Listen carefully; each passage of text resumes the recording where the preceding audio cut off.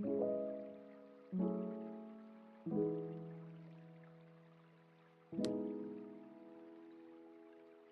right. Welcome to Hyper Game Dev. What's up? How y'all doing? Hope you're doing great. Today, I want to Starfox-ify my game. What the heck am I talking about?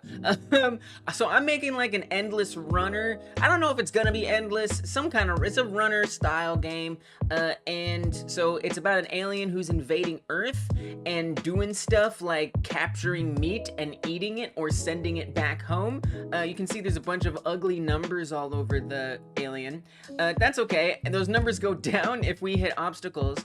And then, so I just added in on the Monday member stream, I added in some cows. So you can see now the arms are gone because I've run into too many trees. And if I grab the cow and lift it up in the air and I bump into it, then that arm gets healed. I want this to work a little different. What I really want is for when you grab the meat or the animals or the humans as it may be, you can choose which limb to heal. That's what I want to happen, but alas, this is where it's at. I got some work to do. That's all right. But you know what I realized? You know what I realized during the Monday member stream? What's up, Frank? Good to see you. Love to see a little doggy dog. Hope you're doing well, Frank.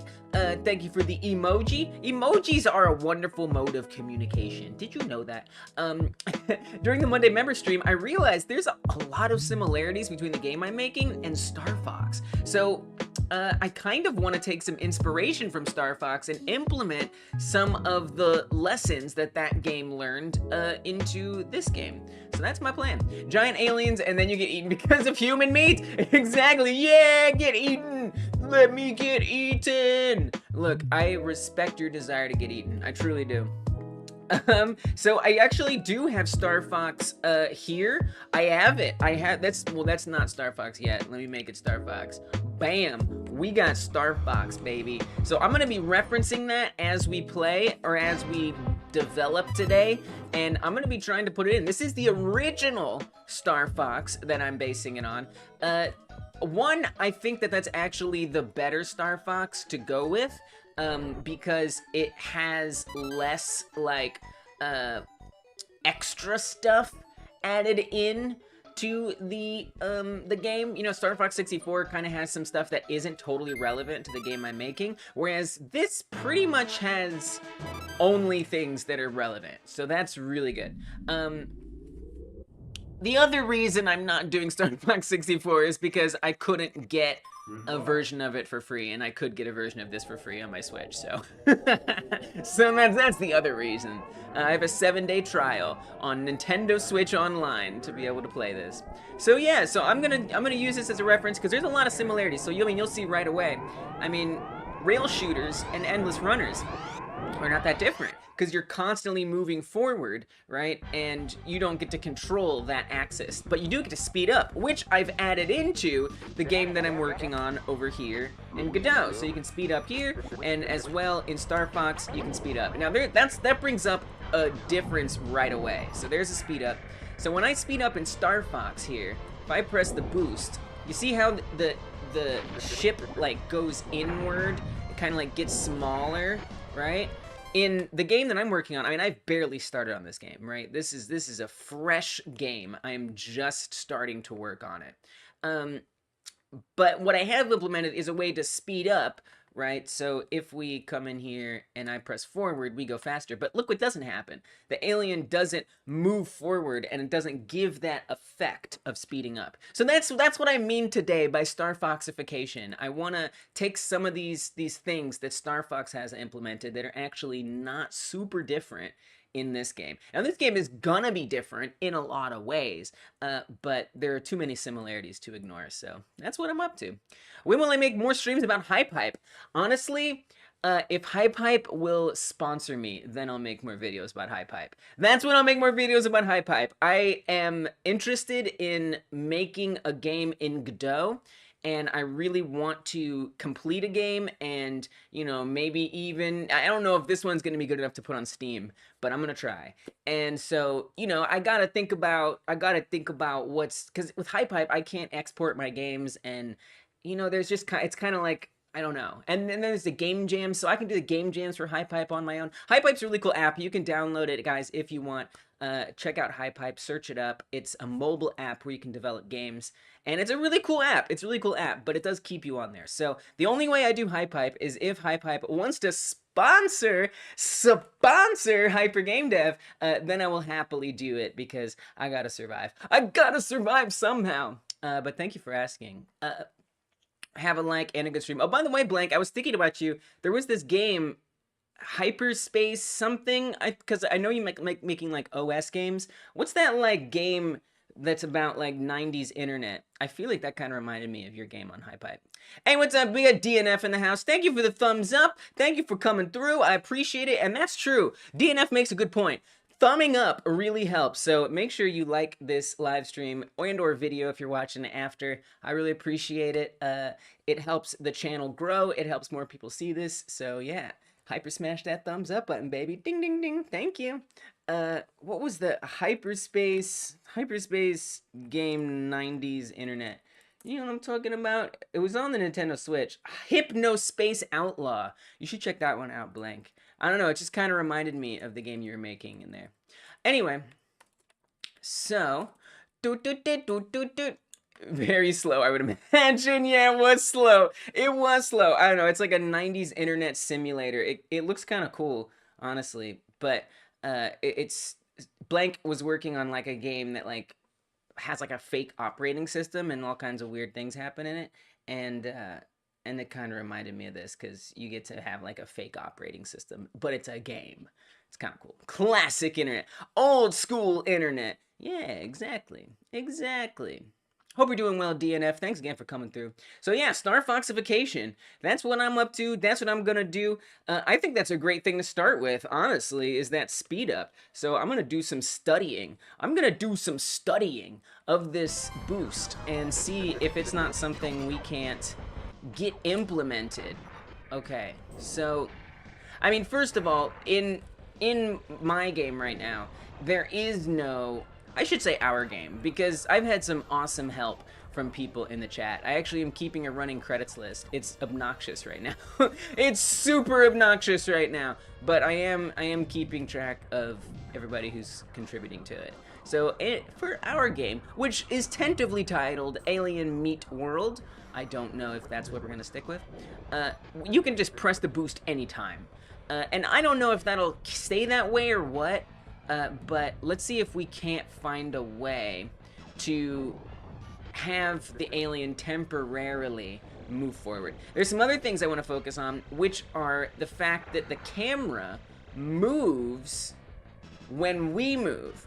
This does not happen in our game, and I realize how important that is, because one of the reasons why I wanted to Starfox-ify this game, one of the big reasons why I wanted to do that, is because these objects in the center, I find that they often like block the camera, which isn't necessarily a bad thing, I guess, and I was like experimenting with different camera angles, right? So if I come to the main scene here, and yeah, so this is actually the camera angle right here. Now if I want to adjust the camera angle, so let's say we bring it down a little bit and we change the angle. So now when we do it, the trees are literally going to be hitting the camera in the face, right? And I think that just something almost a little tacky about that, right? I mean, it takes up the entire camera, right? And then you like can't see anything. And so I was thinking about games that do this, and I realized games like Star Fox do that, right? They have things all throughout that you pass. And what I noticed in Star Fox is there isn't frequently stuff in the center. Often things are on the side, and if it is on the center, you're dodging it, you're avoiding it. And because the camera moves with the character, so too does the object from the center, and you don't have to worry about things blocking you. So I think having the camera move is another thing I would like to add in. DNF is doing good. You have a cold, possibly man flu. What is man flu? I've never heard of that. My gosh, I hope you feel better soon. Get some rest. Take the days that you can off. Oh my goodness. I do hope you feel better soon. I'm gonna sip my warm tea to you, and I'm gonna hope that you cheers yourself to some better health. That's no fun. That's no fun. Yeah, a little virus. A little virus, Frank, exactly. You have a great community here. I agree. We do have a great community here, and you are part of that, DNF, so very much. Frank says, this is why I come here, because of how great the community is. Oh, I love that. I hope we can grow this community more. I'm here. I'm going to keep showing up. I'm going to keep doing my thing. DNF says, I'm not a... Thank you, guys. I appreciate that. The Discord is also a place where that community thrives, and I love seeing the people who come through there. I think there's a link in the description box. If there's not, there's a link somewhere in some description box. If there is, I need to put one in the description box if there isn't. You're not a game developer, but you enjoy watching the streams. I'm so glad that you do. I appreciate that. Camera going through trees? Ouch. Yeah, right. You have the plague, but worse? Wasn't the plague, like, really bad? I know, I understand. Like, I understand that it feels really bad. I hate that. Dude, feeling sick is the worst, right? Because you feel like you're gonna die, and your body is just, like, bombarding you with these terrible messages. Exactly. Frank knows. Cheers, cheers, cheers, cheers. It looks like I'm, like, grabbing my tea from behind Star Fox. Yeah, it's behind Star Fox. I always keep my tea behind Star Fox. Don't you? All right. So yeah, I'm not sure exactly how to do that, but I'm sure we can figure it out. So when I move the camera, so there's that object right in the center, but it's not gonna hit the camera because we move out of the way, right? Now, obviously, if I run right into it, yeah. But look, there's these open lanes, right? Which kind of makes sense. I mean, if your character, your alien and invading Earth, your starship protecting the planet, whatever, you know, the player has to give up their control of moving forward and backward. I mean, you can also, like, break. It just died. You can also break in Star Fox, but for the most part, you are constantly moving forward, and that's all you get. And so because of that, wouldn't you want or expect the player character, or in this case, Fox, or in my game's case, the alien, wouldn't you expect that character to take the clearest path? Like, why would this alien in my game, in our game, truly, why would this alien take the worst path? Why would they go through all these trees that could possibly kill them? You know? So it kind of makes sense that, like, the tree should be more on the periphery, and we should be going down an open lane, right? I mean, this is good for testing that we had this stuff down the middle lane, but I think there's a lot to learn from Star Fox in having, you know, it's borderline contrived, right? That we're going, but that's okay. I mean, it's a runner, right? You're moving forward. It should be contrived. But then there's obstacles, right? So there's these poles that appear in the middle. So that center lane is, like, in theory ideal. I mean, right now it's pretty clear, right? So you'd be like, well, why don't you just come all the way over here? And the game's like, no, go the other way. But, you know, typically the idea is you're going down the best possible path, and then the enemies are setting up these obstacles down the center lane to block you, which, you know, on some levels is kind of easy to do in like a game. Something I realized is maybe why you see more games where aliens are invading Earth rather than you are the alien invading Earth. That is to say, usually in the games, you're the humans being invaded, right? Or you're fighting the aliens, as opposed to aliens invading.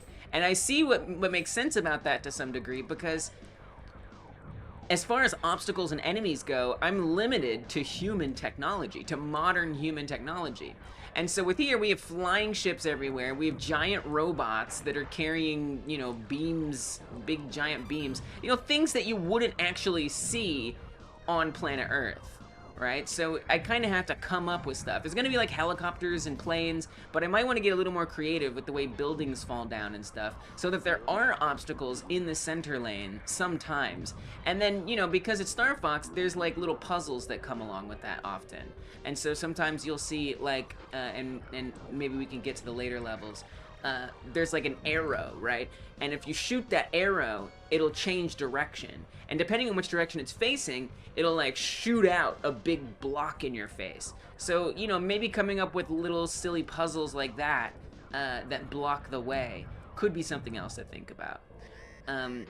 So these are some thoughts I have as far as Starfox-ifying. Is it yours? If it is, it must be property. The game, yeah, well, that's true. That's true, right. We don't, I mean, do we really own anything? Certainly I have claimed no property over any of this. The only thing I claim is, you know, coming up with the idea, coming here doing these devlogs every, right now, Wednesdays and Thursdays. I also do Monday member streams. So that kind of gives me some ownership over it, but ultimately, couldn't be getting where we're at and won't continue to get where we'll go without these awesome folks coming through and helping out. And without you also motivating me. So technically, you all guys get credits too.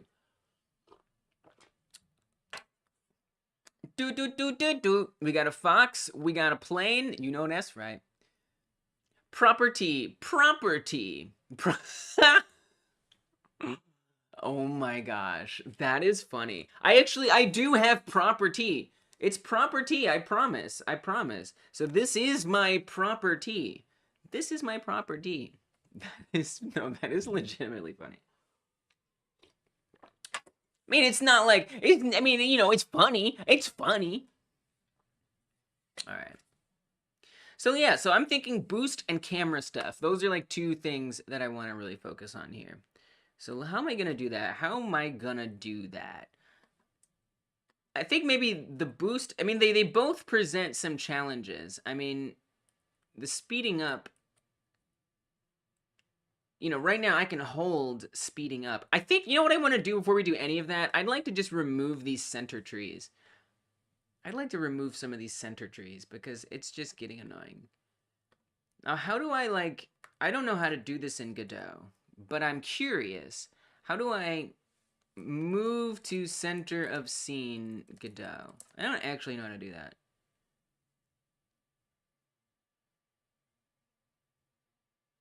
No. To center, really? So I have to like set up a way to center it, is what you're saying. Move a 2D node to the center in the editor. That's how we do it? All right. Okay. All right. I'll do that. I'll do it. Okay. That seems, I mean, I guess this stuff, you know, I guess there's the, oh, you know what? The terrain, the ground is centered if you think about it. The camera is static. Can you make it move with the character? Yeah. I should probably let's work on that. Literally, you've inspired me to work on that. That is absolutely something that I need to do. Let's do it. Let's do it! Like, you guys help me decide what to do next, truly. I don't always let you know that that's true, but I promise it is. Let me move some of these out of here. Because these trees are just too central, right? If we want it to be Starfoxier. And the thing is, you know, in Star Fox, right, you're shooting things and destroying them. I do want you to be able to fling your limbs at objects to destroy them. Oh, and that's the other thing that's really similar. So this game that I'm making is completely built on the idea. That is to say, the main idea that I was inspired by is having limbs that get, well, they get injured and then ultimately they fall off, right? And so that's kind of the main idea for this. And I realized Star Fox actually has that mechanic. And it's like, it kind of blew my mind when I realized it. But if you're familiar with the twin, what are they called? The twin blaster, right?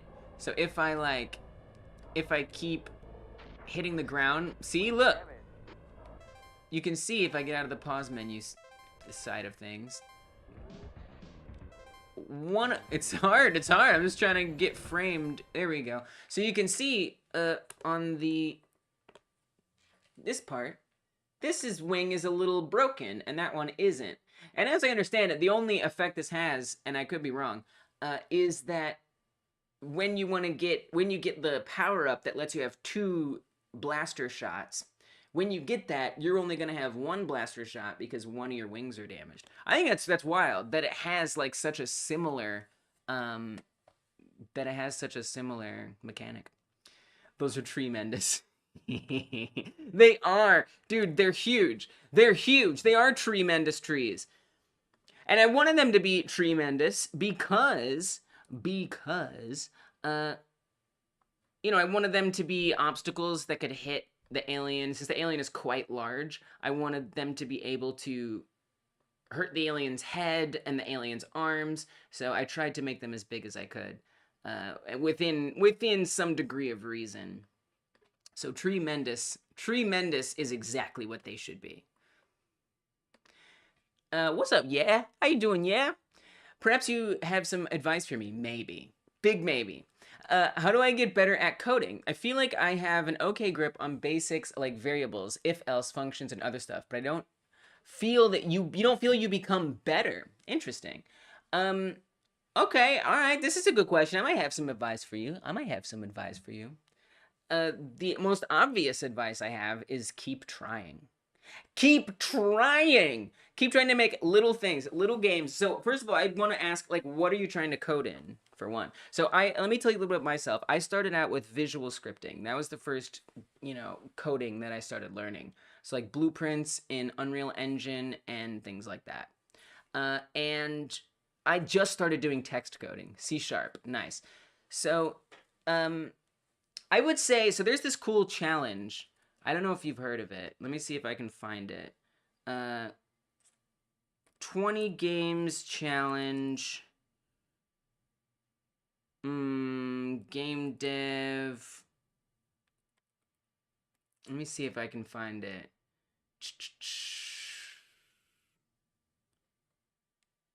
Video games recreating 20. Let me see, because there's a really good challenge out there that I want to point you to, because it seems like a good one. Let's see if I can find it. 20 games. Is that what it's called? The 20 games challenge? But really just try to make little games. Yeah, maybe this is it. Yeah. Fun way to gain confidence while learning to make games. If you take a traditional art class, you might be asked to recreate a famous work. You might sound like a waste of time at first.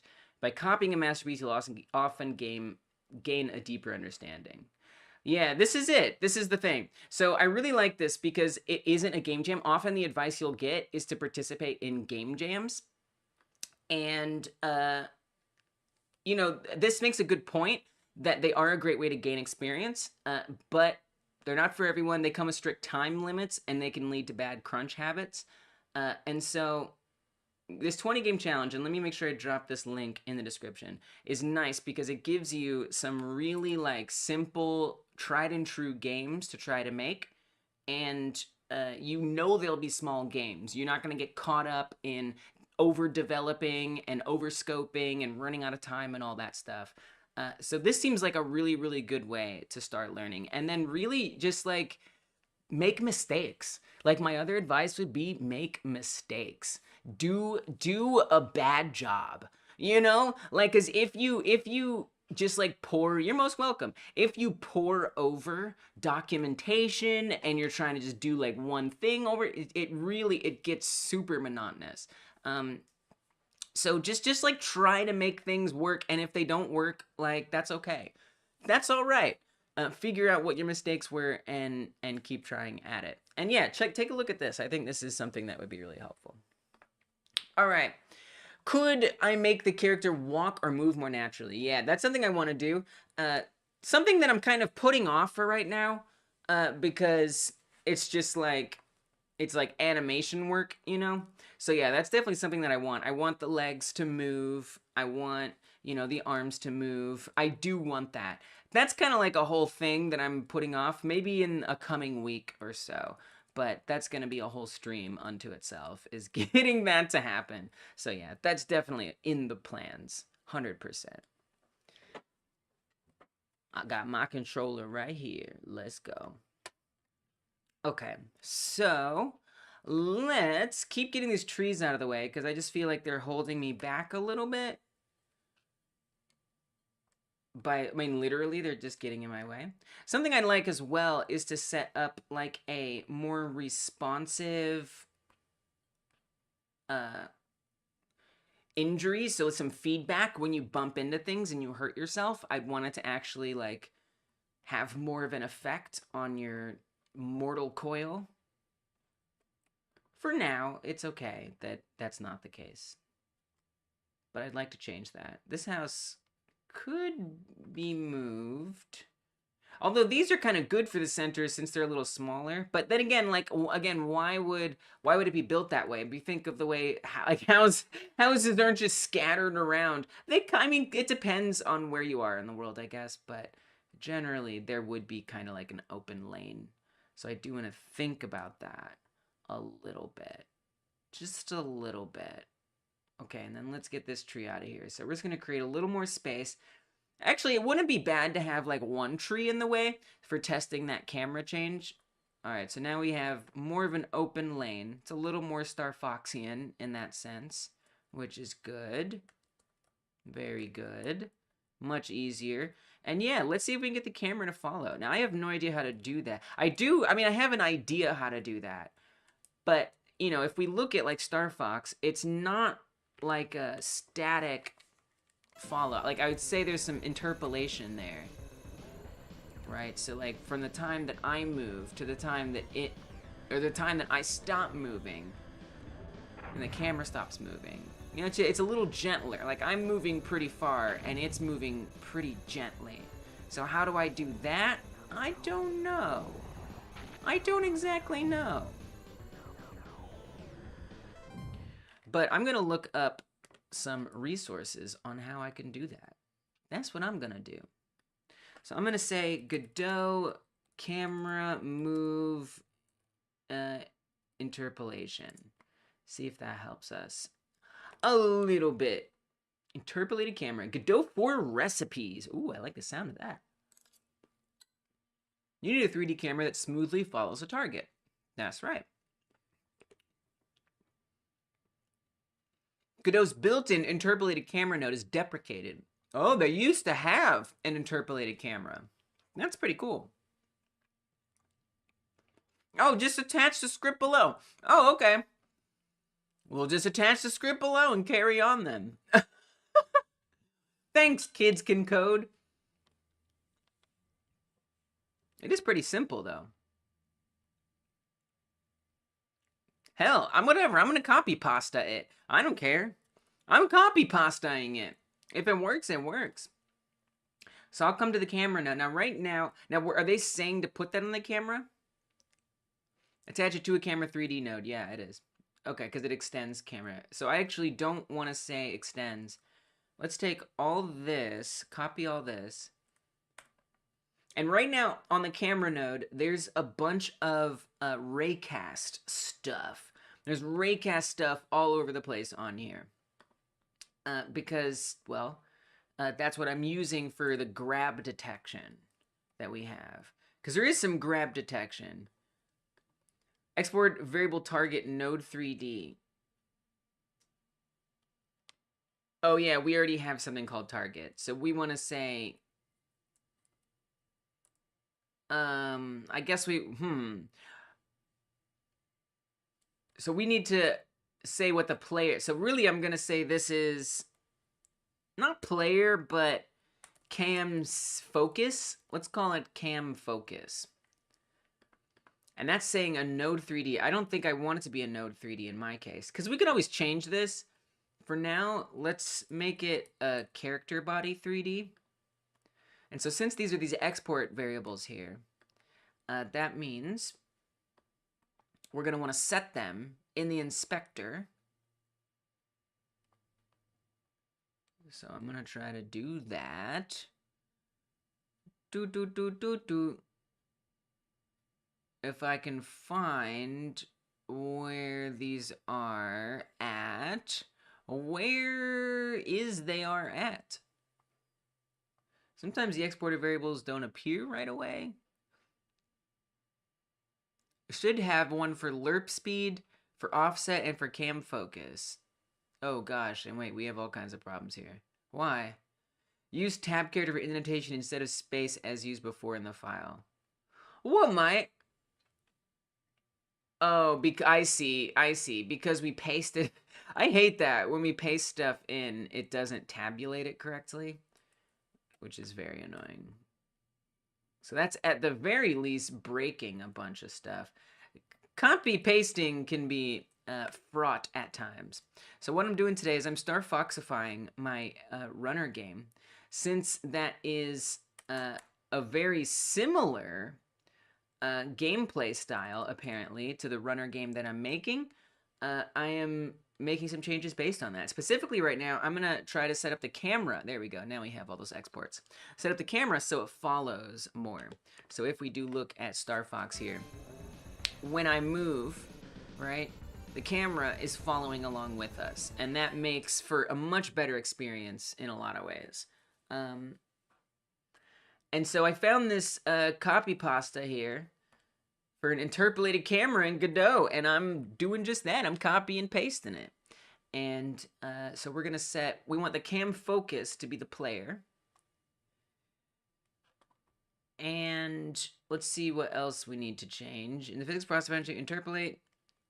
So that's pretty much it. I mean, honestly, apparently this code will just work. I don't know, man. Let's see. It doesn't. Oh, whoa! What the what? Whoa.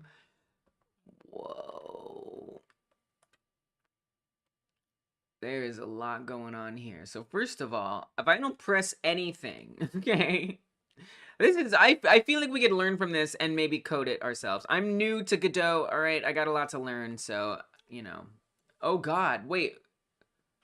How did it start? Is this basing it on the raycast? I think it is. When I move my mouse, the camera moves with that. So for whatever reason, oh, guys, do you know why? Do you guys know why? Do you see why?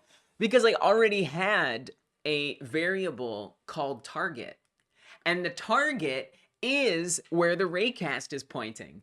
And this thing I copied and pasted is built off of target being the variable. And so it is indeed following, which is actually interesting and does bring up something potentially, but mostly nothing. So we want to switch all of these to cam focus before that's going to work. Okay, wow.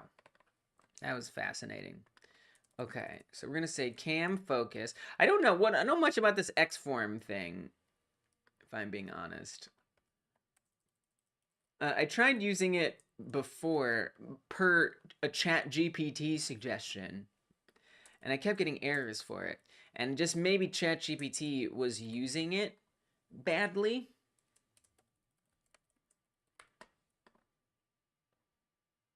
But it seems like it's just a variable name. What does X-form mean? What does that even mean?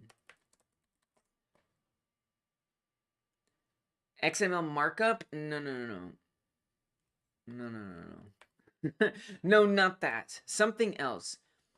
Methods of a basis or transform. I also found that ChatGPT kept trying to tell me to do basis, and basis did nothing, or it didn't work. Methods of transform or basis. Xform takes a local position and translate it into global space. Okay. All right, maybe that makes some sense. I don't know. We're going to change this to cam focus and make sure we got all the copy pasta updated here. I think so.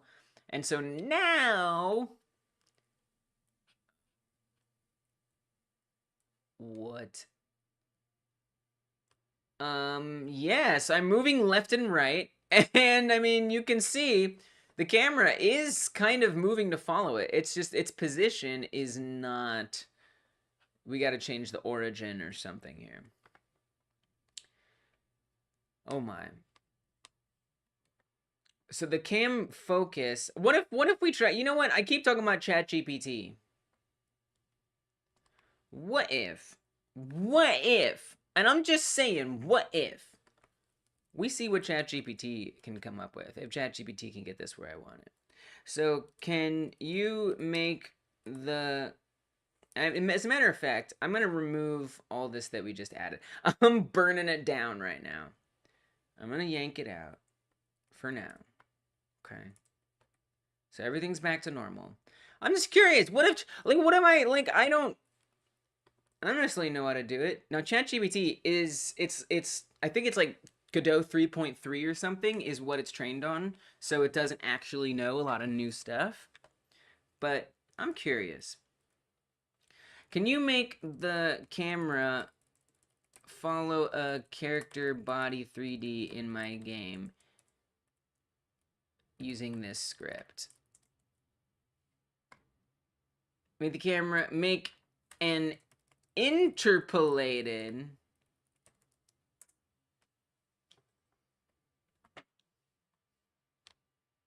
let's see what it can do. So that's just printing out mostly all of my script again. I'm gonna see what I can do with it. Adjust the camera interpolation speed and follow offset variables for your preferences. I mean, I'm gonna have to specify what the object is. So we'll see if it can figure that out. Oh, ChatGPT does the same thing. It pastes it all back in here with spaces instead of indentations. It's incredibly useless. It's so frustrating. So it looks like the new stuff is just this function update camera position, and then it's made some variables. So I'm gonna not just paste over everything because it's too messy. So we'll grab this stuff. I'm curious. You know, we'll do some copy pastas, and then I'll see if we can figure it out on my own. Because again, I'm very new to Godot, so I just do my best. Camera interpolation speed, camera follow offset. Now this isn't defining what it's following, which seems problematic. I'm not exactly sure how that's gonna work if it doesn't have something that it's based on. Target position equals grabbed object. Oh, no. See, it's confused. It doesn't understand. So maybe we could just switch that out ourselves. Right? And then see what this does. I think that's what I'll do. Okay. So then I'll set, let's do at export. At export. Whoa. Stop that. At export cam focus equals character body 3D, or do we want to do a colon?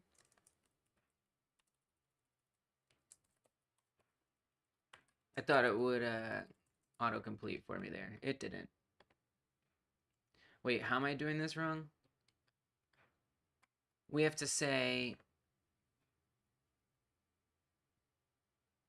We do have to say colon. We do have to say colon.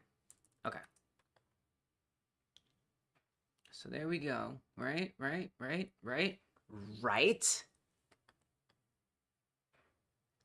Unexpected identifier in class body. Oh, I forgot to say variable. Okay, there we go.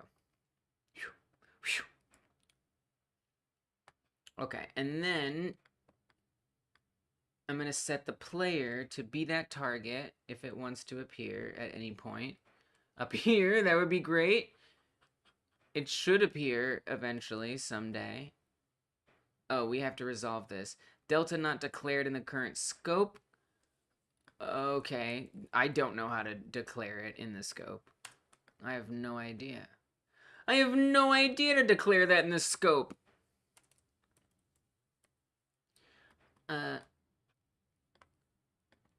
Delta isn't declared in the function, in the scope of the function you created. Just so you know, ChatGPT. Just so you know. I can literally just type delta in there. Really.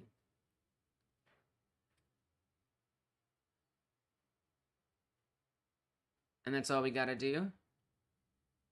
Now the delta variable is explicitly passed to update camera function. Okay. Alright. Fine. Fine. So once we resolve the errors, cannot find property linear interpolate. Oh, that's old. See, this is the thing about using ChatGPT with Godot, is it's got old information.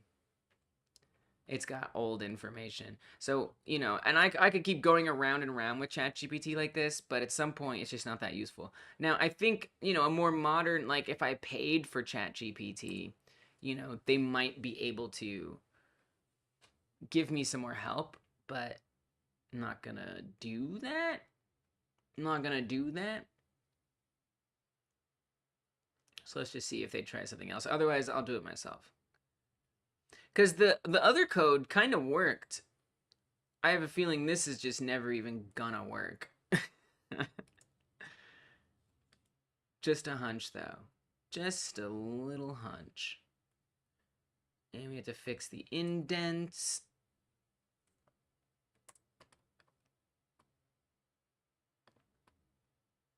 And there it goes. So now it's doing, again, this transform basis stuff.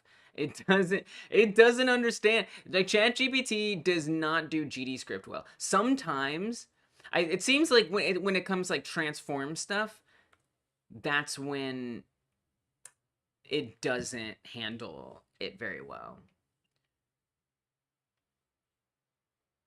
Okay, I hear you. I hear you, buddy. I do hear you. And I'm sorry, so we're just replacing this one section? Or the whole thing? The whole thing. I hear you, but I've been through this with you before, ChatGPT. They just gave me the same thing. Maybe I didn't copy it correctly. Let's give it the benefit of that doubt. Nope, I think I did. I think I did copy it correctly, so this is useless. Alright, so forget that. So what is going on with this code here? So this code here, I like how so we have the position of the camera relative to the target, offset, vector 3, 0. So I think this might be where we needed to update the code. So I'm just gonna see if I didn't want to zoom. I didn't want to zoom. I'll zoom here all I want.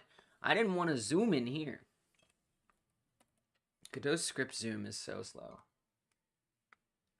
So what I really want is I'm going to attempt to undo Apocalypse. Oh my god, it zoomed more.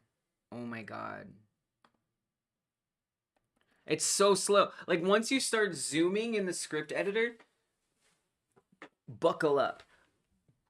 Buckle up. You're going to be waiting for Godot, all right? Let me do it so it's facing the right way. You're going to be waiting for Godot. When you start zooming in that script, I'm telling you. All right. So I want to Control Z, please. I might be able to go back to when we first had it. Yeah, there it is. Okay. So there we switched it all to cam focus. Now the problem with this was it seemed like the position of the camera itself got completely changed. Oh, we need to set the export variable to be the player. And then we'll be solid. There we go. Okay. So it's gonna be like down at the feet of the character. And it does, it like starts like spin around in this weird way. So this is me moving left and right. And you can see it does sort of change. It faces a different direction depending on which way we're moving. But it's messed up. Variable offset, vector 3, 0. I don't even know what that means. What does vector 3, 0 even mean? Like, 0 is in all caps, so that means it's some kind of constant. But, like, this is a terrible website. I'm sorry. Like, yeah, kids can code if you just copy and paste stuff. But really, can they? If you just have them copy and paste stuff? Girl, we need to look up a tutorial. That's the only way. Godot for interpolation tutorial. Gee-whiz. Gee-whiz once again. Alright, Gee-whiz. Come on. Give us the info. He does it quick. He does it quick. Oh, who's this? Do I follow this person yet? I don't. I don't. I should, though. Noted. All right, let's see what GWiz has to teach us. Gonna make a new script. First, Now, how this to is make for 2D. a companion follow the player. First off, I will just and this make is just a interpolation new sprite. in general. Not really what I want. Smooth 3D, so never mind. Sorry, GWiz. Smooth 3D camera motion in Godot 3.4, 3.5. Let's be more specific. Godot 3D camera follow interpolation.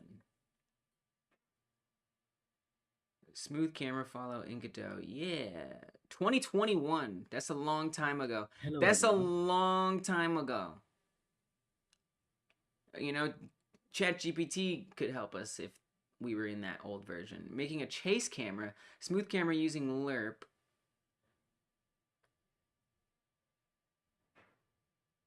(2019, 2021, 2022).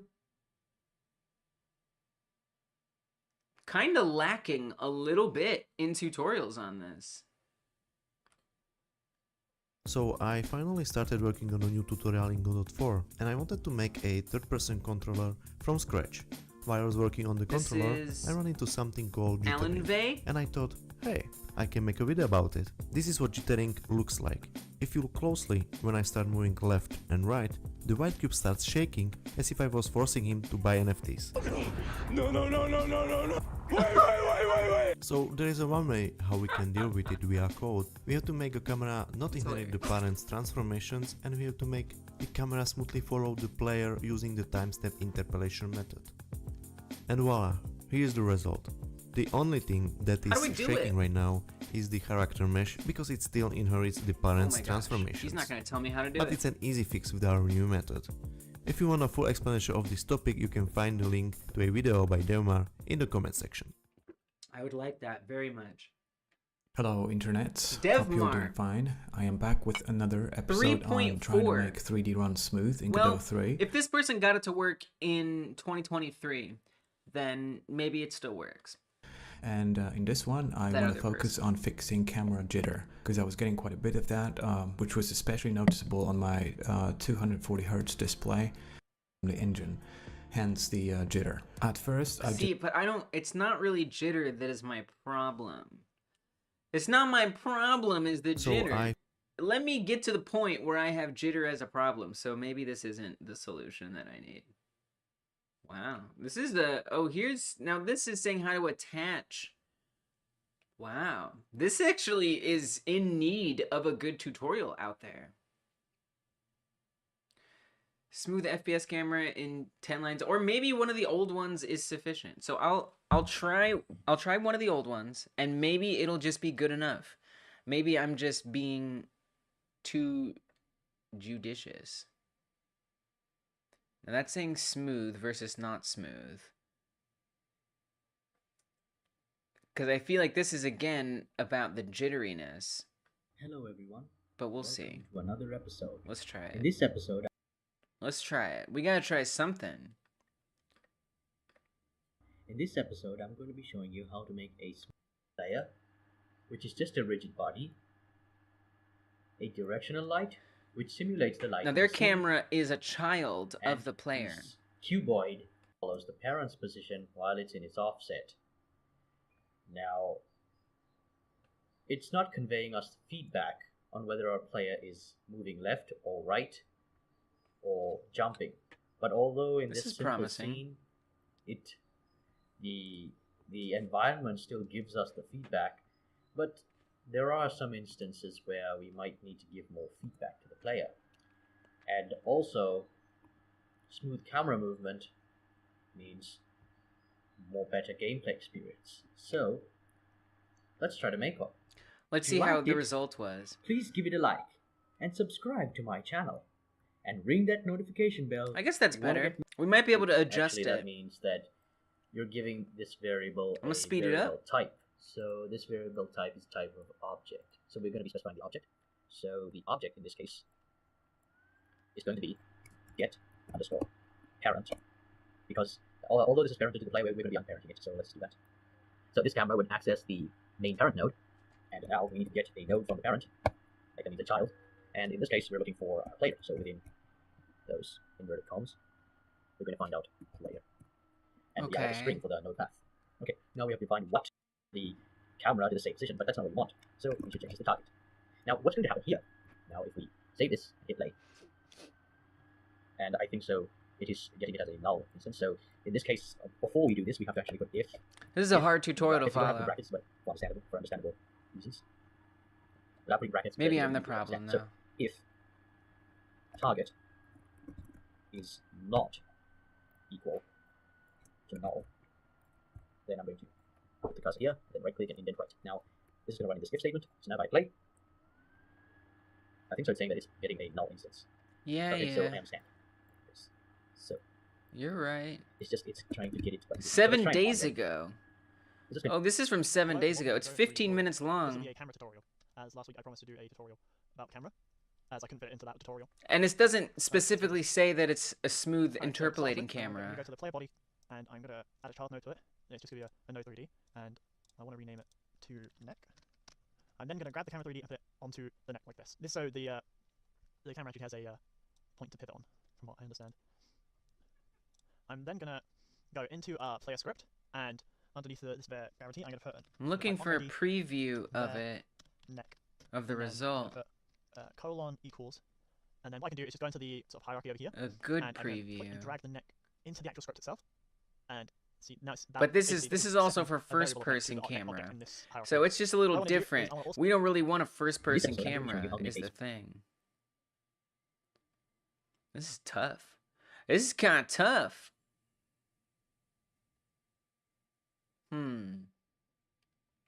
Smooth 3D camera motion Godot. I think I already checked out this one, and this one's just about removing jitter. This is actually a little tricky for me, because I'm not finding a lot of good tutorials about it, unfortunately. I don't know, I just was having a hard time following that other tutorial. It just wasn't clicking with me. Smooth camera using lerp. This is from 2021. Let's try it. Let's try it anyway. Does your camera look like this? Constantly bracketed to the player and a bit jarring. Well, what if I told you it could look like this? Linear interpolated, so it's nice and smooth and pleasing to watch. Yeah. Your camera can look nice and clean. Yeah, clean. Well, this is what this tutorial is going to show you how to do. So, without further ado, let's get into it. Yoga master. No, stop it. Stop it. No, thank you. No, thank you, intro music. No. So, I'm using the Godot 2D platformer template, and yeah. So, what comes with this is this camera works with anything. It will work with 2D, anything 2D, as long as it has a camera and a position for the player. So, or any object you want it to follow. So, not 3D? So, in this case, it'll follow the player. But it will work with RPGs as long, because all it does is get the position. So, first things first, the camera here is mounted directly to the player. So it's bracketed on, it's literally just the position of the player. So it's moving exactly. And ours is not set up that way. Yeah, so it's very robotic. And that depends on what you want. I don't want this. This tutorial showing you how not to get this. So, now, ours is just in one place. What we want to do is I'm going to delete this camera 2D. And there you go. Now there's no camera in the scene. Bold. The player's still there, but the camera isn't mounted. Now we want to go to the game. And then I'm going to add a camera 2D node. So, camera 2D. Then my script calls for me to rename this. Or it doesn't, but I prefer to. And other things that come with it. So far, so good for us. Then I want to set the camera to current, 0.5, oops, and 0.5 for the zoom. And then there we go. Now the camera looks the same, except it's in a different position. Now what we want to do is I'm going to add my script, which will be in a paste bin link in the description. So here you go. Copy pasta. Here's the first thing. Here's our script. So, simple first enough. It gives us a way to edit the path of the node that we want to follow, or set the camera's target as, in the inspector. Then, we have target node. This will be used later. Then we have our lerp speed. This is the weight or how tight knit it is to the target the camera will be. Then on ready, we set the target node to the node that the path is referencing. Then I have a feeling export doesn't work the same way anymore. I feel like this must be old. Set the weight or how tight knit it is to the target the camera will be. Then on ready, we set the target node to the node that the path is referencing. Then every frame here, we set the position of the camera to a linear interpolation of the first position or our current position. We could figure this out. To the target's position at the weight or our lerp speed. And that's really it. So if we go and save this, that's simple. And now I'm going to hit the camera and I'm going to assign the player as our target. We can do this. Save it and run it. Sign, and that's it. It's linear interpolated. All right, let's try to do this. I think we could do this. So we need a couple variables. We need the target. We can do that. Dude, this is so doable. Get rid of all this crap in here that we got from Kids Can Code. No thank you. Did not help me. So we should be all back to normal. So now we're going to set up a variable for the target node, right? So we're going to say variable, and actually I'm going to export this one even. At export, I keep doing that. I keep typing the bracket. That's okay. At export variable cam focus. We'll say cam target. Cam target character body 3D. And then they're also having us export the lerp speed. I don't know that I really need to export that. So I'm just not going to. Variable.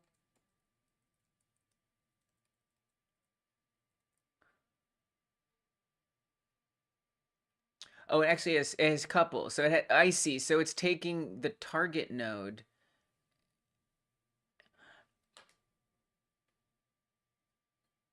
and it's making it. It's interesting. So it's exporting it. Why do we have? So it's just creating this empty target node variable here.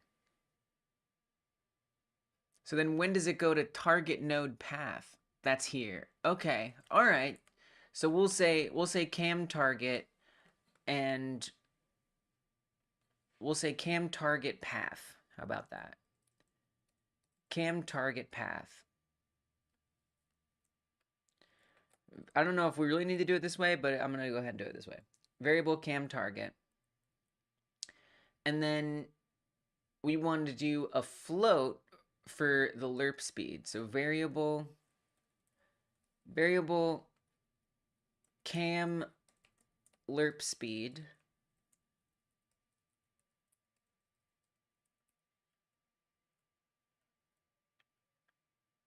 And they've got it set to 0.05. Okay. Now, in the ready function, they're linking target node with get node target node path. Do we really need to do that? I'll do it. I'll do it. I'll do it. I'll do it.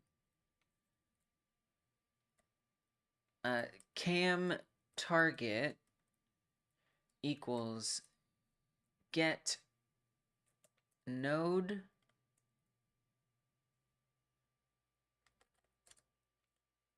cam target path. Okay. Invalid argument for get node function. Okay. Okay. Argument 1 should be node path, but is character body 3D. Maybe that's because I still need to assign something. Let's see. That does not resolve it. I'm not really sure why we have to do that, if I'm being honest.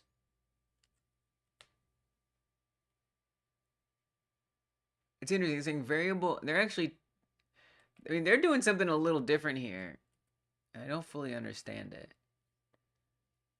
So what if I just don't, I mean, can't I just say this? I don't really understand why they're setting it up that way. I'm not saying there isn't a good reason, but I'm just too ignorant to really know what the value of doing it that way is, and they're not going to explain it. So, not a way I would teach, but I appreciate the help tremendously from Ioga Master. So I'm just going to try it this way and see if it is bad. So we have in the process function here, self position, and this is supposed to be for the camera, which it is. Self position equals lerp self dot position. I mean, if this works, that'll be cool. Target node dot position. So we want to say cam target dot position.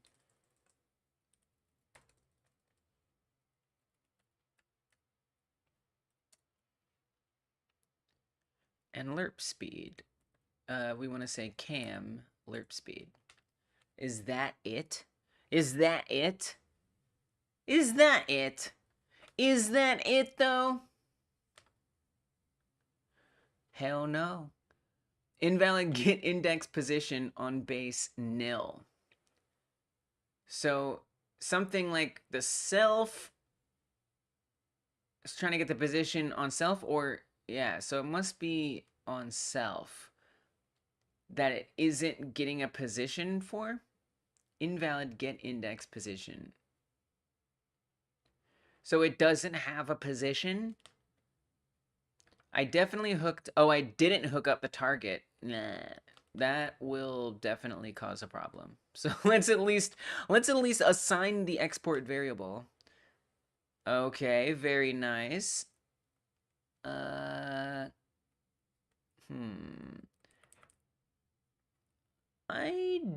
don't know that this is what I want. Let me try to make this lerp speed something ridiculous. So we'll make it 1 instead of 0.05. Not noticing anything happening here. 0.001. Yeah, so the interpolation is happening when it's when it's moving to the character position. But the character position is only actually it is following it. So if I move left and right, it is following it. It's just, it's going in too quickly. So we need to change the target. That's what we have to do. So what I got to do is I'm going to let's instead indeed say node 3D here. And I'll come to the player and I need to define the camera position, right? Ideally, it would just kind of be where we're already at, but we can figure it out. So let me pull out a perspective here. And let's add a node. This actually should work. This is actually going to be good. I think this will work. Have this be a child of the player, and I'm going to call this cam target.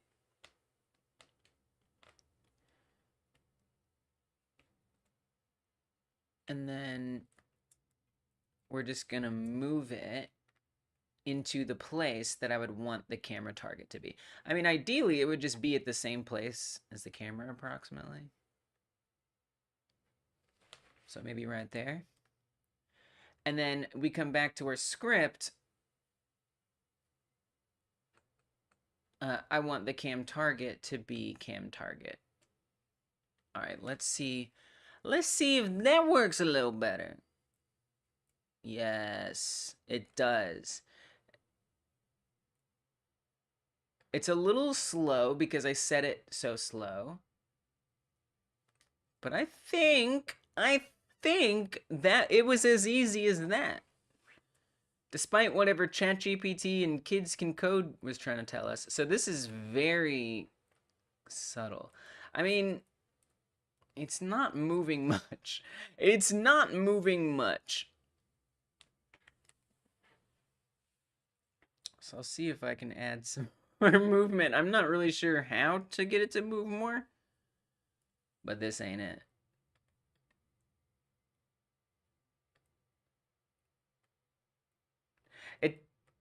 It doesn't seem to actually be moving. I wonder if the node...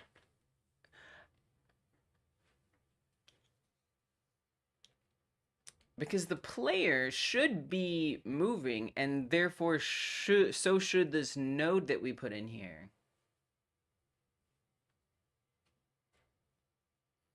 But the node position doesn't seem to be changing.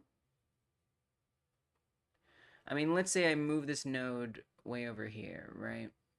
The camera should basically be a lot closer. Yeah, so there it is. And then, so that's it. We're just getting the interpolation of the camera to that position. But it's not moving when it's not constantly updating is the problem. Is it's not keeping updated. And it's actually going from the start to there. So I wonder if that's related to us not setting it up in that on ready first. But I don't know. I mean, I would think if we're saying every frame, you know, have the self position interpolate. Let me look at the lerp function here. Linear interpolate. So we have from. So the first argument is from. Okay, this is helpful. The first argument is from. So from the current position of the camera. That's what this first argument is. Okay. And the second argument is to, where we're going to.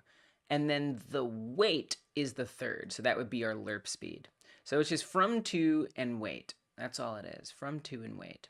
So from self position to camera target position.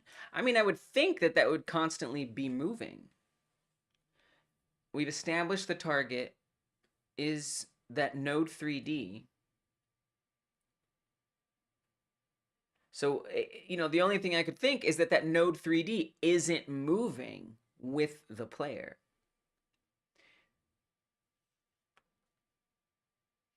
Which is a little surprising. I mean, other things are moving. We could also try like an offset, you know, and we could say follow the player with an offset. So that way we don't have to create this other node. But I just don't understand why this node wouldn't move. So like let's say, let me add into here a mesh instance. Let's add a mesh instance into the cam target. Just for the sake of testing. And I'm going to make it a box. I'm going to make it long.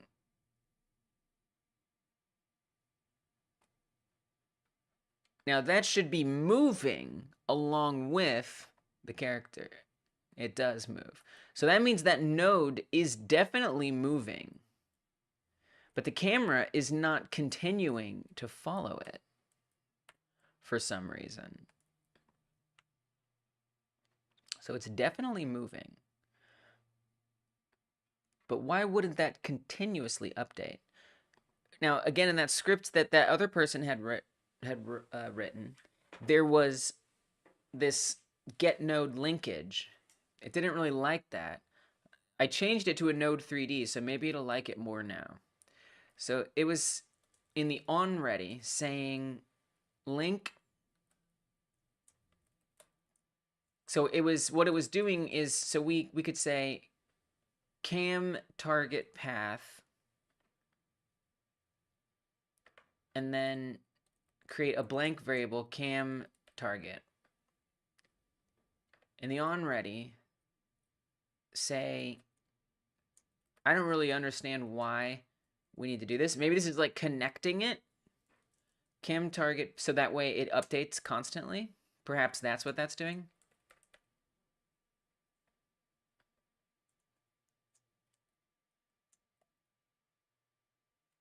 Get node. And what were they saying specifically?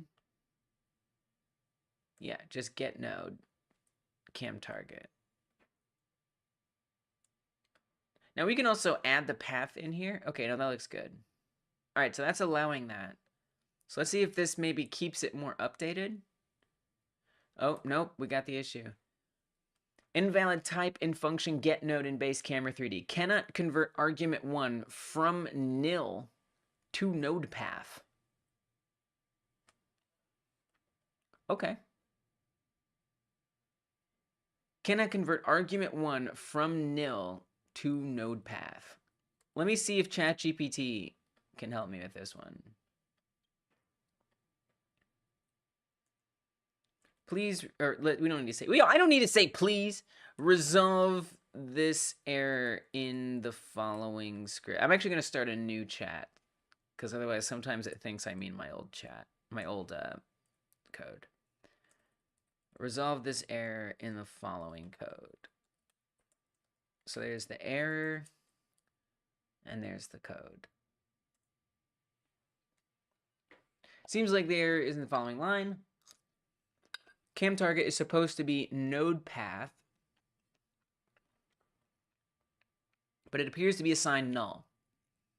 At first, yeah, it is. To fix this, make sure that cam target is assigned a valid node path in your script. You might need to set it in the editor or initialize it in ready. Right, which maybe I'm doing. For example, if cam target is a node named target node, under the current node, you can set it like this. Cam target equals target node. Cam target path equals get node cam target. Ensure the node path is correct. If cam target is meant to be a reference to a node, you should declare it as a node path directly. And then assign it in the editor with the path to the target node. Maybe that's what we should do. So if I say node path here,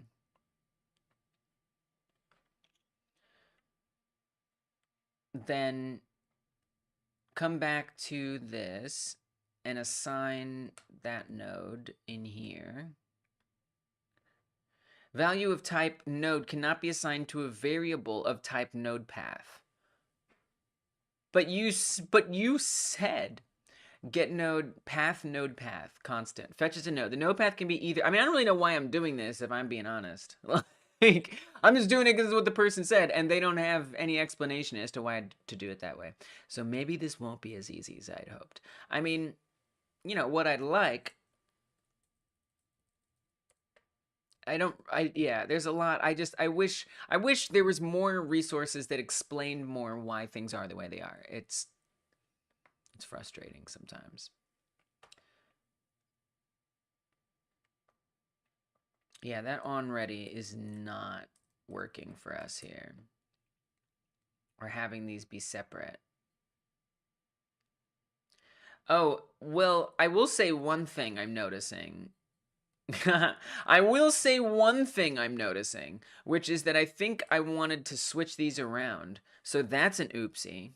That's an oopsie on my part.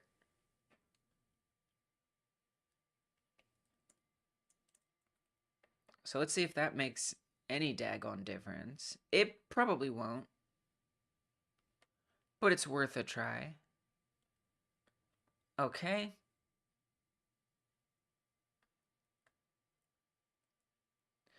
Well, it has done nothing, kind of as I expected. It doesn't make it more likely to keep updating the position. So it's not continually checking to see what the new position of that node is. That is to say, on the other hand, it could be that that position isn't really changing. Perhaps that position isn't really changing. So, but if I just set it to player, right? The problem with that is then it gets much too close because it thinks that the player is the camera. And actually now it works flawlessly. So that kind of makes sense now that I think about it. So I think what we should try to do instead is set up an offset, because this works really well. right? It's just the problem is we're inside of the player, and that's no good. And I have to think we don't need any of this. I just don't think we need any of that. I'm not saying there isn't some good reason to do it, but I don't know what it is. So character body 3D, keep it as target path. Or keep it as target. Reassign it to be the player. And hit play. And it should be the same result. It interpolates, but it's too close. So what I need to do is I need to set an offset. Now I think that Kids Can Code thing had something like that in it. So I'm curious to know if I can find it. Here. If maybe we can harvest some of that, Frankenstein some of that. Variable offset. Now it's saying vector 3 0. I'm not exactly sure how to use that. Variable target x form equals target global transform, and then translated local. Yeah, I don't really understand that. Let me see if ChatGPT can help me here. I'm just gonna paste this stuff in here. This has got to be simple enough for them to figure out. Add an offset, so the character body 3D is the camera distance from character body 3D can be adjusted. Specifically the Z. Add an offset to add an adjustable offset to the following code. So the camera's Z distance from character, an adjustable offset to the following code, so the camera's Z distance from character body 3D can be adjusted. Okay, that's fine. Paste it. It's got to be able to figure this out. You can introduce a variable for the offset and apply it when setting the camera's position. Here's an updated version. So they've created a variable, Z offset, with a float of 5.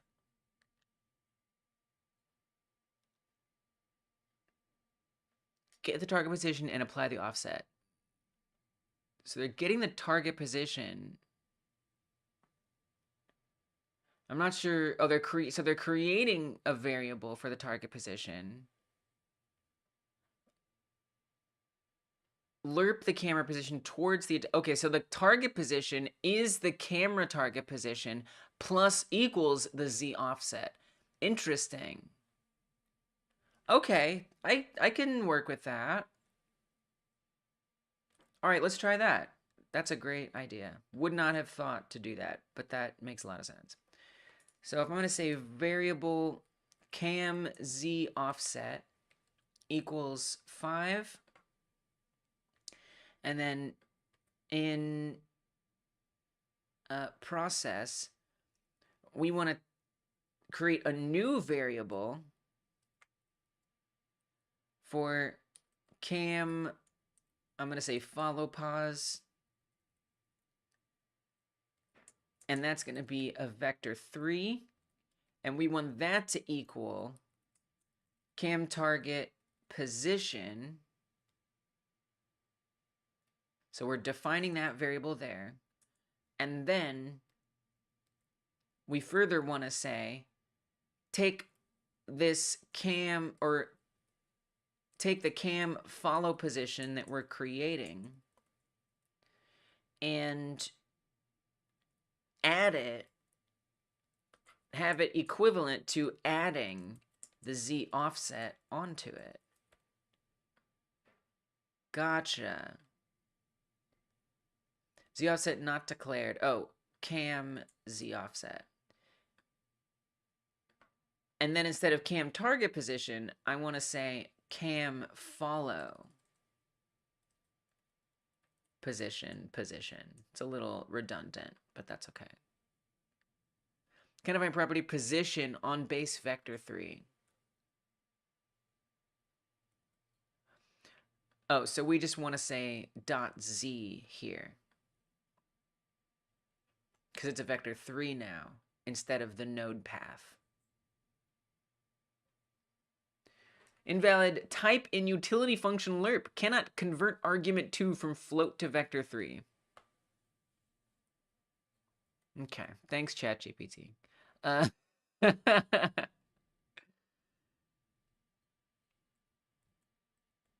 Self dot position. Yeah. All right. Well, let's see if it can help me with that. I think I did it I think I did basically what it said. Multiplying cam lerp speed. Whoa, it's quite a fix. The error is because lerp function expects the third argument to be of the same type as the first two arguments. The camera position is a vector 3, and target position is also a vector 3, but cam lerp speed is a float. You can fix this by multiplying cam lerp speed. I didn't know that. I didn't know that they all had to be the same type. Multiply cam lerp speed with the normalized direction vector between the current camera position and the target position. Multiply the cam lerp speed with the normalized direction vector between the current camera position and the target position. Interesting. So we have to calculate. I've never quite understood what normalized vector means, but now I kind of understand it. Like this, so we're finding what is sort of similar, or what the combination of the camera and the target position is, and we're normalizing it because we have 2 points. We have like the position of the camera and the position of the target, and I guess normalizing it is making it a vector, I think. I guess. And then specifically, lerp the camera position towards the adjusted target position. So we're kind of, I mean, in theory, this would be creating a lerp on our own without using the lerp function, which is kind of interesting. Okay, that's fine. I'll do it. So variable direction. So we're creating a new variable for the normalized vector. All right, I'll do it. I'll do it. I'll see what we can do.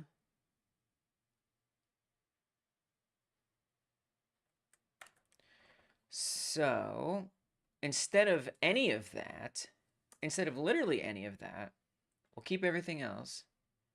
But now we want to create a new variable. I'm going to call it cam direction. And that's going to be a vector 3. We want to say, now it's saying target underscore position. It's very cam. Does that still exist though?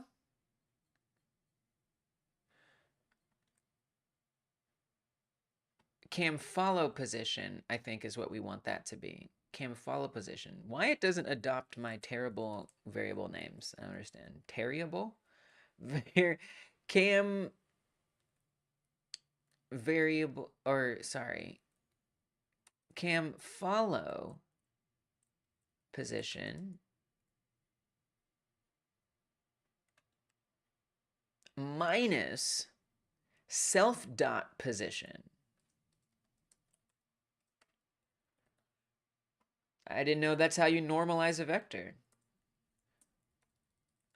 I didn't know that's how you normalize a vector. That's pretty simple. And then we do the lerp by just saying self position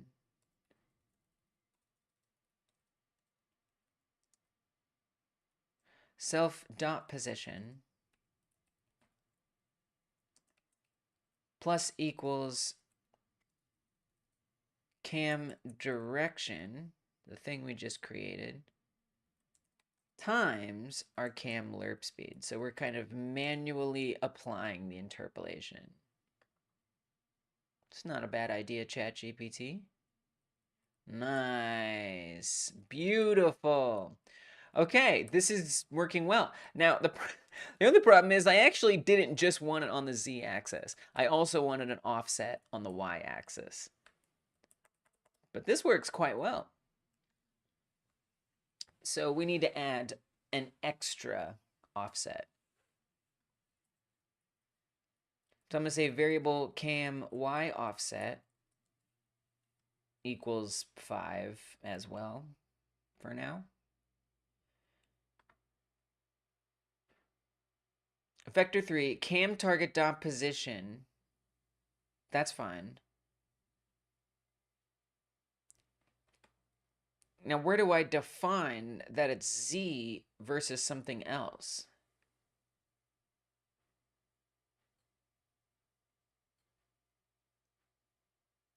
Oh, I see, right here. So we would say cam follow underscore position Y plus equals cam Y offset. Like that. That might be it. Whoa, it's a little high. It's a little high, but it works. Let's try 2. Probably still going to be a little high. But that's not bad. Actually, that's pretty good. Okay, now the camera moves with the character. Let's go. Let's put it back to 0.05. Nice. So our camera moves. Now we do have that jitter problem that those other videos we're talking about. Now we have it. Now we got it. We've earned our jitter stripes. Now I would want to know how to solve that. now that it exists. And so that must be due to the relationship between the camera and the player, because that certainly wasn't happening before. Now the jitter isn't the camera, which is good, but it is the player. I wonder if that's like a physics process thing. I don't exactly know. Let me heal my body. Right now you can heal your body by grabbing these cows. I made these cows in the Monday member stream. Oh. Wait, I can't grab them anymore. Wait, I can. I wonder if this angle is just like not suited well. Interesting. It's almost as if the ray trace is not able. I think it's hitting the alien, and then we can't grab things because it's hitting the alien. So we need to tell it to ignore the alien. Whoa. I think we want to do exclude, right? So let me look up that. Ray cast exclude, or let's just look up exclude.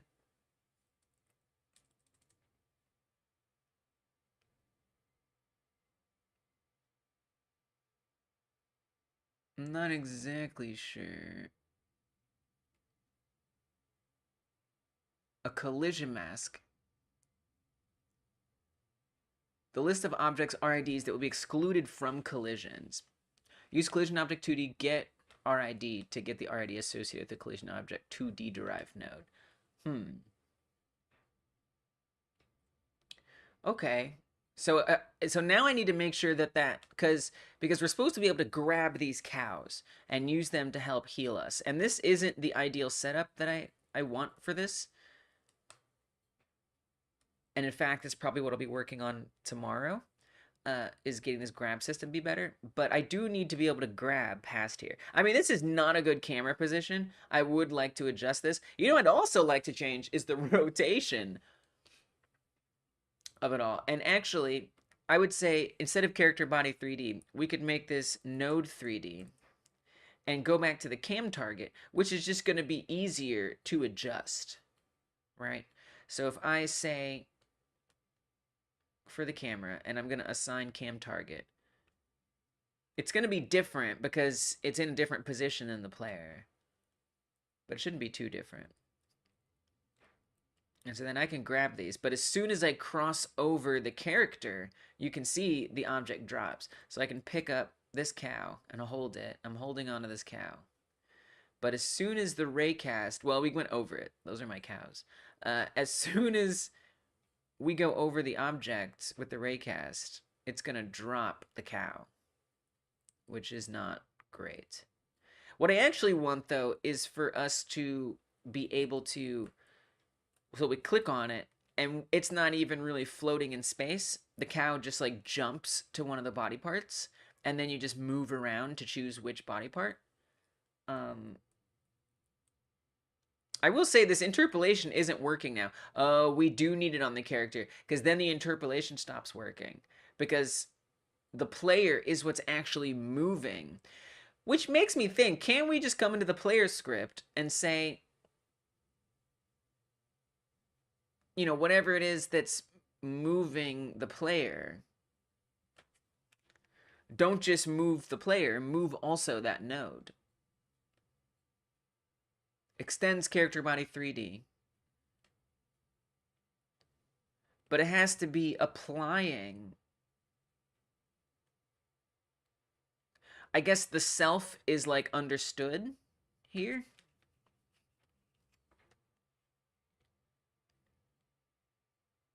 Maybe with like move toward.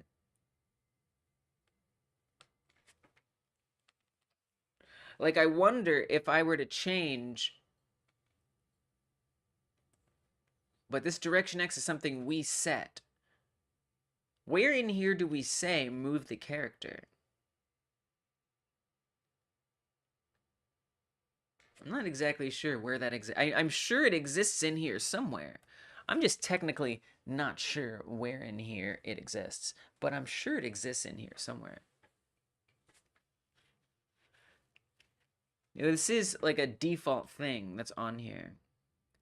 And we could also do something else and tell the node 3D to follow the player, potentially. I wonder if I could try that. So if I attach a script to the target, to the cam target, and I say, like if I even just say position, position equals,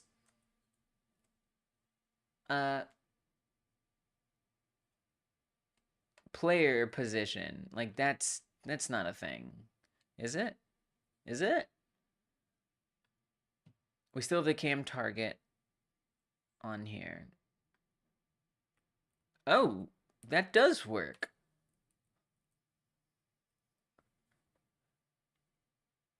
Does it? I think it does. But the problem with this is I don't necessarily want this to be true on every vector, because now there's literally no difference between using one or the other. So I'd want to say it's the same as the player position except on certain axes. But then again, it's really the rotation that I wanted to be able to change. And I don't think position is the same as rotation. So I wonder if I come in here and I change the rotation of this node. Right, so we're pointing it way down. Will it point way down? Nope. No, it will not. So it is including that rotation data somehow, apparently. Or super ignoring it. I'm a little surprised. I kind of thought that might work. But I guess because on the camera 3D, all we're talking about is position. We're not talking about rotation on here. So I'd probably need to clarify that, right? So cam follow position, not just vector 3, but it'd have to also be the rotation.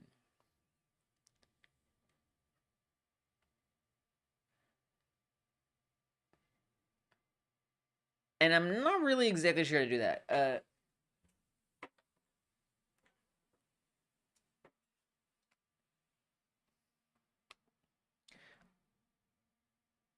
I mean, we're setting up it to follow. We're setting up the camera to follow the position of the node, right? We're saying cam target node 3D. We're saying cam follow position, which we're creating here, is set to the cam target position. Self position, cam direction times lerp speed.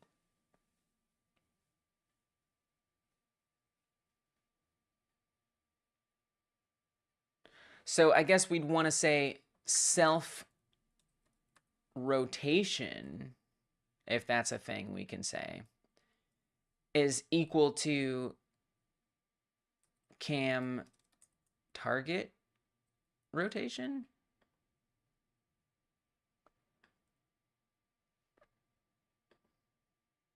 Nice. Yes.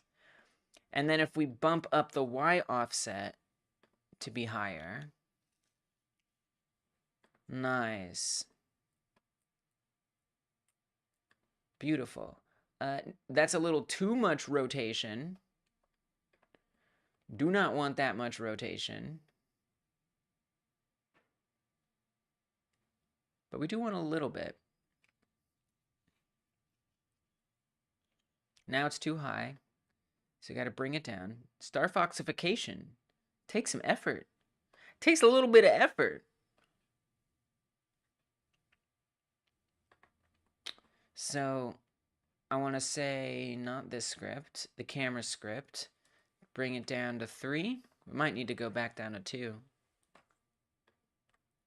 It's not bad, but we got to be able to see the whole body. 2. Maybe we could go a little higher. I almost don't even notice the angle there. Maybe we could pull it back a little further. Let's say 5.5 on the cam Z offset.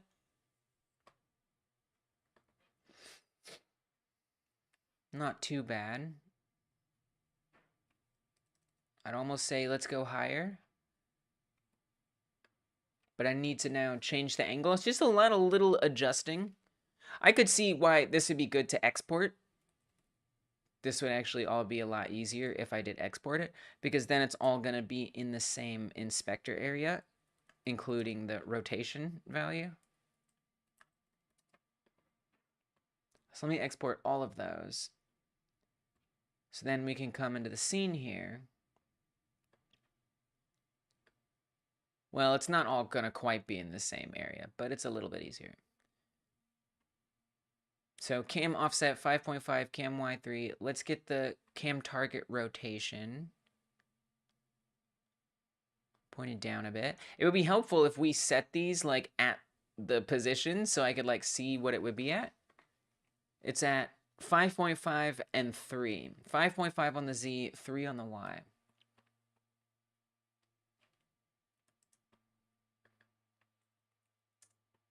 So right about there.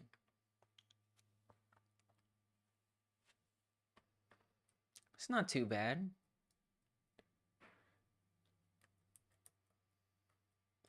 Now, again, the raycast is still going to bump into it, and we're going to drop whatever object the raycast is seeing. So I still want to set up an exclusion.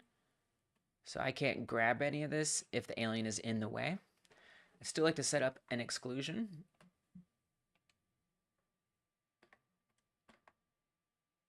Although I'm not entirely sure I understand how the exclusion works. Truth be told. Someone came through here and tried to explain it to me a little bit last Thursday.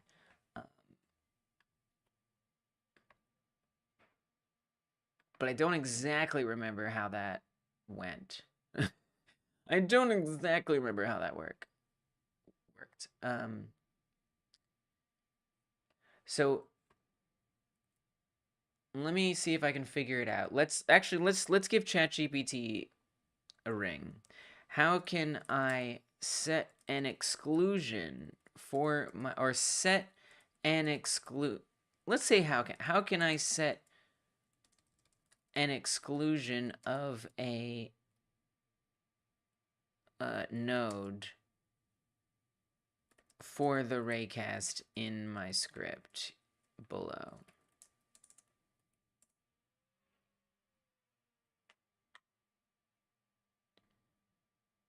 Modify the shoot ray function. Now I figured that much. I just wasn't sure where. Variable excluded node. Ray query dot exclude equals excluded node. Okay. All right. So let's do that. Well, we're already defining. Well, we shouldn't do that here. So I'm going to say variable excluded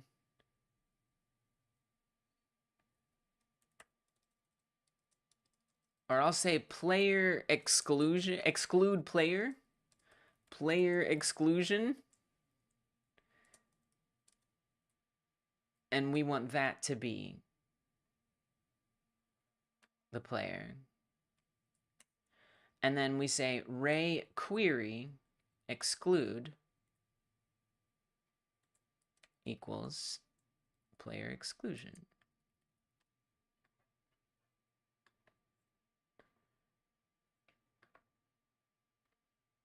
Invalid set index exclude with value type character body 30. Oh, so we actually don't want a node. We need an RID. We need an RID, actually. So if I search this, character body 3D RID, or can we just say 3D RID? Okay, just RID. Just RID.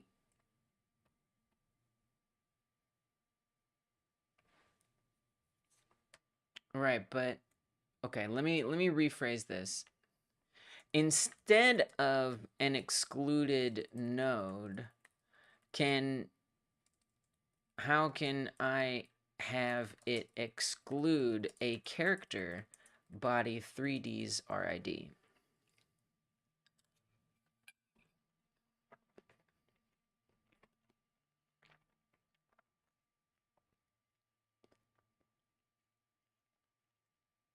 Use the exclude RID property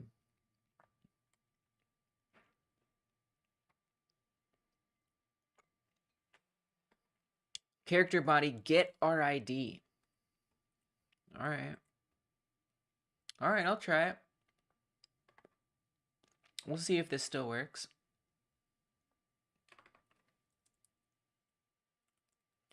Character body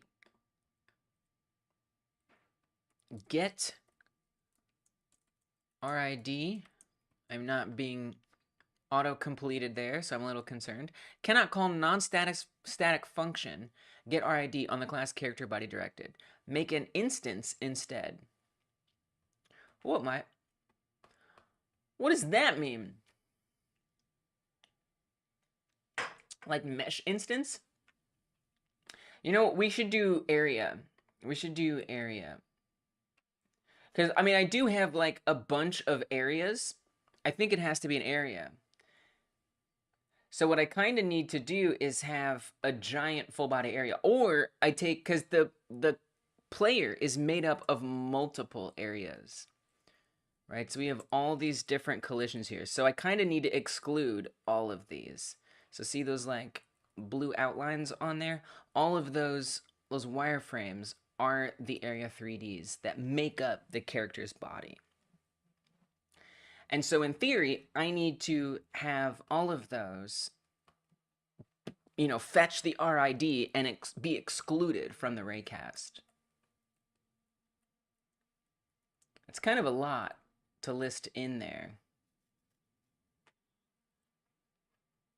So maybe it would be easier. We come back to the camera. And I kind of want to set up some export variables here.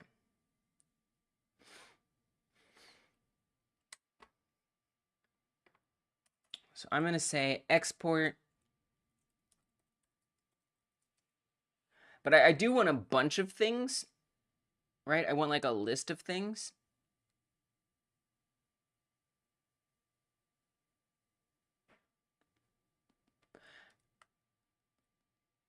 I wonder if we could also say, there's probably a lot of easier ways to do this. Oh, I do see my internet is being a little goofy.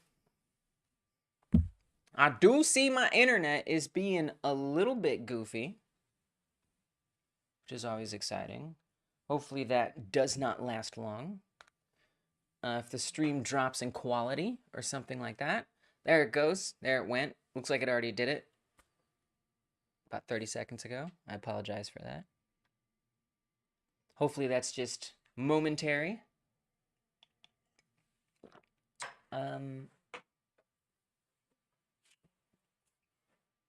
So what I need to do is I need to set up all of these different area bodies as being detectable by the raycast, or undetectable by the raycast. So I need to somehow gather them all together.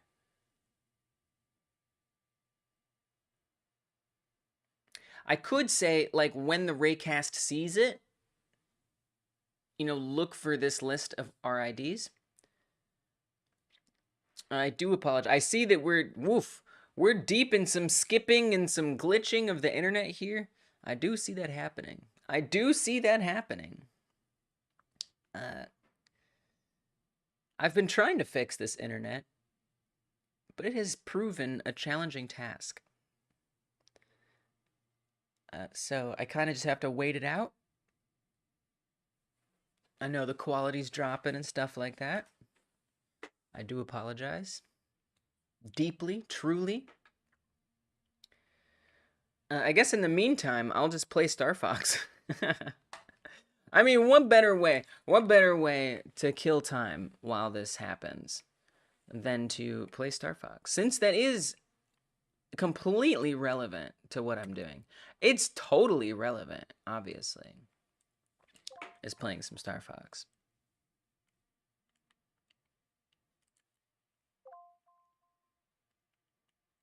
Two controllers are connected. I couldn't agree less. I couldn't agree less with you, Switch.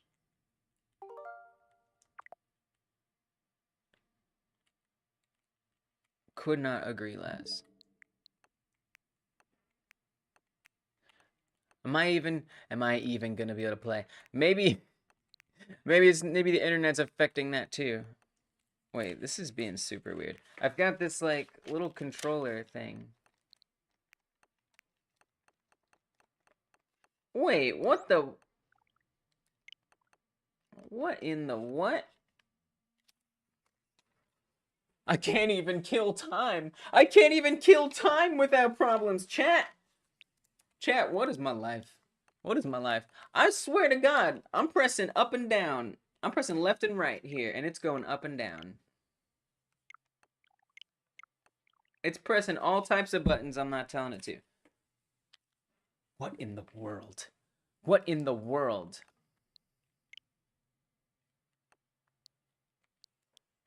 Well, I am deeply confused. Well, so much for that. What if I just like... Looks like the internet has calmed down, so I guess I don't have to do this. But I did want a Star Fox a little. That is what I wanted. If not right this second, sometimes. Once in a while. Oh, now it's behaving. I don't know what that was. Okay, we're still dealing with internet problems. At least I can play Star Fox while the internet problems happen.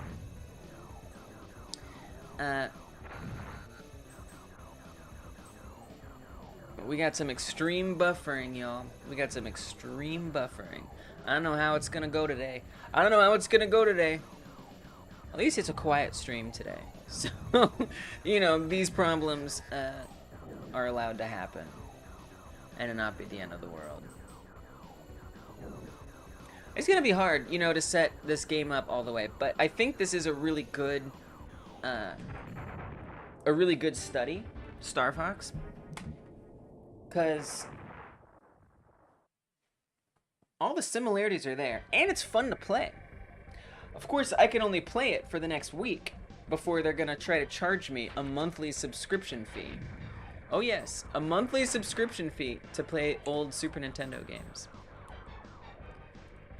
It was nice when we could play these games, we could buy these games. It's funny I say that, buy them. Like back on the Wii, what do they call it? The Virtual Console on the Wii platform?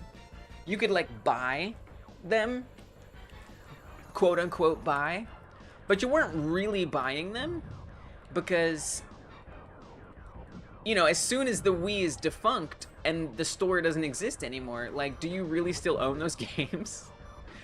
You certainly can't buy any more. I haven't tried it. Part of me wants to fire up my old Wii and see if I can access those, but I have a feeling not so much. Especially if I don't have them downloaded already. I would imagine that's going to be a tough thing to pull off. And so now they're just doing this subscription, which in some ways, you know, at least you can always access it no matter what happens, but you have to pay a subscription fee, which just feels a little shady. One thing that's super different from the game I'm working on, of course, to this, is the fact that you have control over like the entire screen here, right? So you can actually move up and down, left and right, into the corners, all over the place. You have so much more freedom here. Whereas the game I'm working on, you are pretty much limited to the ground. Maybe jumping. So that, you know, it might be important to have jumping be a big part of it. And the thing is, which is actually kind of interesting if you think about it. Because if jumping in the game I'm working on is related to flying in Star Fox, then having your legs broken in the game I'm working on would be similar to the Landmaster, which isn't... I mean, if there is a Landmaster level in this version of Star Fox, I haven't played it, but there is Star Fox 2 on SNES, which I do also have access to play. And so that makes that kind of a good study there as well. So like, what kind of gameplay mechanics come up when you're the Landmaster and you're walking around, because that would be more similar to how my game would play.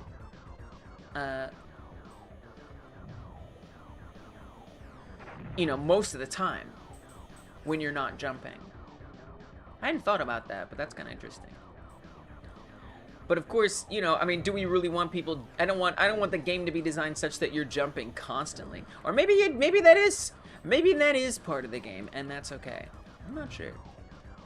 But, you know, it opens up a lot when you can move all around like this, as opposed to just being stuck, you know, on the ground or whatever. So, I don't know, just things to think about. We do have a camera, an interpolating camera set up. It doesn't feel perfect yet. I found that with the new camera setup, the raycast that detects what you're hitting in front of you needs to exclude the player. The player is made up of a bunch of little pieces. I could like create one area body that's the shape of the player. I could try to do that. That feels a little difficult.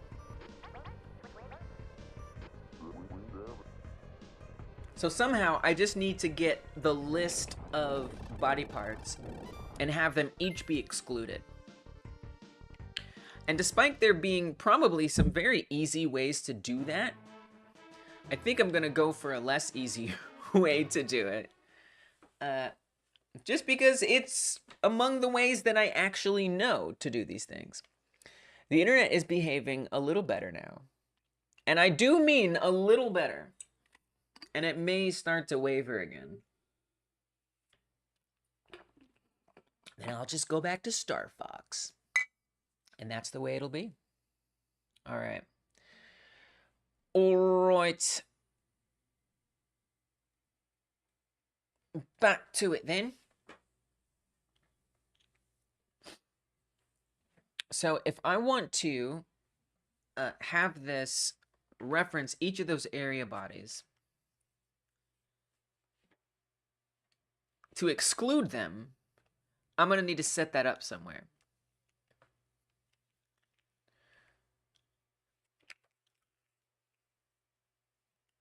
So I'm going to say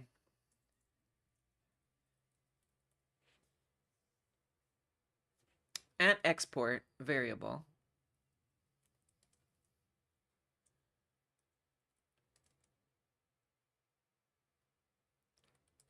exclude body equals area 3D. It feels a little excessive. And like there's got to be an easier, a neater, a cleaner way to do it. But it's what I know for now, so it's what I'm going to do. Leg right, area 3D. Export variable exclude leg left, area 3D.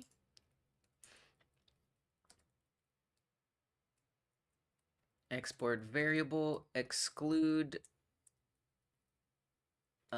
arm right, area 3D.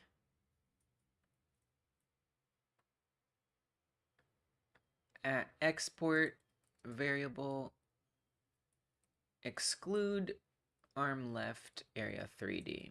So those are all the pieces. Internet might be acting up again. I only can see the effects of that on a 30-second delay. So it may have already happened, it may not have. So I've got this ridiculous list of things to exclude, which I can now set, right? Because we're going to have this huge list on here. So I'm going to draw after the live stream. You're probably just going to see weird skipping. That doesn't make any sense. It's not a peak hour thing. It's a very strange problem that I need to hire somebody very particular to check out.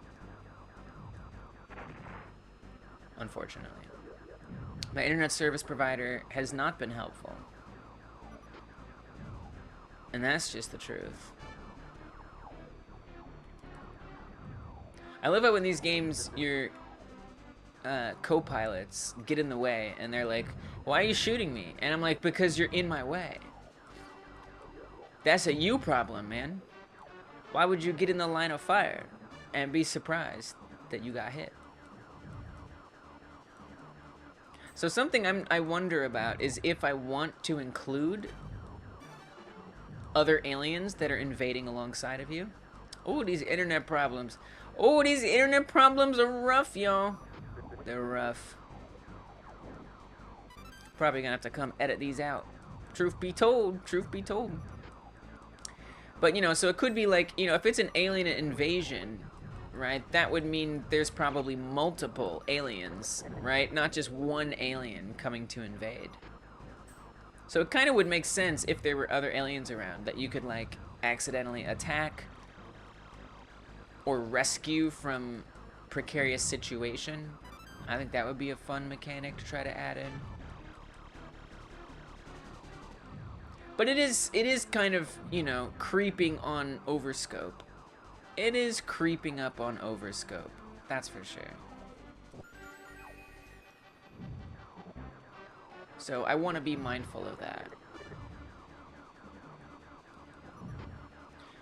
And, you know, so the other thing, too, that may be sort of obvious, right? The game right now doesn't have shooting. The game right now, the only mechanic that I'm really focusing on here is grabbing health pickups that you then apply to your limbs. So imagine in Star Fox, if there was, you know, if you broke your wing, you could grab an item and choose which. So if you got, like, there's a way to heal those wings, right? So imagine if you could choose which wing is healed. I feel like in Star Fox, it kind of just heals them all, right? If you have one missing wing or two missing wings and you get a wing healing thing, it just heals both your wings. And I just wasted that bomb. And I thought about that for the game.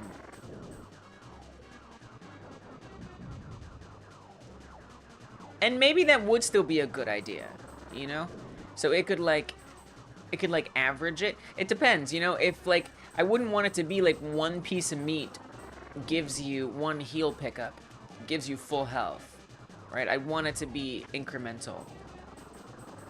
And so what I could say is, you know, if you have an arm and a leg busted, and you get heals, it could apply a percentage of those heals to the arm and a percentage to the leg at the same time.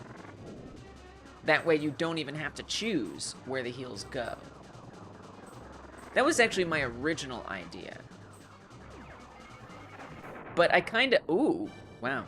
I kind of liked the idea of choosing exactly where to apply your heals, just to add a little more strategicness to it. But it could just end up being annoying and unnecessary, so I'm not sure. All right, the internet has settled down for now, so I will cease my my game playing and get back to sorting out some code stuff. So hopefully I can continue to do that. Internet willing. Right, so I'm excluding stuff.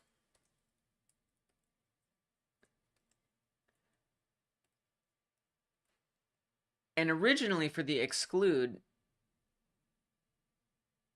I mean, now it says exclude RID underscore RID. And originally it was just like exclude equals things to exclude. Now it says it's an array RID. Name exclude called as a function. Right, so that is an equals. That is an equals.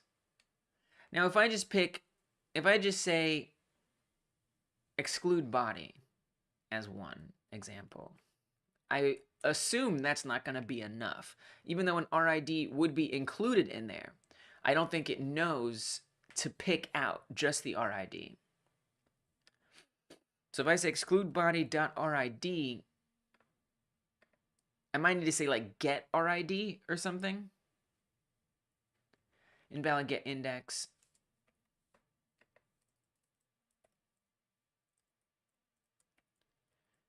I might need a different way of doing it. Cannot call non-static function get RID on the class area 3D directly. Make an instance instead.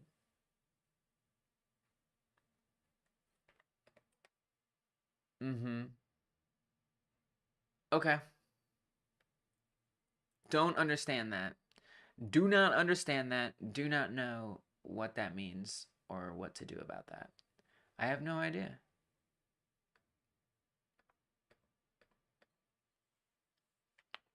Ray query exclude body get RID. Make an instance instead.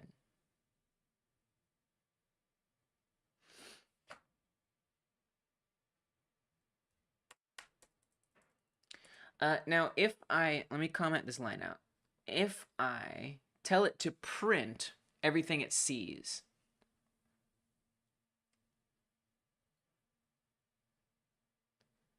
that could be interesting. And it might give me a way to fetch the RID information.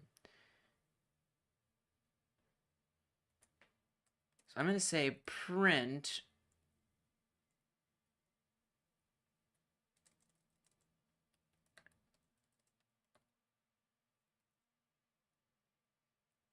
target. We might want to say new target, actually. Okay, so now you can see, well, you can't because I'm in the way. Down there in the bottom left, it's outputting all the things that it sees. And you can see it says ground colon or house colon, player colon, character body 3D, whatever it is. Oh, it's also, oh, so it's also seeing character body 3D. Oh, it just sees it as player. It's not actually seeing anything but player. Oh, interesting. That's interesting. So then that means I don't need to define any of this. Exclude player equals character body 3D. That's not even what it's seeing. And if I drag the player on here,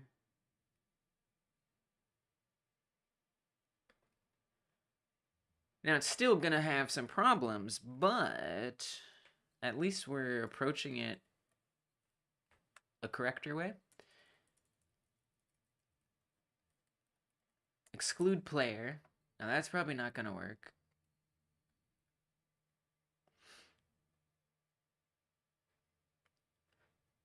Invalid set index exclude with value type character body 3D. If we do .rid, I mean, that's not going to work, but I'll try it anyway. Invalid get index. If I say get RID, probably also not going to work.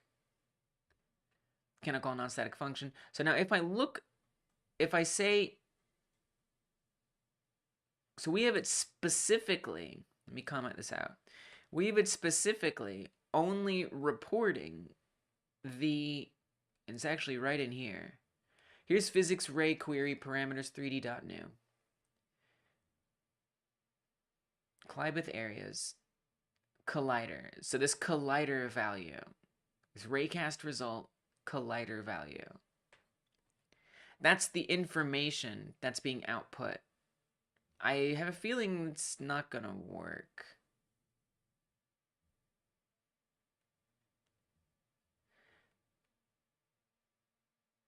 I have a feeling that's not gonna work because I don't think I can say .collider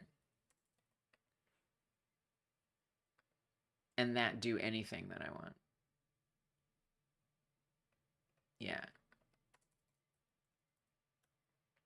So yeah, I'm not exactly sure how to get that number. I might want to say, maybe I want to create a variable, or we'll start, yeah, variable exclude player RID equals, and I still don't really know how to get it though. We're not really doing much different here. Exclude player get RID. I don't think we're getting an RID here, but you can certainly try it. I feel like we're gonna get the same errors. Can I call non-static function get RID on the class character body? Make an instance instead. Yeah, I don't really understand what it means by that. So let me at least run it so I can copy that error, because I just don't know what that means. I'm just going to try pasting it into Google. Can I call non-static function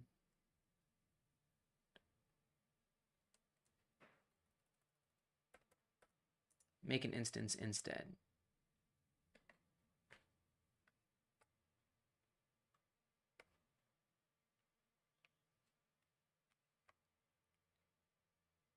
Because a non-static function always refers to a particular instance. However, in your case, there's no such instance. So either make the function static or create an actual instance of the script with new.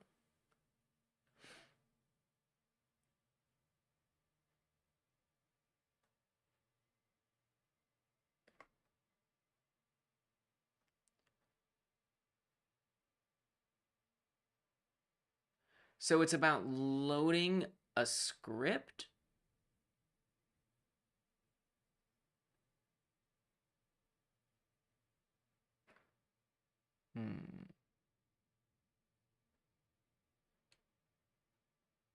And specifically, this is for raycast exclude. It's hard. It's hard learning text coding, man. When you don't know nothing about it, it's not easy. I find it very difficult. Object can take an array of exceptions via its exclude property. This is an example of how to use it from character body 2D or any other collision object node. Okay, I like the sound of that.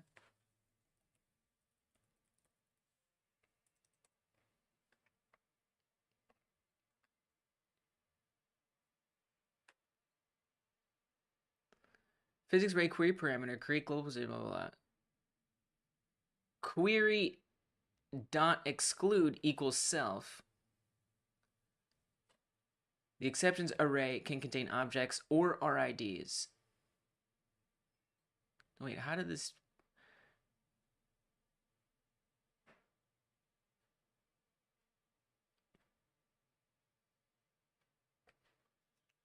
Query dot exclude equals whatever. I mean, that makes it seem like it should be quite simple and quite straightforward.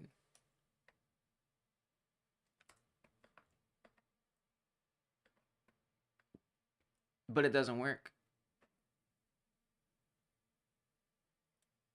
Invalid set index exclude with value type of character body 3D.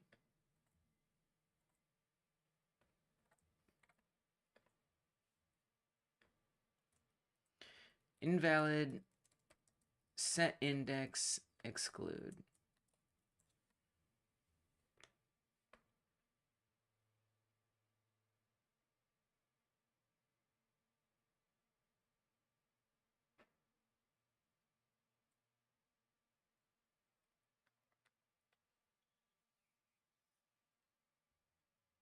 I'm just not sure. I'm just not sure. I just don't know. And I just may not have that capacity to figure it out. Unfortunately. But I'll keep trying.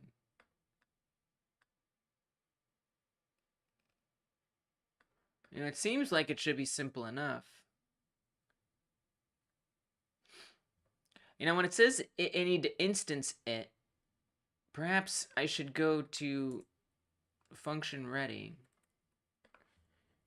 And that was a while ago.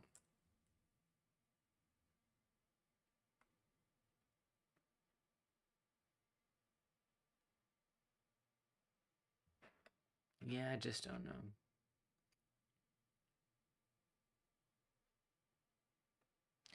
The intersect array parameters object can take an array of exceptions, violence exclude property. This is an example of how to use it with the character body 2D. So the script has to extend from character body 2D because it's doing itself, right? But the array isn't coming from itself, and I don't need it to exclude itself.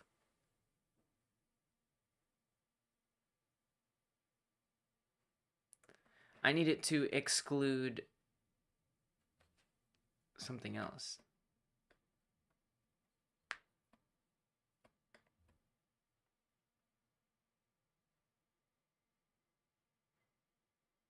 I just don't know how to do it. I wish I did, but I don't.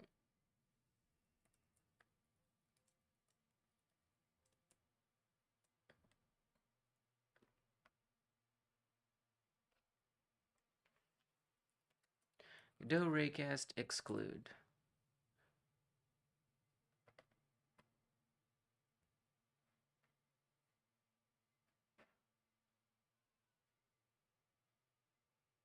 Oh, this site's frustrating because it doesn't like make clear what like a helpful answer was.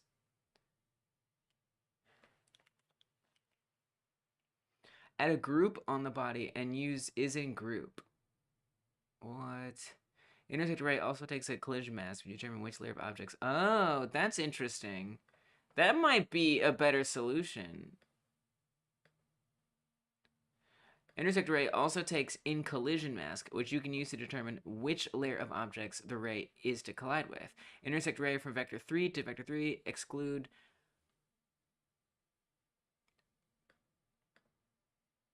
collision mask.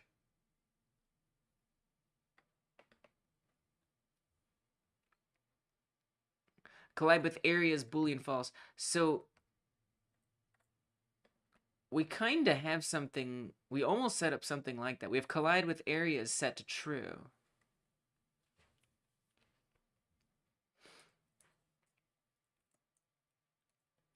Ray query collide with, I think we can do collide with bodies set to false.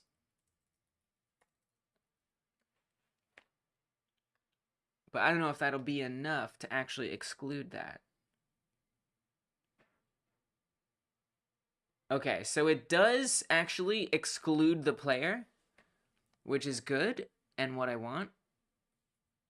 Oh, sorry, we've been having internet issues again. That's great. So that's unfortunate. I guess I gotta pull back up Star Fox.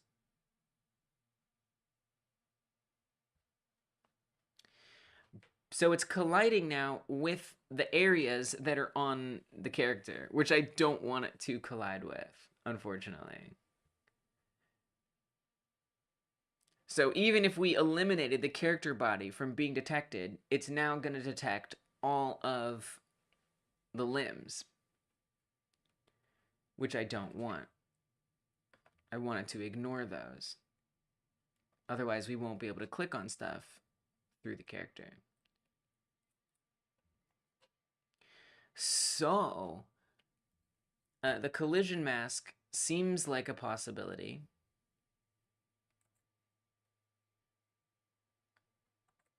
Here we have intersect ray takes in a collision mask. Someone on Reddit helped them figure out. I created an array for the body that needs to be excluded whenever the ray hits the wrong body. It adds that body to the array and raycast it again until it hits the right body or hits nothing.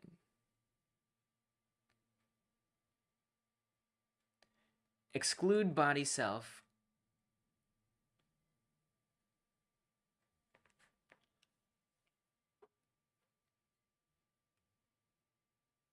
If result is not equal to body,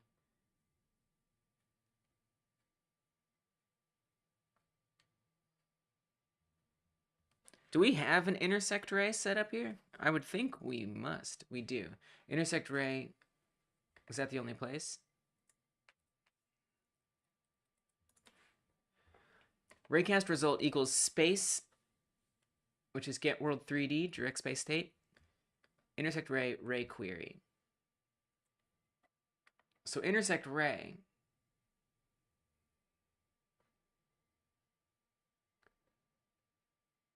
is just looking for the physics ray query parameter. The parameter intersects a ray in a given space. Ray position. Oh, we can add more things on here. Collider, the colliding object. And so that's what this is currently doing. Is it's checking to see what the colliding object is. So right in here, I'd somehow want to define, okay, don't do the colliding object. Collide with something else.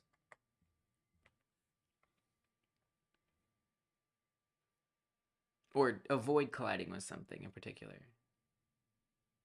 Normal position, RID shape.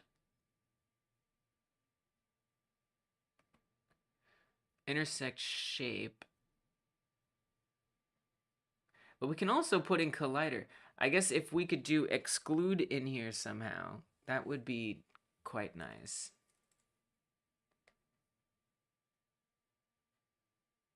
Physics direct space 3D. I mean, I'm not even seeing any exclude thing in here. I also don't see anything about a mask or a layer, unfortunately. GD script, raycast, exclude mask or layer.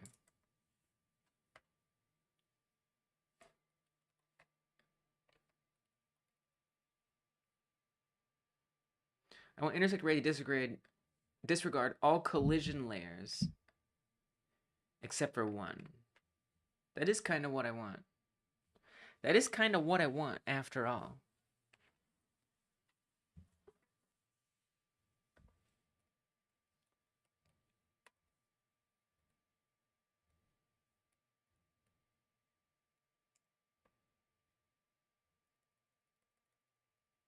You can create a raycast 2D scene, set up the collision mask however you want in the inspector. Instance it past the collision mask.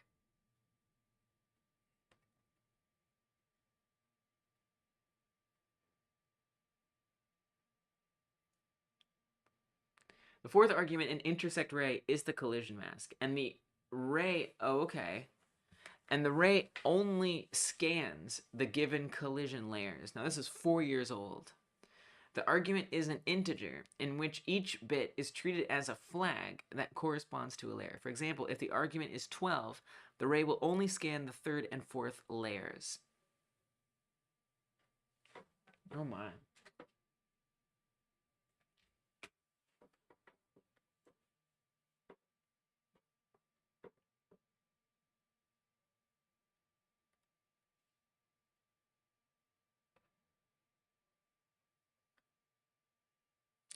That almost made sense to me, and then it didn't.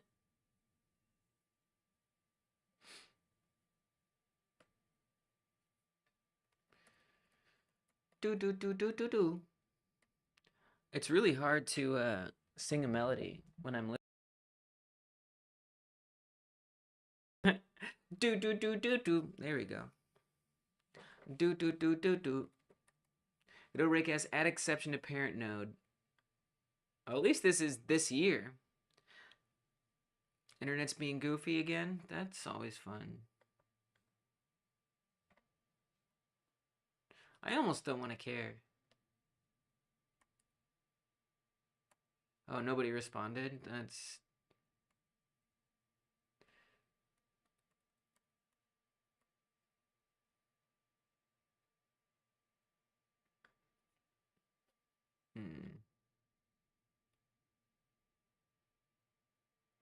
Where should I type? Where should I input type mask?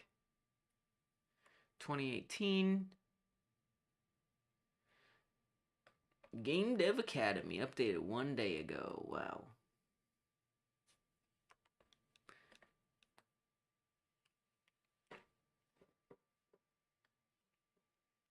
I mean, certainly that's so variable player get node player. I mean, that makes it sound very simple. That makes it sound very simple. But will it work? Variable player equals get. So if I, okay. It might be where I'm trying to put this too. That's part of an issue.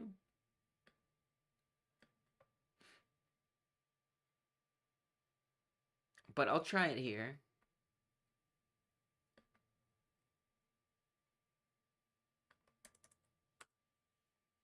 So if I say ray query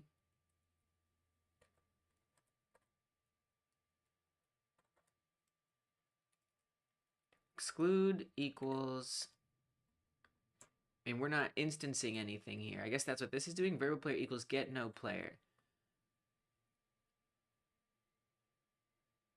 So I mean, if I don't do that,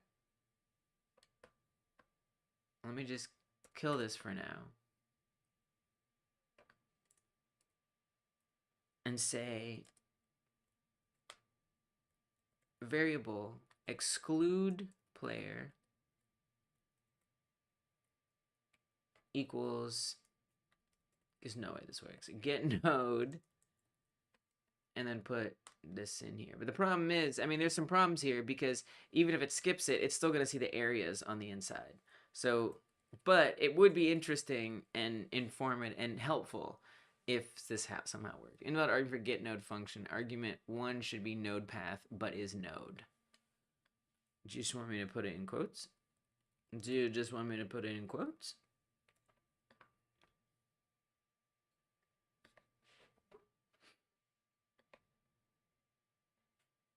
Invalid set index with value of type character body 3D. Okay. So that, I mean, that doesn't work. Useless. Ray query collision mask equals. Now this could be more useful. We could try this. Collision layers and mask determine which objects will interact with each other. By setting these on ray query, we control what the ray can hit. The layer the ray is set on, the mask says which layers the ray can collide with. So let's try that. Let's try that. So I'm going to back this up, run that over, keep driving. Ray query dot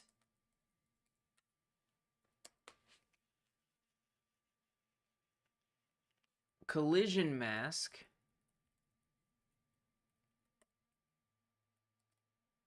equals. Now I need to make sure I've set these all up correctly. So, I mean, that means I do have to change the mask, which could cause other problems. There's certainly that potential. Let me just comment this out for now. If we look at the player over here, if we say it's collision mask, I'm gonna make it 3. Right? I mean, does that right off the bat break anything? Yes. The answer is yes. Because it's not set to collide anymore with this. So we need to say that the ground collides with mask 1 or 3, at least, at the very least.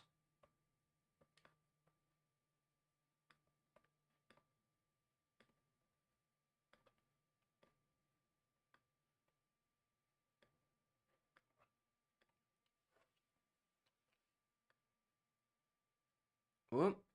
I think we have to do layer as well.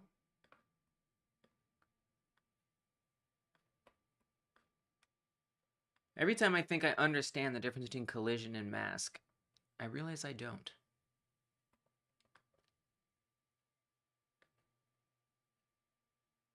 Here we collide. The injuries all still work. So that's good. Now, well, the thing is we do want to exclude what it can collide with. So I would want to say that, you know, the player is no longer in one, which I think we did do that, so we should be fine. Yeah, okay. Now, if I go back to the camera here, and I say collision mask 1, maybe it'll ignore. Now, we still have all the body parts to mark on there. Nice. So actually, it is skipping the player.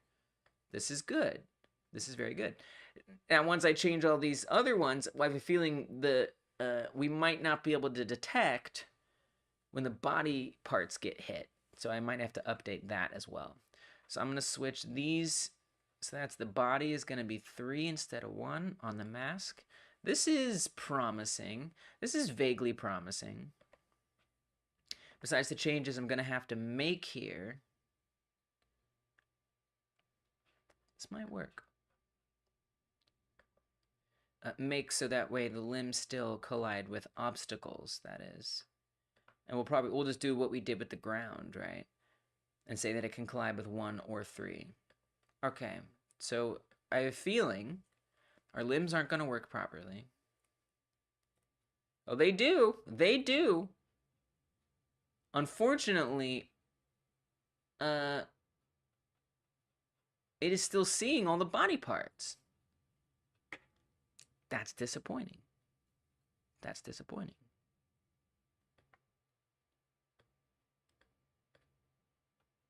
The body parts on the area node are all set to... Oh, that's probably because we say... The reason why it was ignoring the players because we set it to ignore bodies.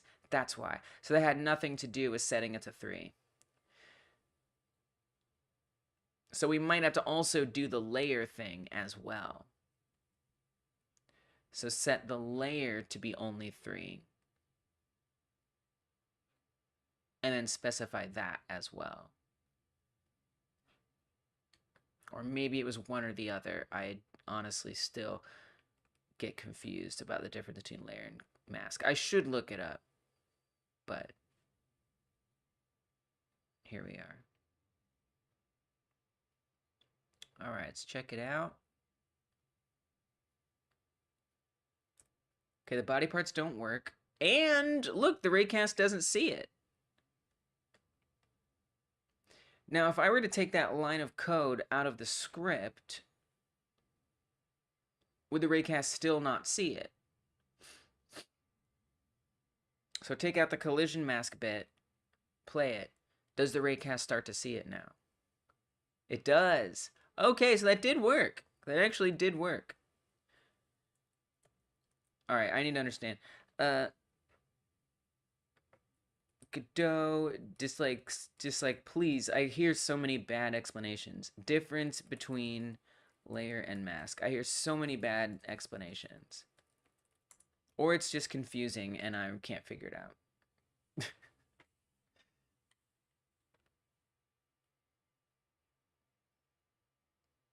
Collision mask is for choosing what layer should be collided.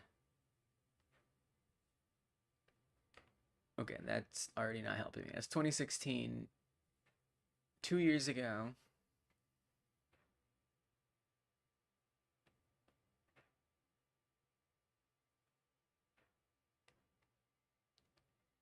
Not a helpful explanation.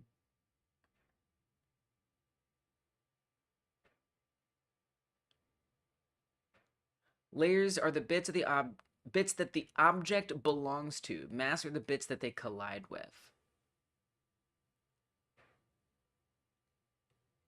So if I were to come back over here and make the body have mask 1, would it be detected? It says null.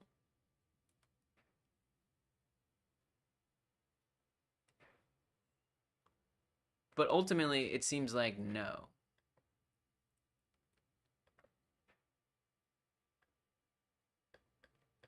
I don't know what the null was, to be honest. I guess because I was outside of the... Or I just... that's it. That's what it's set by default until it finds something. Okay. So... let's just leave that as it is. And then I'm going to want to come to the obstacles, which means I do have to reconfigure the collision on every obstacle, which is actually extremely concerning. That's going to be a lot of effort.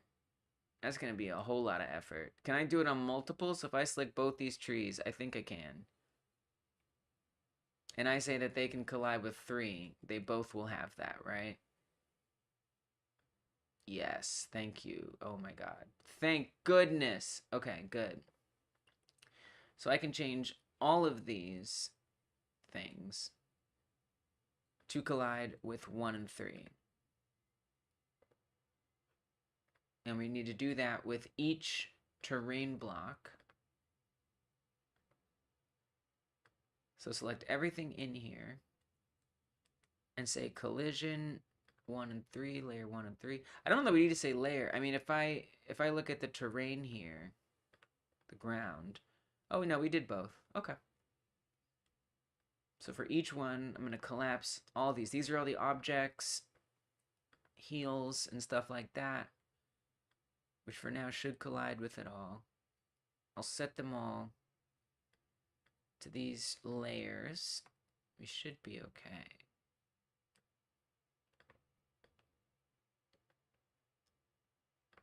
All right, last one. So now the raycast should ignore all the body parts. And we didn't have to get complex code going either. Should ignore all the body parts, but the body parts should still be detected by everything they're supposed to be detected by. Indeed, we're losing health, and it's not being picked up by the raycast. So that means I am able to grab things through the character. Yay! Oh, that's wonderful. Nice. All right. That only took a lot of time, but I'm very proud to have solved that. Took a little bit of work. It does take work. You know, when you have a quiet stream like this, and the experts aren't coming through to help, this is my pace. This is my natural pace. You know, before I was streaming Godot more, you know, I was doing like a lot of Unreal Engine, and it was always like this. I mean, it was very uncommon for folks to come through and help me out with Unreal Engine. So, you know, this is kind of what I was used to before. But it's really nice now that there's the chance that some Godot folks come through. But it's also nice to go back to the way I'm used to. So you can see now I can easily grab these cows. And we've got our interpolated camera. So we got some good things going here. In terms of moving forward, so that was kind of one of the original things. I'm going to do a GitHub push here. This feels like a GitHub moment, for sure. A victory worth celebrating. I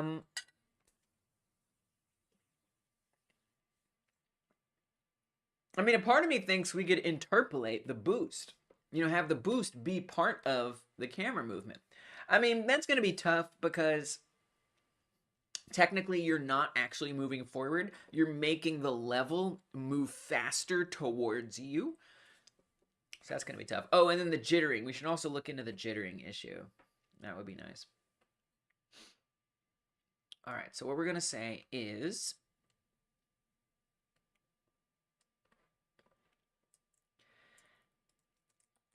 camera moves, ray ignores player.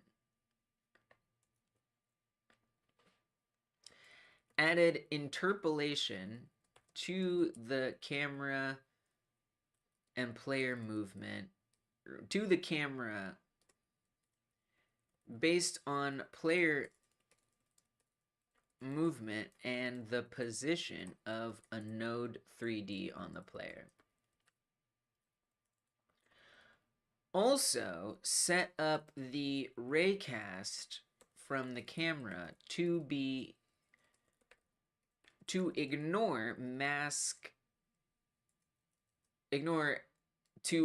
recognize mask 1 only. Set up character body parts to be mask and layer 3 only, and updated the requisite collisions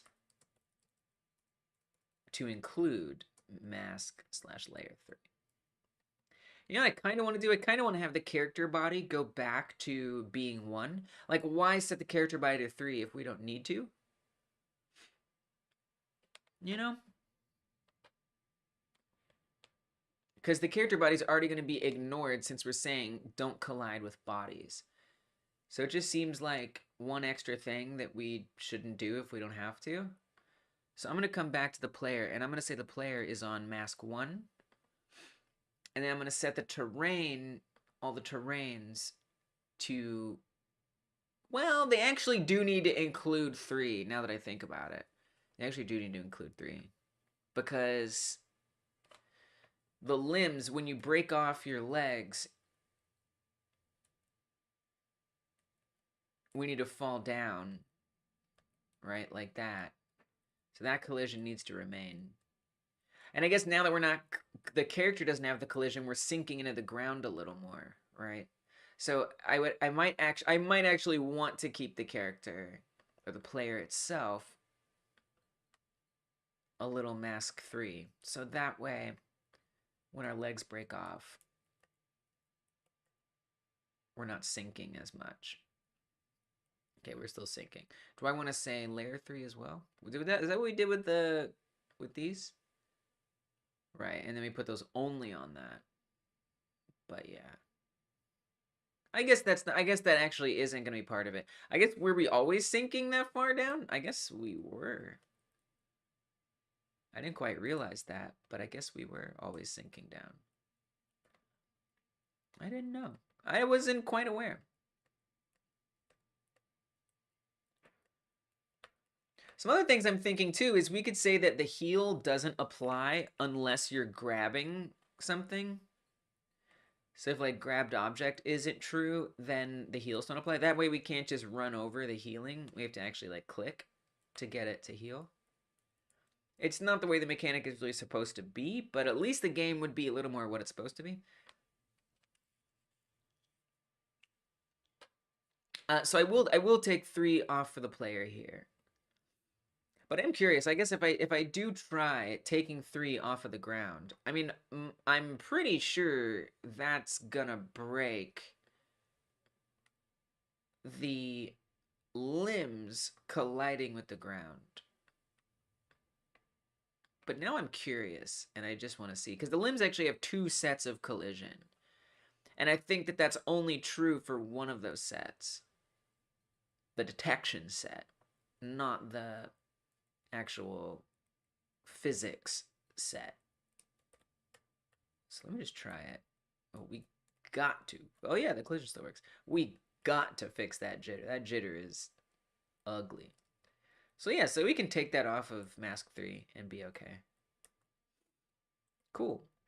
The camera feels really good. It feels so much better with that camera. So much better. It looks like we also need to move back a little bit the node that deletes the terrain, because since we've moved our camera a bit, because basically the terrain gets deleted when passing this node right here. And if that's too close to the player, then you can start to see the gaps. There are some gaps already that we can see that I need to figure out.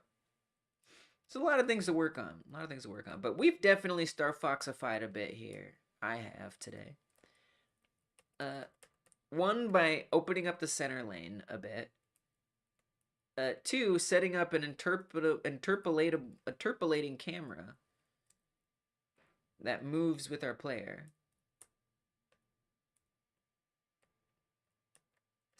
I still would like to get the boost, right? So we move forward when we boost.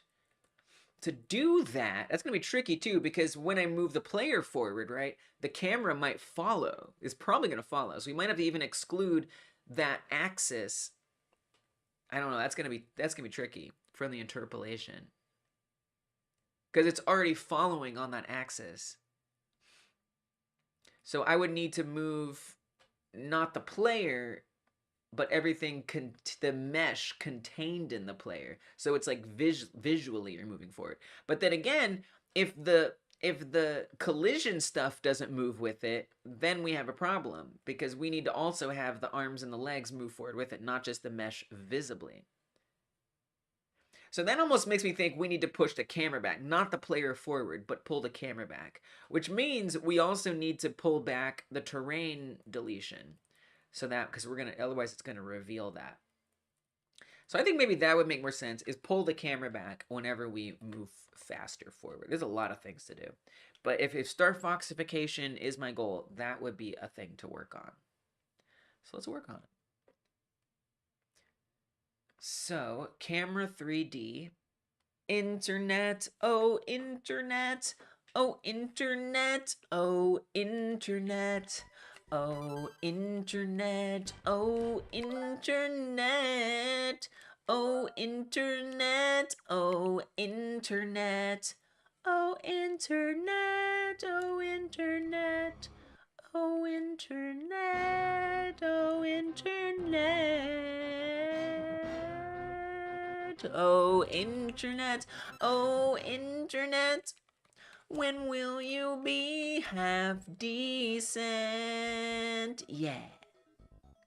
It is getting half decent. But a Star Fox break can't hurt. Can it? Can it, though? Can't it?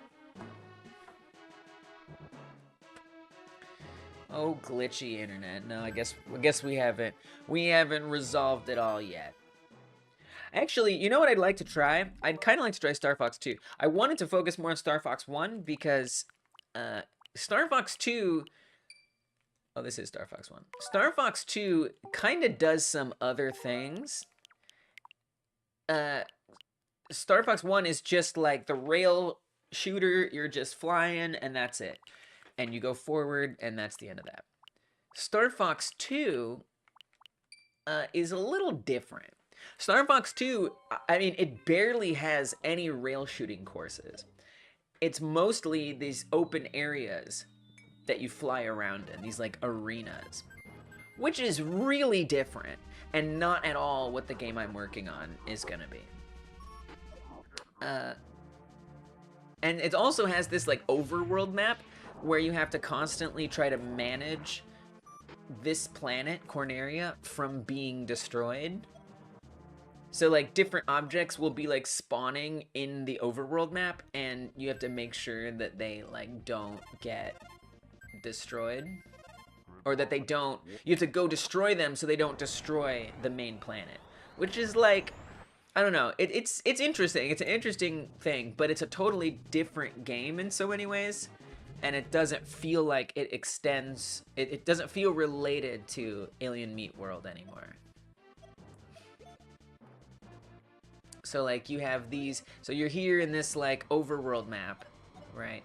And then you come to these missiles that are flying around, and you have to fight them before they destroy the main planet. As you can see in the top right there, there's like a little map. And you gotta use that map to figure out where you're navigating. So it's not really a rail, even though you are like constantly moving forward. So it keeps the fact that you're moving forward, but it loses the aspect of linearity, which isn't a bad thing, but it's just very different. And so like we're not even in levels, right? So we're just like keeping these missiles from hitting the main planet, and we're just like constantly chasing down these missiles. Dang, that internet's being bad. I apologize. I see it goofing up. I do see it happening. That's why we're playing Star Fox while I wait for this to sort out, so at least it's not me trying to code. I'm being blocked. But you know, it's not that this isn't fun, because it is fun. Oh, and so then also you have a lot of dialogue. Star Fox 2 has a lot more like dialogue on it, which I do think that could be kind of interesting for Alien Meat World, where maybe you communicate with like home base or something. I'm just not really sure what those communications would be. And I think it could be fun if there were like companion aliens around. Not that I'm fully sure I understand what the point of doing that would be, other than just to do it. So this one almost feels kind of linear. It isn't technically, but it almost does. But you see, it's not the same vibe anymore. The same controls, like so much is the same, but so much is different. And so then, you know, if you try to go to like a level, I mean, there really isn't like a level, right? You're just going to these like ship bases, and you know, it's just kind of like this area here. And so this is very different. Again, we're in this area, and you know, you are kind of linearly going towards this base, and then once you get into that base, it's going to be linear again. But what I really wanted to focus on, if I'm going to find something from Star Fox 2 that's valuable, is going to be the Landmaster, which is in this game. So the Landmaster is interesting, because in our game, you can jump when you have both of your legs, and in that sense, sort of fly. Like, kind of fly. In this game, you can transform into a Landmaster. So imagine, now the thing is you can jump, right? So that kind of makes it not similar anymore. I mean, if anything, like now we're basically playing Alien Meat World. The difference is, you know, we can't injure our limbs such that they're broken off. You know, the legs can't be just like broken off. But imagine that this is the limbs being broken off, right? And so now we're grounded, and I have to play grounded instead. I'm not really sure what I can glean from this. You know, I mean, this is more intended as like an alternate way to play the game, not so much as a punishment, right? It's an ability. Whereas in Alien Meat World, it's more of a disability that you've lost your legs. So the connections are a bit tenuous, which is why I don't think Star Fox 2 is the best study for my case, but I see the internet is still a little wobbly, but it has settled down a bit. I'll play a little more and then we'll get back to coding.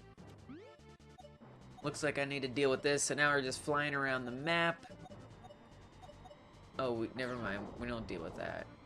Whoa. We just shot that from the map. Oh, I see. So that that other thing is like an ally that shoots things. It's like a defense system. I see. All right. Anyway. And this is pretty much the game. This is pretty much the game. It's just going around and managing this map. Which, you know, we could, because we could say, like, the alien has different targets. I kind of like the way this breaks up. It kind of adds, like, agency, you know, as opposed to, like, stage 1, stage 2, stage 3. It makes you feel more like you're choosing what to do next, but it's also, like, based on the reality of the world around you. So, like, then what would the alien meat world be? You're just looking for different meat centers that are more or less pillageable. I don't know. It starts to fall apart a little bit when you are the invader. So I guess in that sense you would be the bad guys in this game, and you could be you know, you get your overworld. Imagine if you were Andros in Star Fox 2, sending out, you know. So right now he's sicking a monster on me to come chase me down. Right, and so it introduces a mechanic where I'm like running away from it, so it's that little glimmering star there. So I have to like run away. If it catches me, I gotta fight it. It's pretty hard to run away from. And now you gotta fight it. And the thing is you can just run away, and you can just leave the battle and hit return to map, and then you just have to like keep running from it and try to get away. So if you want to like do something else, but it's pretty hard to get away from them. Let's see if we can. Get me out of here. Did we make it? And so even though we're going to a planet, we're still not really playing a linear level. So it's still this area, and we're just doing stuff. We're actually just fighting this one enemy here. Anyway. The internet's still being a little goofy. It is better, but I see that it's still not as stable as I'd like it to be. We'll see if beating Pigma here saves our day. And you know, stuff like this is very dogfighting type style. And I don't really want the game to feel that way. I want it to feel more like you're exploring the world and you're trying to collect things, more than like you're hunting something down. You are gonna want to defeat things, so that way you can have less opposition, right? But this is very like, your goal is to dogfight. Not really what I'm imagining for it. So anyway, the internet's still being a little goofy, but I'm gonna cross my fingers. I think if I want to pause it, maybe this is the best way to do it for now. The internet is still being goofy. It is, but I'm gonna take a chance and dive back in. And if we gotta go back to Star Fox, we gotta go back to Star Fox. So the boost is what I want to do. And then I guess while we're still Star Foxing, to clarify what I want to add in. So if we boost, you see the character or the player moves forward, right? I feel like it's gonna be really, it's actually a little tricky if you think about it. I mean, because the camera is, this is actually interesting. I mean, the camera is following on the y-axis, right? Because we're moving through space. I don't really want to do Star Fox 2 right now. I'm I'm gonna create, we'll make a suspend point here. I would rather use the other Star Fox game. Cause it's just more, it's more related. I guess we'll just grab a rando suspend point. Space Armada. So yeah, when we boost, or more all the time, right?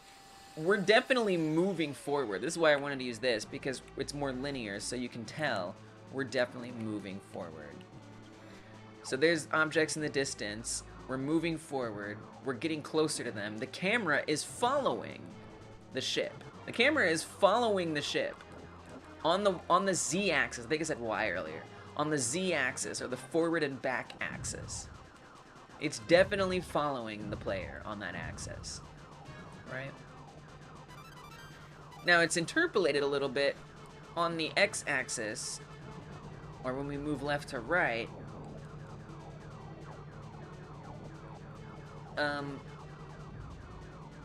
But when we boost, the camera doesn't pull back. So if I wanted to have the camera pull back when we boost, we would notice that here, right? Because it would appear that we were getting further away from things. So like that ship that just went by. So here's, let's see here. There's those blue things on my side here. If I boost and the camera got pulled back, we would see those more.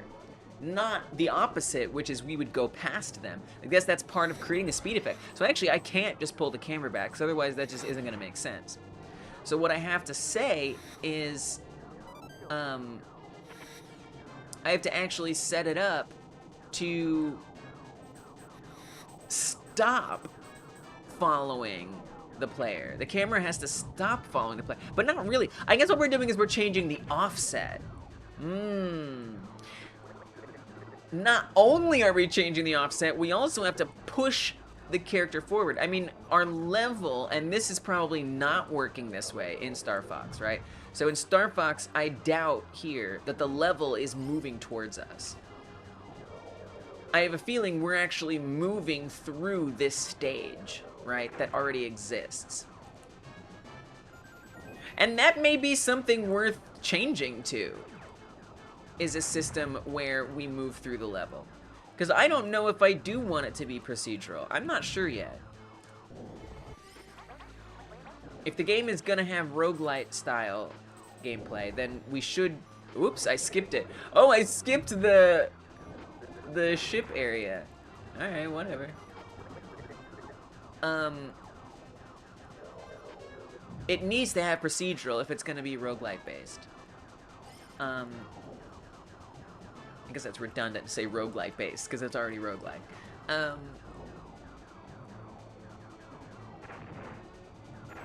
But, you know, it would be a completely different game. It's a huge decision to make, because the game, we have to change how moving forward works entirely. So I don't know. So anyway, so I feel like Star Fox isn't moving towards us. I feel like we're moving through the level. Probably. Which means... I can't quite... I mean, not that I see the code. I don't really know how it's made. But it's a different challenge. Anyway, so... if the level's moving towards us, and all we're doing is we're speeding up how quickly it moves towards us, it should actually be kind of easy, in theory, right? Because we can say the level speeds up, and if the camera offset is low enough, we might not get that effect. I don't know. I'm not really sure. I'm not really sure what will be better, moving the camera offset, moving the player forward. If the player moves, because the camera's following the player, right? And so if the player moves forward, the camera is going to follow it. If I say only move some parts of the player forward, that might work visually, but then everything attached to the player is going to come with it, and it's not going to be in space in the right way. Probably. I don't know. Some considerations here. I think the first thing I want to try is just changing the camera offset. I think that's the first thing I want to try. Since that's kind of the easiest thing to do first. So we have the camera Z offset. That's the depth. So if I make this, you know, I think that's what we want to change. If I make this 10.5 instead of 5.5, I'm going to be super far away. So there we are, super far away. And in fact, you can see where it gets green at the bottom. That's because we're so far away that we see the terrain blocks getting deleted. So that's where we'd want to change it. Now, the actual speed up is happening on the player script. Right? So when we press UI up, the terrain velocity changes. So I guess we can just get that same thing. Get the input. So we could just do the same thing. I'm just going to copy this code. Put this on our camera.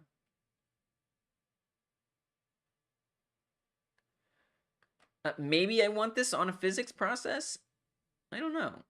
I don't really know, if I'm being honest, where it would be good to put this. I don't even know if I can. I guess I can. Physics process. And then we say variable input up. If input up, then camera Z offset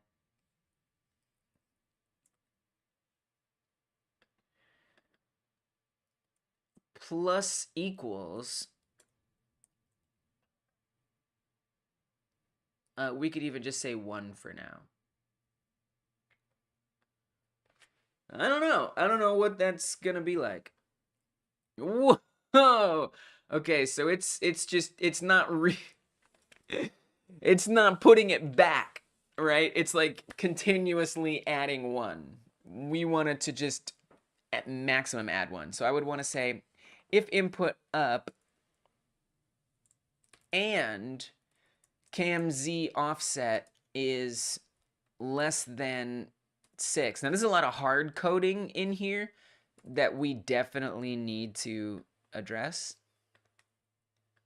But I'll just type it like this for now. Okay, so there it only does it once, but we needed to go back. So we want to say,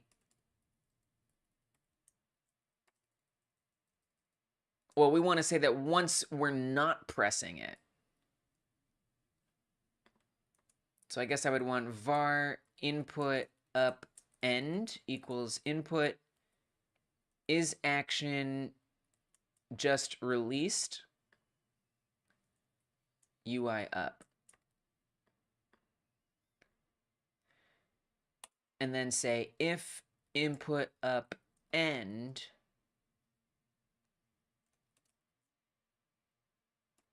and we could say and cam Z offset is greater than, and we, again, this is not good to be hard coding all of this, but just for now, I'm going to set it up this way. If we do that, then we want the cam Z offset to go back down.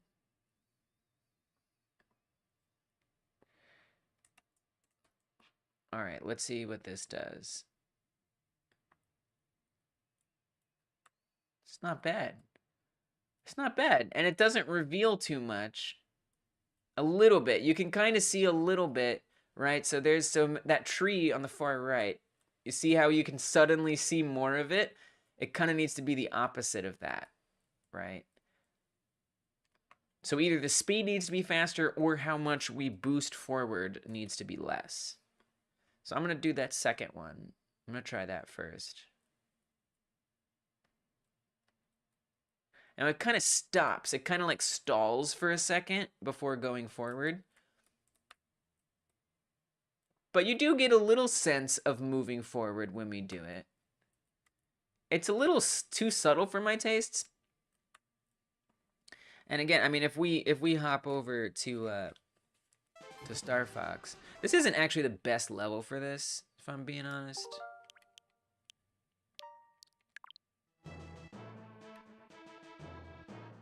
That's not either. I kind of need to start a fresh game. I should make a save point just for starting the game. Just so I want to clearly have things on the sides that we can see. I think the internet is gonna be goofing on me a little bit. We're already down in Star Fox land. What's the training level like? I wonder if the training level is a good one. Kinda, yeah. So here, if I hit the boost, I'm trying to see what happens. I'm looking on the periphery here to just kind of see what the relationship is between that when we do it. It honestly doesn't seem to change at all, if I'm being honest.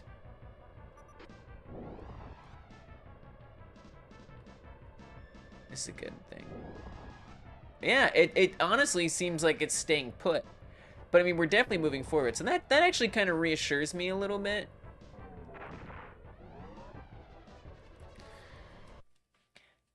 That actually kind of reassures me a little bit that we're kind of okay the way that it is. I'd almost want it to go forward a little more, but it feels pretty good. Honestly, I think it's not that bad.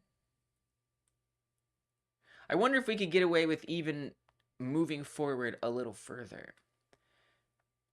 So instead of 0.5, I could try 0.75. Might be too far, because what I want to avoid again is suddenly you can see more. Yeah, I think you're gonna maybe see more. So there's a tree on the side. It kind of just stops. It's definitely a weird kind of jerkiness going on. We could also have that interpolate. So that's also not interpolating. So maybe I could make this a lerp. I have no idea if that's gonna work the way I want it to. From Cam Z, I have no idea if this will work. Cam Z offset.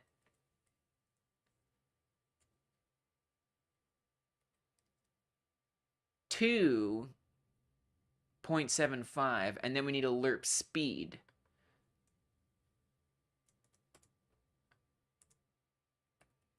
Lerp variable boost lerp equals, we'll say 0.05 boost lerp. I have not a clue if this will work. And then we'll put this over here as well. Is that gonna work?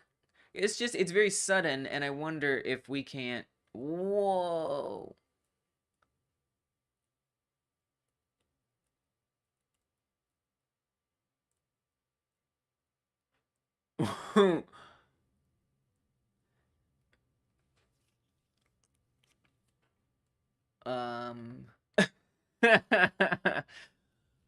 Maybe I don't want to say that. Maybe I want to say,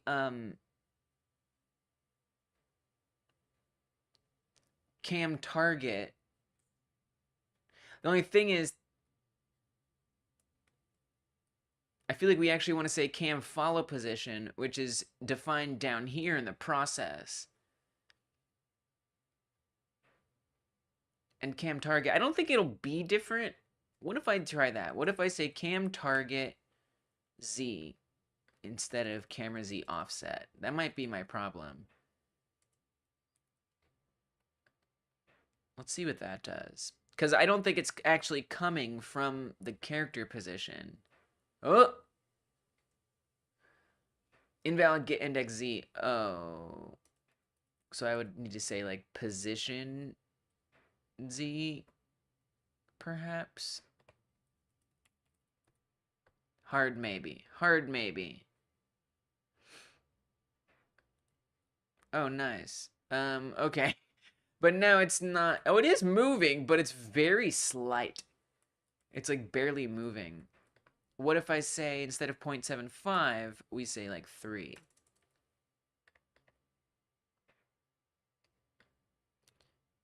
Cannot convert argument 2 from int to float.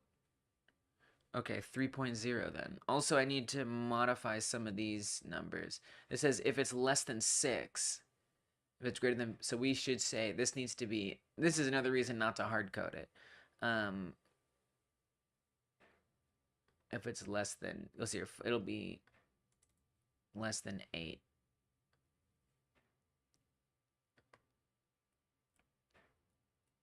And it's not putting it back for some reason. That's because I guess it has a new position. Does it though?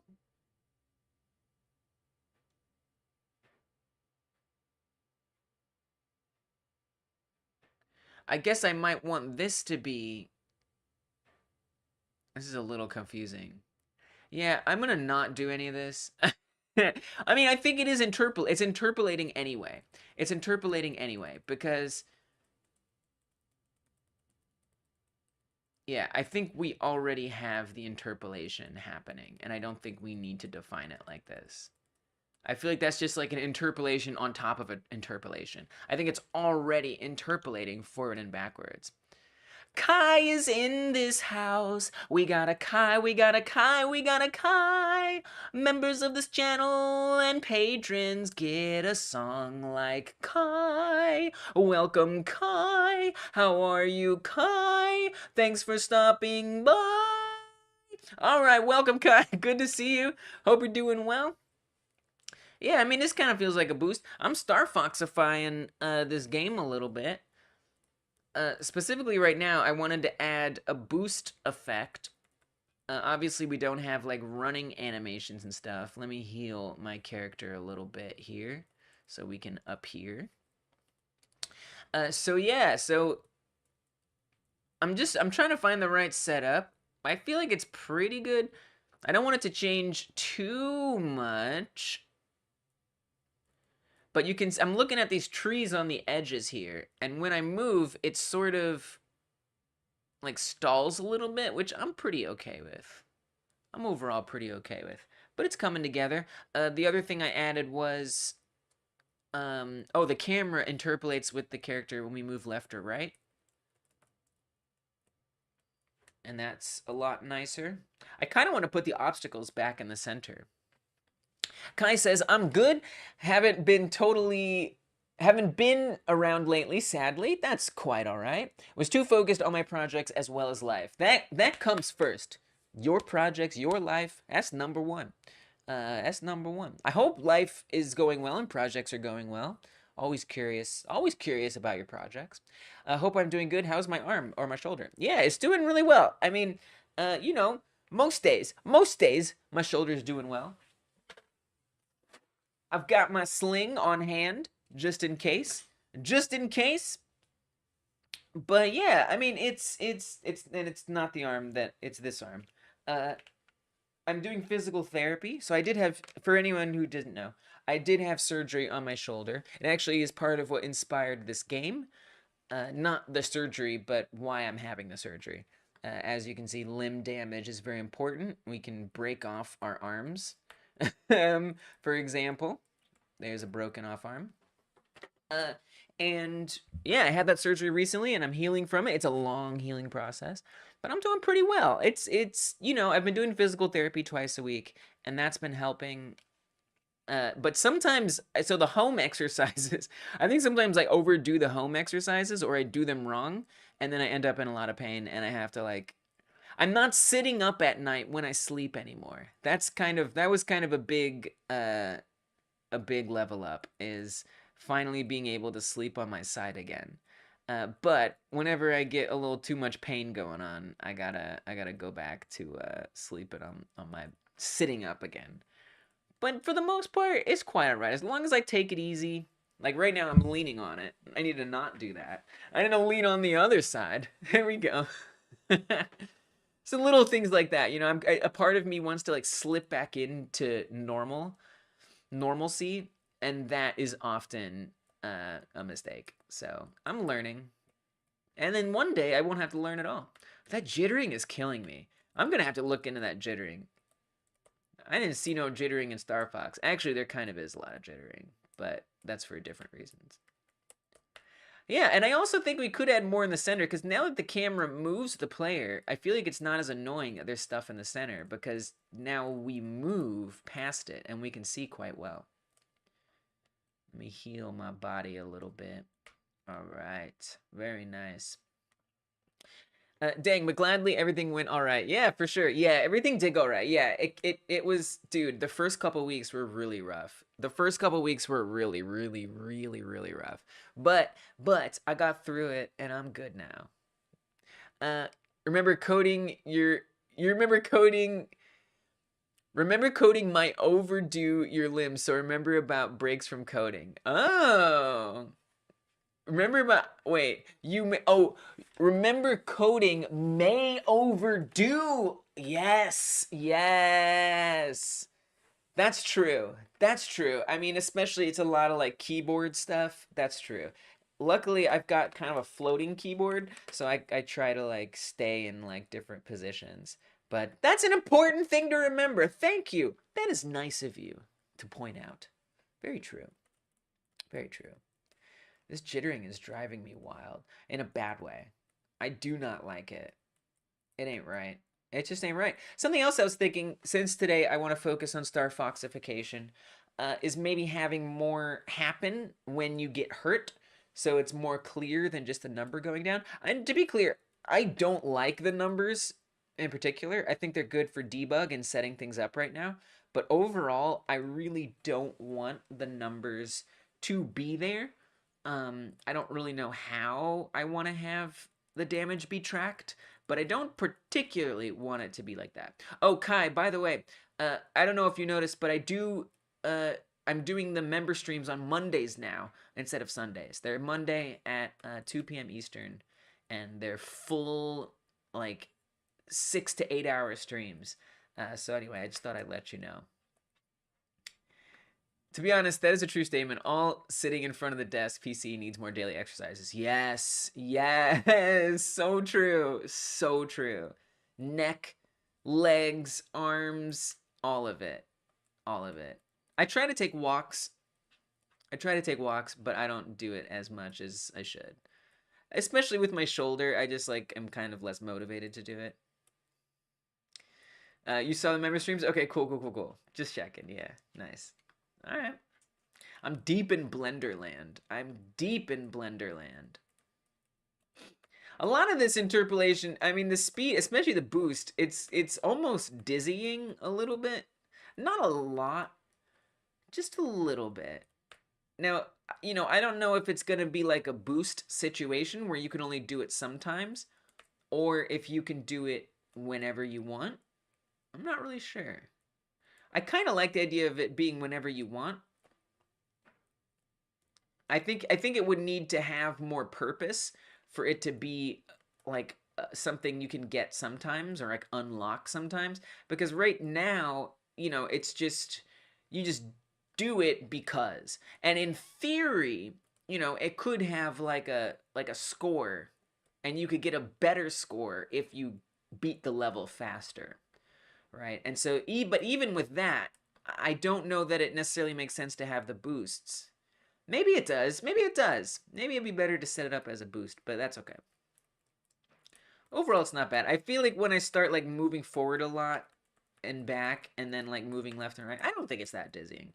All right, let me see. So there's two possible ways I could go here with the next tasks. Number one, either I set up damage, like reaction stuff. So when we get hit, camera shake, you know, maybe the keyboard vibrates. I don't think that's gonna work. I'm just kidding. You know, camera shake, maybe like the screen goes red a little, maybe the limb turns red, maybe the number gets bigger, you know, just some feedback when you get hurt. So there's either that or fixing this jitter. I'm kind of interested in fixing this jitter, but I'm a little afraid that it's going to be way more effort than I'm interested in. So why don't I do this? Why don't I take a look at what fixing the jitter entails, and then decide where to go from there. All right, that's what I'm going to do. That's understandable with your arm right now, to not overdo it. Yeah. Yep. Are those assets from the blend from Blender? Yeah. I made 100% of these assets. Everything you see, I made. And the alien I made in WOMP 3D. So I didn't use Blender for the alien. I did. Whoa. Did you see that? It like zoomed forward a little bit for a second. Why? I made the alien. I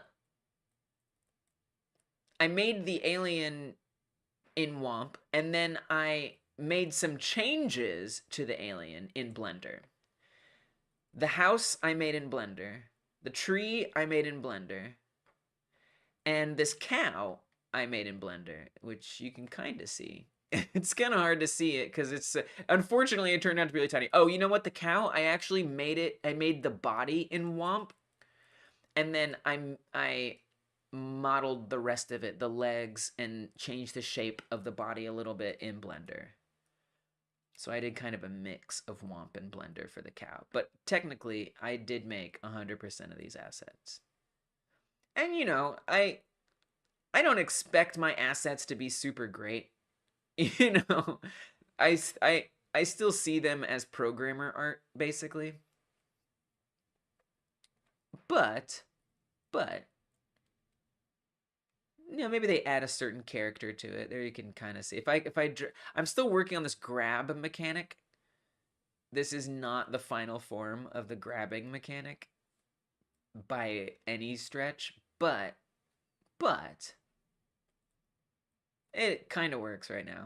So I'm trying to grab them so I can show you the asset. But the cows turned out so tiny. They turned out so small, unfortunately. And so you can never really see them. Not really sure what I'm going to do about that. Like, I could just make the alien smaller. That might help with that. There's the cow. Slowdown/stopping your character probably will be the most impactful if you will make it smooth running. Yeah, I haven't started doing animation stuff. I'm not sure when I'm going to start doing animation stuff. Like, animation stuff feels almost like it could be part of a member stream since it's art, but is it art? It is art, but it's also coding. It's like both. So I don't know when I'm going to do the animation stuff, but I agree. That will add so much. I feel like I do have to actually make some changes because this character model isn't in T-pose, which is going to make it really hard to put an existing animation on it. But yeah, I agree. Maybe I should prioritize that because you're not the first person to mention that. And not only not the first person to mention it, but I mention it all the time that, you know, it could really use some animation. Yeah, I agree. That'll make a big difference on how it feels when you move. To be fair, on this scale, what players can see, it looks all right. I would try to change the background more dense and floor, and then it might even look decent enough for a proper environment. Yeah, I agree. And especially since it's like a runner, rail shooter type game, like it has to look nice, right? It has to look nice. There has to be interesting stuff going on, for sure. Yeah, maybe I should work on that next week for the member stream, is terrain and stuff. Yeah, I want there to be mountains, you know, pretty stuff in the background. I actually want to change the draw distance to not be quite so far. So yeah, I agree. It just needs a few more things. Basically, week by week, just adding one thing in there. That's a good idea. Maybe I should do terrain next week. That'd be a good thing because, you know, I don't need to make, you know, more obstacles. I don't need to make more health pickups because the ones we have kind of get the job done for now in terms of testing and setting things up. I do need to put the character in T-pose though if I want to use like Mixamo animations or something. The obstacles always change, but background of floor is all the time for the player. True. Very true. That's a good point. That's a good point. I mean, you know, ideally there'd be like, you know, a grass area, a dirtier area, a rockier area, a mountain area. But still, you're right. That is more of a common thing. So it also brings up some challenges because this game, you know, right now is sort of formulated to be procedural. And so the terrain blocks are all these like strips, right? So we have these strips here. And so, you know, if I change the color of one, so somehow I have to figure out how to like blend them into each other. So if I change environments, you know, they need to sort of be able to blend. And then the other problem too is like if this is randomly generating them, you know, somehow they have to blend and be random. Hey, what's up, Potato? How you doing? Welcome back. Hope you've been doing well. Right now I'm just kind of talking out the game a little bit and plans for the game and where I'm going to take it and whatnot. But my goal today has been to Starfox-ify the game a teensy weens. So I do actually have Star Fox, the original, running right now in the background, just for reference. I've managed to get in a little zoom forward when we move faster. So we kind of like boost a little bit. And then the camera, it did not previously, but it now interpolates when you move left or right. Unfortunately, we've now introduced this left and right jitter movement, which I see there's a lot of tutorials about fixing it in Godot, so I might look into that. And I made some changes to the camera, to the obstacles, but really that's about as much as I've done so far, Starfox-ifying wise. The next thing I'm thinking of doing is maybe adding some feedback to damage, like camera shake and stuff. And other than that, I'm just kind of chatting about what's been done, what there is to do. Terrain definitely brings up an interesting issue because they have to be able to blend with each other and make sense. So I think somehow I needed to define, you know, what happens. Like if we're in grassland area, this terrain morphs into grassland. So that way we can spawn the same set of objects here, right? We can say still spawn this arrangement or whatever at X or at this particular time, but don't necessarily spawn the same ground. So that kind of is a bit of a mix between coding and design that I'll have to figure out, which will be kind of interesting. And then, you know, so I kind of need like a system for changing the terrain that exists outside of the main game code or the terrain spawning. Have you done the patches fixated? Like the obstacles are always the same, but it depends on the patched floor. I'm not sure exactly what you mean, but the only way that it works right now, there's not much going on here. There's not a lot going on here. But pretty much the terrain is this belt, and it randomly picks one out of 5 possible terrain blocks. Right now it spawns 8 at a time, and it just randomly arranges them. So it'll spawn 8, and then when it hits a certain point, it deletes it, and then it adds another one. Deletes it, adds another one. Deletes it, adds another one. And it's just doing that constantly. And it's just randomly picking. So there's really nothing else going on there.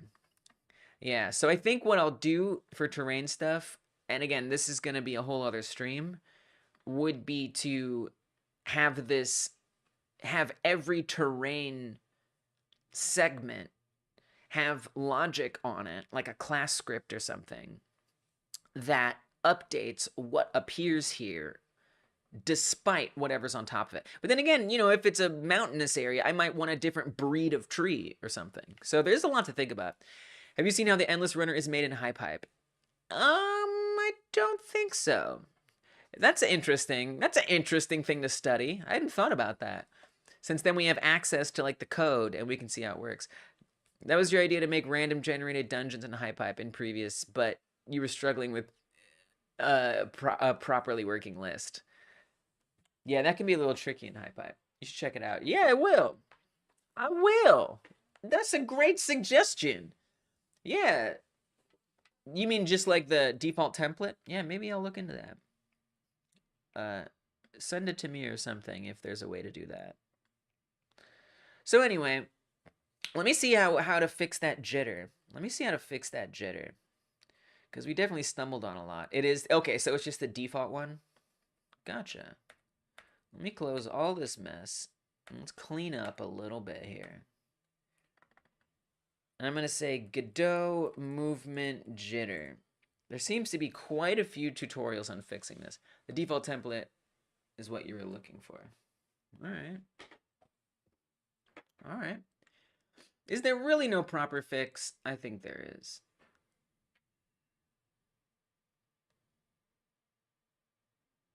Fixing jittery movement Godot. This is from 2020. This is 1 month ago. 2D smoothing. Not really 2D. Movement really jittery. Let's say 3D. It was made by someone and then remade 4 times when it was made to perfection, in your opinion. Nice. Nice. You've been getting into Hype. I love that. I love that. I haven't streamed it in a while, and I probably won't stream it for a while, unless Hype wants to sponsor, because I want to focus more on this game. But now you've got me craving some Hype.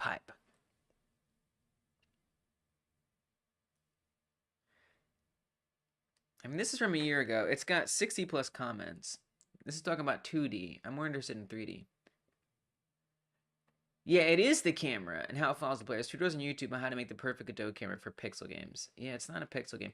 No, it is the camera because I don't know if I can easily tell the camera to stop following, but that's when the jitter started happening. The jitter wasn't there at all until I started having the camera follow the player.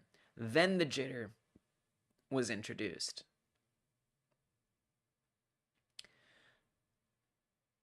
So maybe if I comment out all of this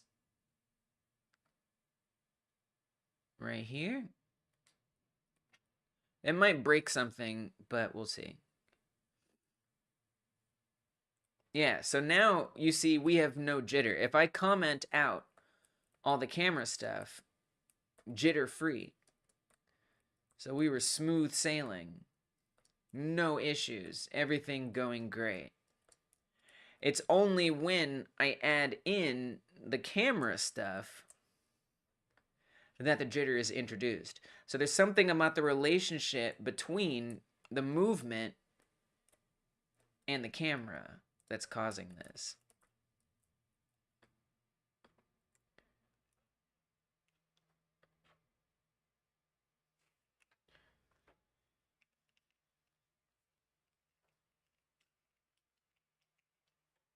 Try moving the camera in the physics process as well. Make sure the camera movement happens after the player has moved.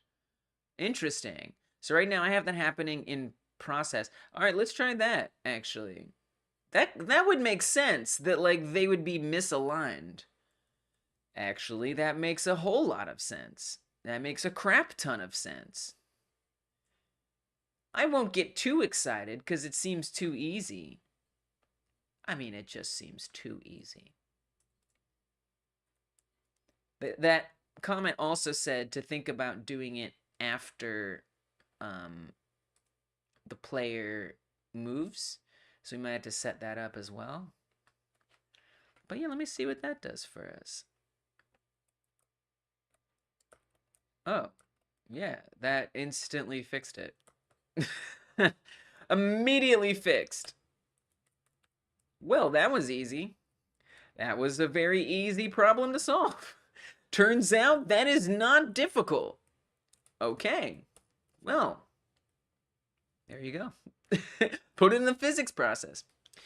Kai says, to be honest, I made a lot of attention to get the jam game working, and I spent so much time on how it works, but all that happened, you finally just copy and pasted and check your nodes, and it didn't work. Are you talking about the... So I know there's the candy jam right now, but you mean like a different one? Literally one over the end of the jam, or the one before that. Because you were like, it's already enough. Glad it took more attention to code. I wonder, because I haven't seen you do live with Unreal Engine. So did you pick the engine? Yeah. I'm going all in with Godot, baby. I'm going all in with Godot. I like Godot. I like the community around Godot. The previous jam, yeah, I got you. Yeah, the jams are rough, man. you know, I won some money from some of the other High Pipe game jams. And when I basically every High Pipe game jam I entered, I was winning. And then when I didn't win anymore, I was like, you know what? This is too much work to maybe not get paid. You know, like it's fun. It's fun to do jams, but sometimes it's not. And it's kind of why I want to focus in on engine. You missed the noodle game? Oh, you know, and I mean, it's not that I can't be persuaded to do Unreal Engine again. I could be persuaded. Because I did, honestly, Unreal Engine is one of my favorites. Like, it was my favorite, basically. And then I started using Godot, and I really liked the community, and so I started using Godot more, and I started to kind of really love Godot. Like, I'm falling into a certain love with Godot, and I like it a lot. Where are the wiggling noodles? It still exists. And so, yeah, so those streams, actually, if you look at, like, all of the videos on the channel, I've unlisted most of them. The only ones that are still there, you have to go to the playlists to find. So if you want to find the Unreal Engine streams, they're way back here. I basically had like a change of heart.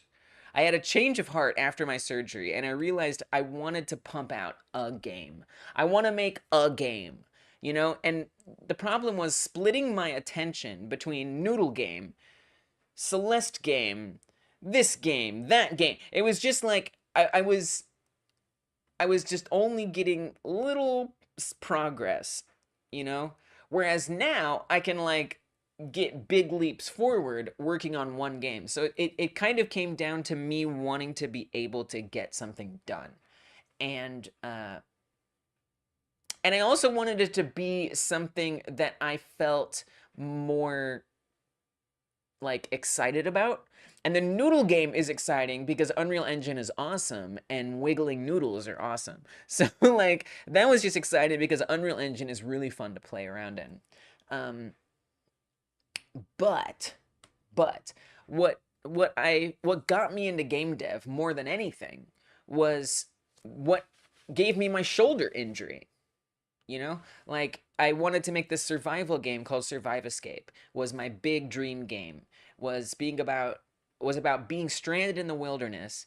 You have this arm injury, and not just have an arm injury. You're stranded in the wilderness, and you can get injuries, and it's realistic, and there's all kinds of mechanics. And I was prototyping it, and it was just it was too big. It's too big of a game idea. It's a huge game idea. It's a massive game idea. And you know, I'm kind of new to game dev. So I realized I needed to chunk up the mechanics that I want to be in Survive Escape, my dream survival game. And so the idea that I had was, well, what if I make a game that's just about the limb damage? So it's not about all the survival mechanics. It's not about you know, looking super realistic, feeling super realistic, having all the story and RPG elements and character creator. Forget all that crap, right? And make it just about limb damage. And so this was the game that I came up with, where it's like this runner game, and you have to avoid obstacles and try to heal your limbs as you play the game. And that's it, right? So just that one mechanic, and make a small game based on that one mechanic. And then when I'm finished with this, make another game, right? So maybe like realistic weather. I would really love that, right, in a game. Or like tracking down rescue. I don't know, some kind of tracking game. And make a couple separate games that do those one mechanics. And then someday go into, look at those limbs go. And then someday look into a combining all those lessons that I've learned into one game that is my dream survival game. Yeah, and Entropy, they'll also break off, and you can fall down, well, unless you reheal them. I can kind of consume these animals to get my limbs healed. It's not an ideal system yet, but I do love breaking off these limbs quite a bit. Yeah, we fall down. It's too easy to re-heal. That's something I need to fix. Woo. Anyway, but that's part of the reason why I switched to one engine, is so I can focus on making something I'm more passionate about. Because the Noodle game is cool and Unreal Engine is fun, and I loved working on it. It's not actually like I don't wake up every day passionate about the Noodle game, you know. But this one, I'm like, yo, this is one step closer to being the survival game I dream of. So it just draws me in more, and it keeps me interested more. Kai says, good for you in my opinion. Unreal Engine has a lot of learning to optimize the game than other engines. Yeah, and it feels like it's made for big studios. It's made for huge teams, not indie games, or maybe indie games, but it's not necessarily optimized for little one-off solo dev indie games. It can be used for that, and depending on the project, it can be the right engine for sure. But this felt more like, I don't know, just like the vibe. Entropy agrees concentrating on one thing is the way, and then experience transfers later if you need to. Yeah, I totally feel that. Like, I don't feel like, some say, you should be doing it in C#, not GDScript, because it'll transfer more. I don't really agree with that. I think that learning to code at all translates and transfers. And there's so many concepts that transfer over that it's not really that bad. And, I don't know. Maybe I stick with Godot. Godot is always getting better. It's open source. It's got a beautiful community. Like, who's to say it doesn't become Unity Unreal level? Like, obviously not today, but someday. And, I'll already be using it. So...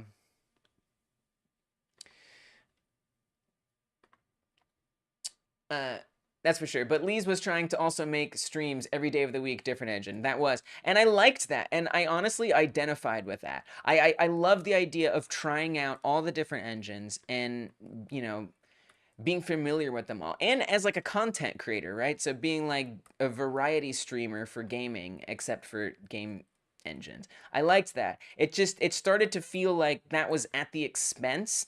It was like at my own expense that I was doing that. Which at some point, like, I have to make some kind of change there and find a way to keep myself engaged. And, now I'll have this one game. So as the visuals get better, as I improve this or that, I can start marketing this game. I am marketing this game, right? This is marketing for it. If I'm working on 4 different games at once, it's like I can't really market it. So it's hard. And I'm experimenting. Who knows? Maybe I go back to multiple engines someday. I'm just always trying stuff. To be honest, I'm glad for Lee's, with no offense, that already picked her engine. Yeah, I picked an engine. I wanted to pick an engine. It is nice, because I was just kind of floating. I didn't really know what I liked the most. And this one doesn't have any visual scripting, which sucks, because I love visual scripting. But honestly, I'm getting into the code. There's so much to learn. It's very intimidating, but I'm starting to appreciate it. Which is nice. Your first way of making streams every day, different engine, might have been a good way to keep you learning basics and making learning that routine better. More ADHD enjoyable. Yes, 100%.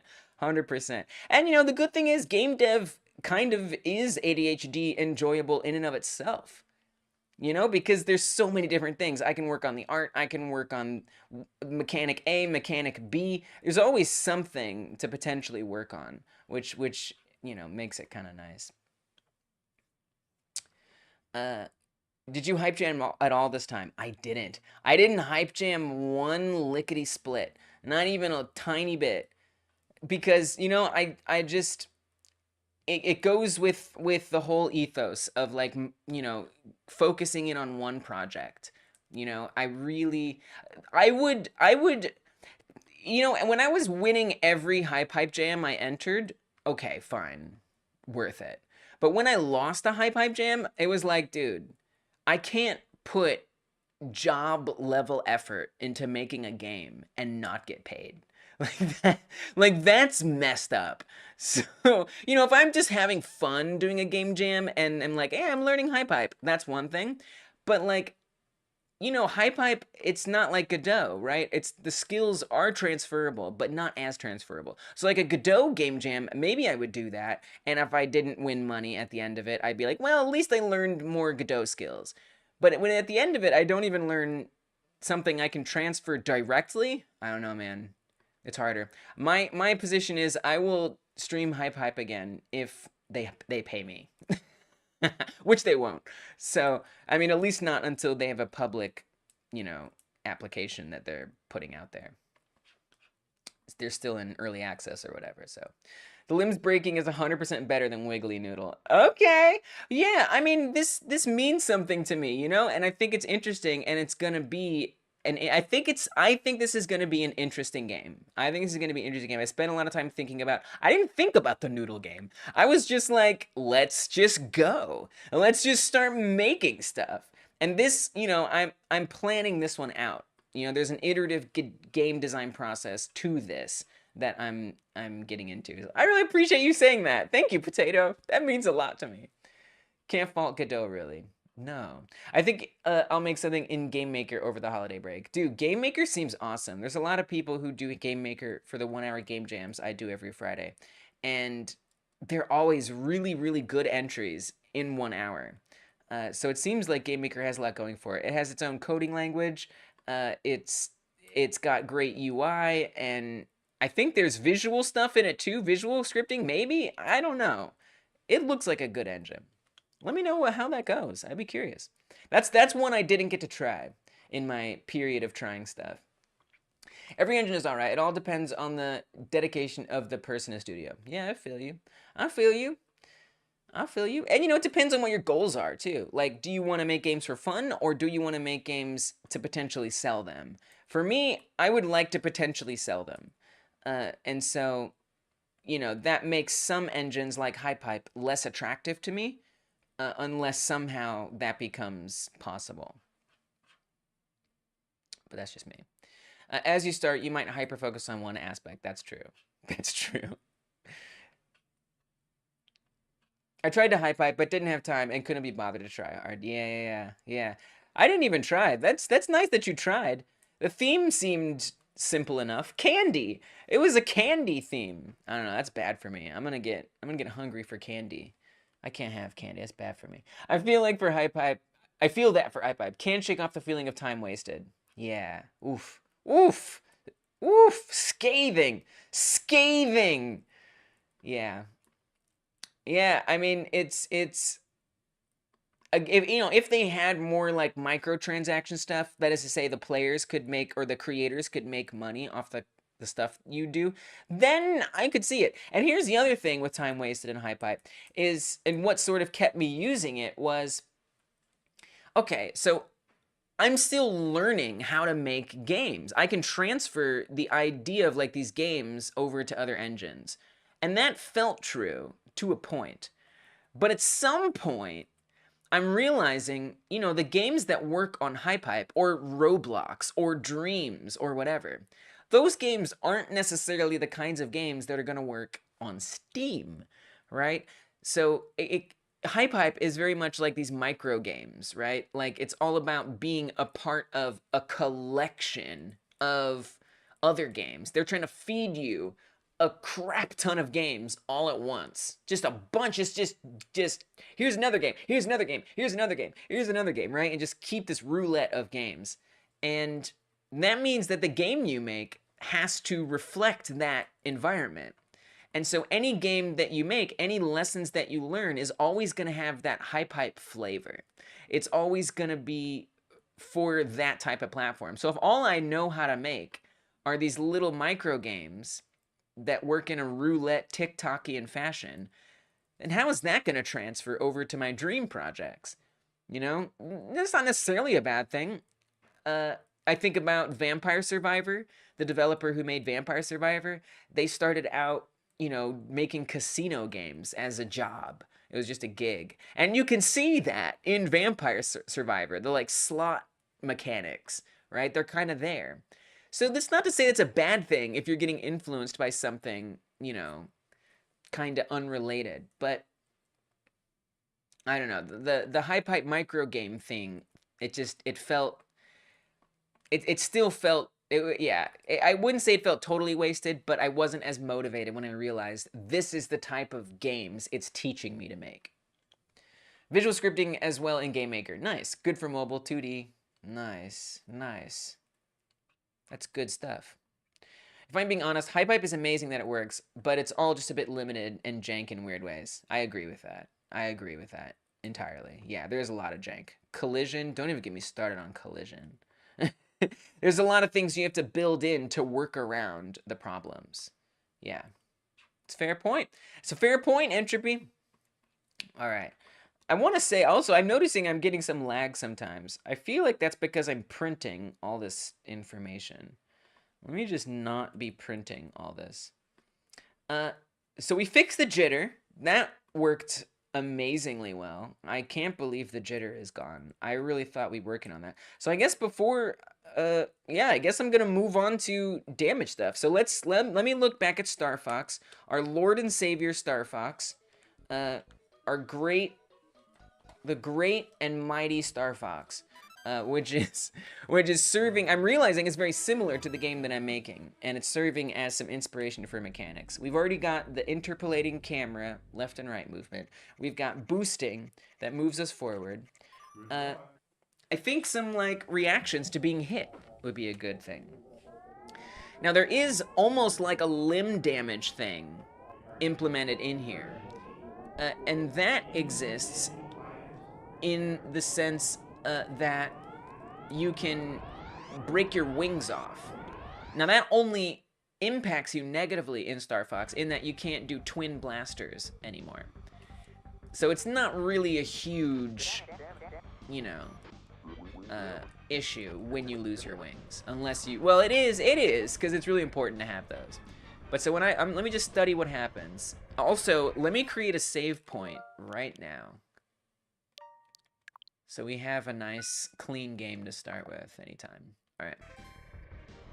So if I hit the ground, the entire screen gets brighter. The entire screen gets brighter. I don't know how I feel about that. It does... Oh, there's different kinds of pain. So if I hit the ground, or just a wing, it flashes blue. If I hit the body, it flashes red. So that's even kind of getting more into the similarities between Star Fox and Alien Meat World. Is, oh, now we've lost. So now we've lost our right wing. There is a big difference between body damage and limb damage. Let me go back to this suspend point. So there's we have 1 health bar in the bottom left here. But obviously, these limbs, if you will, these wings have separate health bars. They have separate health bars. We don't see those health bars, but they exist. So if I hit the ground here, oh, I don't lose any health. Really? Wow. I did not know that. Wow. So this game is actually remarkably similar to the game I'm working on. Look at that. We can just hit the ground all day. It's only if our body hits something.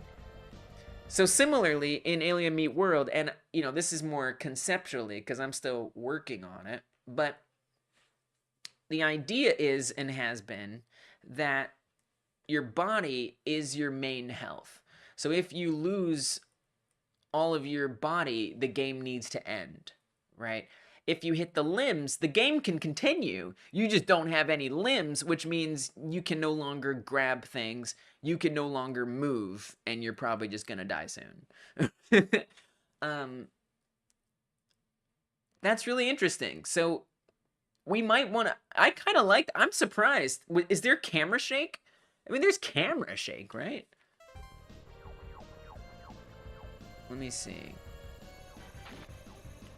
Not really. It seems like it's just the ship that shakes. The ship just override it? No.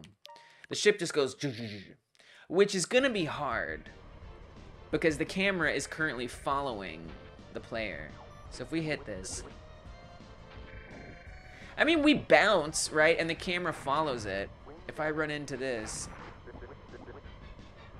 Wow, I'm actually a little surprised that there's not camera shake. All right, well then let's just try to do that. So I'm gonna add in a flash, an overlay. I don't really know how to do that, but how hard can it be? And famous last words. And then, and we can have a different flash for whether it's the arms versus the body. And then, and what about when you do the last one that breaks your wing? Does that have a different look?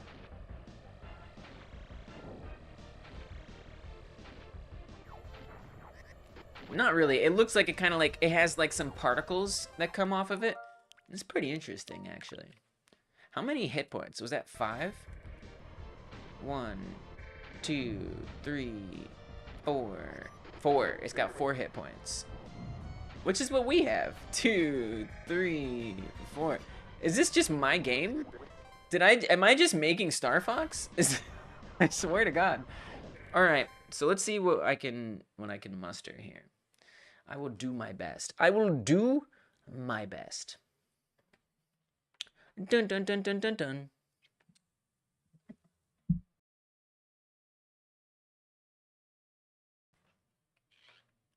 So what I'm wondering is if I can put like a control node. I kind of want to make it a child of the camera. I don't know that there's any good reason to do that other than organizational purposes, but I have a feeling you might regret that, Lise. I don't know. It's just a feeling. It's just a feeling that you're going to regret that choice. But here I am making that choice anyway, out of morbid curiosity, if nothing else. Because the camera's moving around. So won't this move around? I kind of want to see it just to find out. And I guess I want to add a canvas? I don't really know. Canvas layer?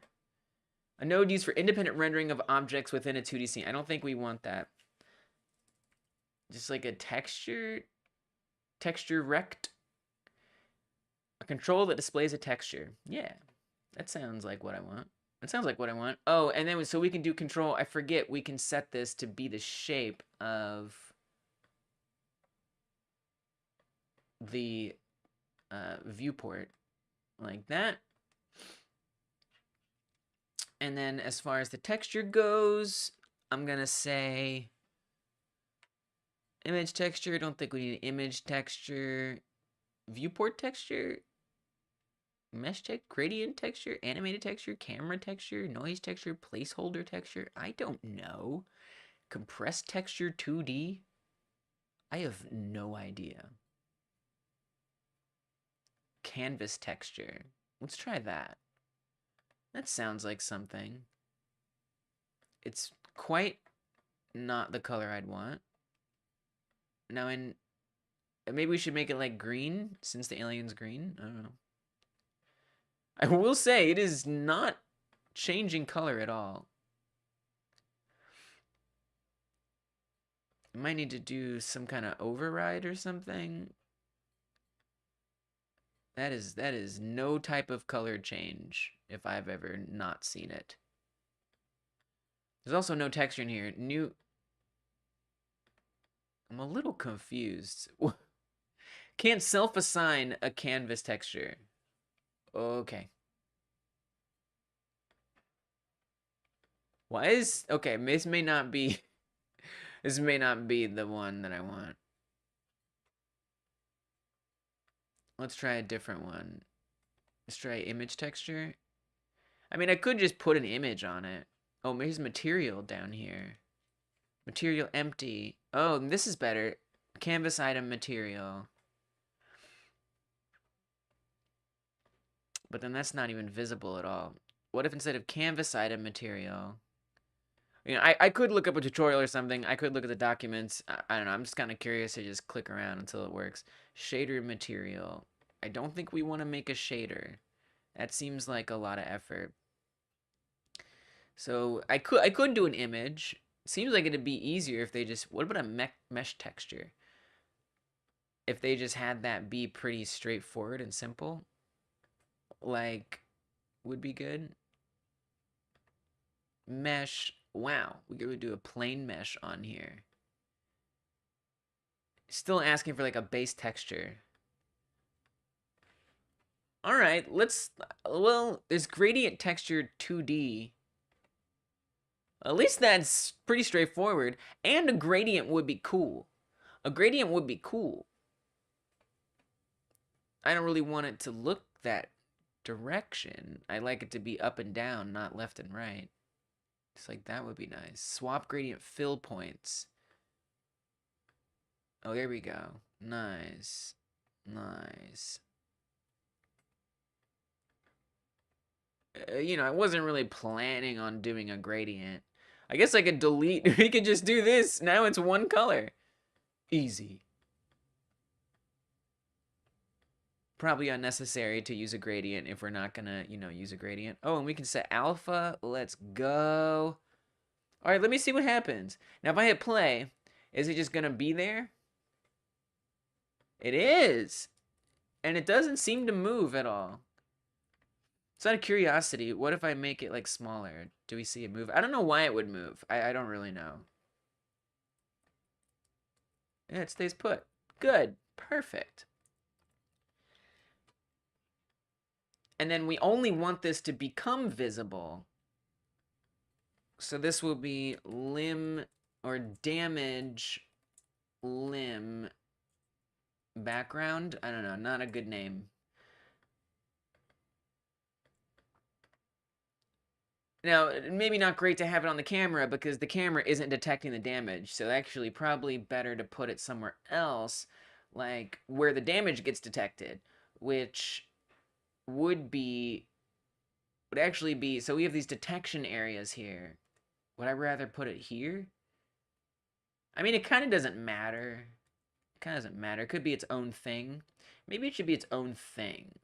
How about that? And I'll call this, UI effects. How about UI effects? Let's go with that. Don't.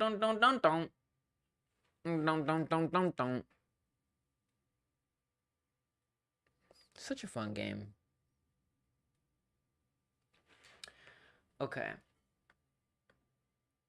And that should still happen. Oh, well, it's not visible, so that wouldn't happen. Yeah, it's still there. All right, good. Good. And then when we get hit, so when any hit happens, now this is not something I've currently set up for, although we do have this class script that's on every body part. So actually this would be pretty easy. If body part area equals self, right, it'll print that it's been damaged if we want. And if the current health is greater than 0, it'll subtract 1. So we could just also say if self. We could set up a signal. This is where we want to go back to the messenger, actually. So let's go to the messenger, which is this node that exists outside of the node tree. Signal health detected, body damaged. I wonder if this body damaged would be enough. What does body damage send? I don't remember. So let me come back to the obstacles script. So it checks to see if a body part has been hit. And if so, it emits the body damaged with the body. So this isn't like a true or false, right? So this is really, body damage is not a great name here, actually, right? Because it's really like area damaged, you know? Because that's what the information is. But we could keep it as body, and then maybe I send out another signal. We come back to the messenger, and I say is damaged, right? And so I say messenger body, or messenger is damaged, emit body part area. And then we got to create that on the messenger so that can actually be received in some way.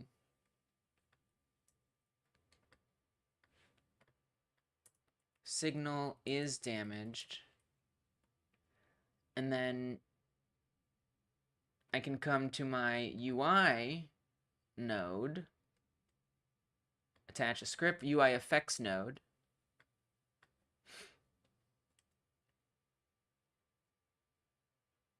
I'm not missing something here, right? Let me go back to that obstacles thing. Area entered, connect, check area. No, I don't think we need to. But, Lise, first of all, this says emit body part area, which is not what you want. Right? What you really want is it to be a true or false. So what is this going to emit? This is going to emit diddly squiddly. It's not going to emit anything. So I think you might want to be more specific here. So, I mean, if I look at an area node, I think we need to be a little more specific here. If I look at the area node, hey, Storm Run is in this house. Welcome, Storm Run. Hope you're doing well. Thanks for stopping in. How goes your Pokemon Stadium game? Or is it Coliseum? I think it's Stadium. Area entered. So this would be a true or false, right? Area entered, true or false. But that's kind of what we're doing here. But I guess it can report more than true or false. Area 3D requires monitoring to be set to true. So shouldn't we be able to...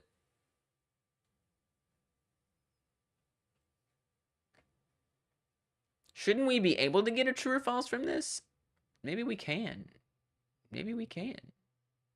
I'm not really sure what I really want here. I mean, I guess I could...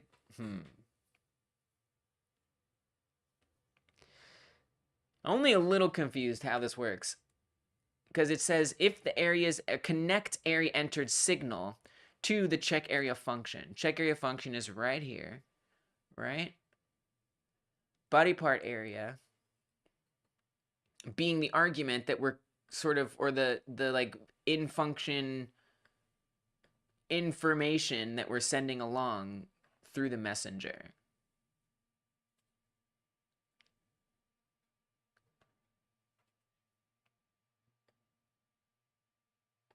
Does body part area have a true or false in it? I actually don't know.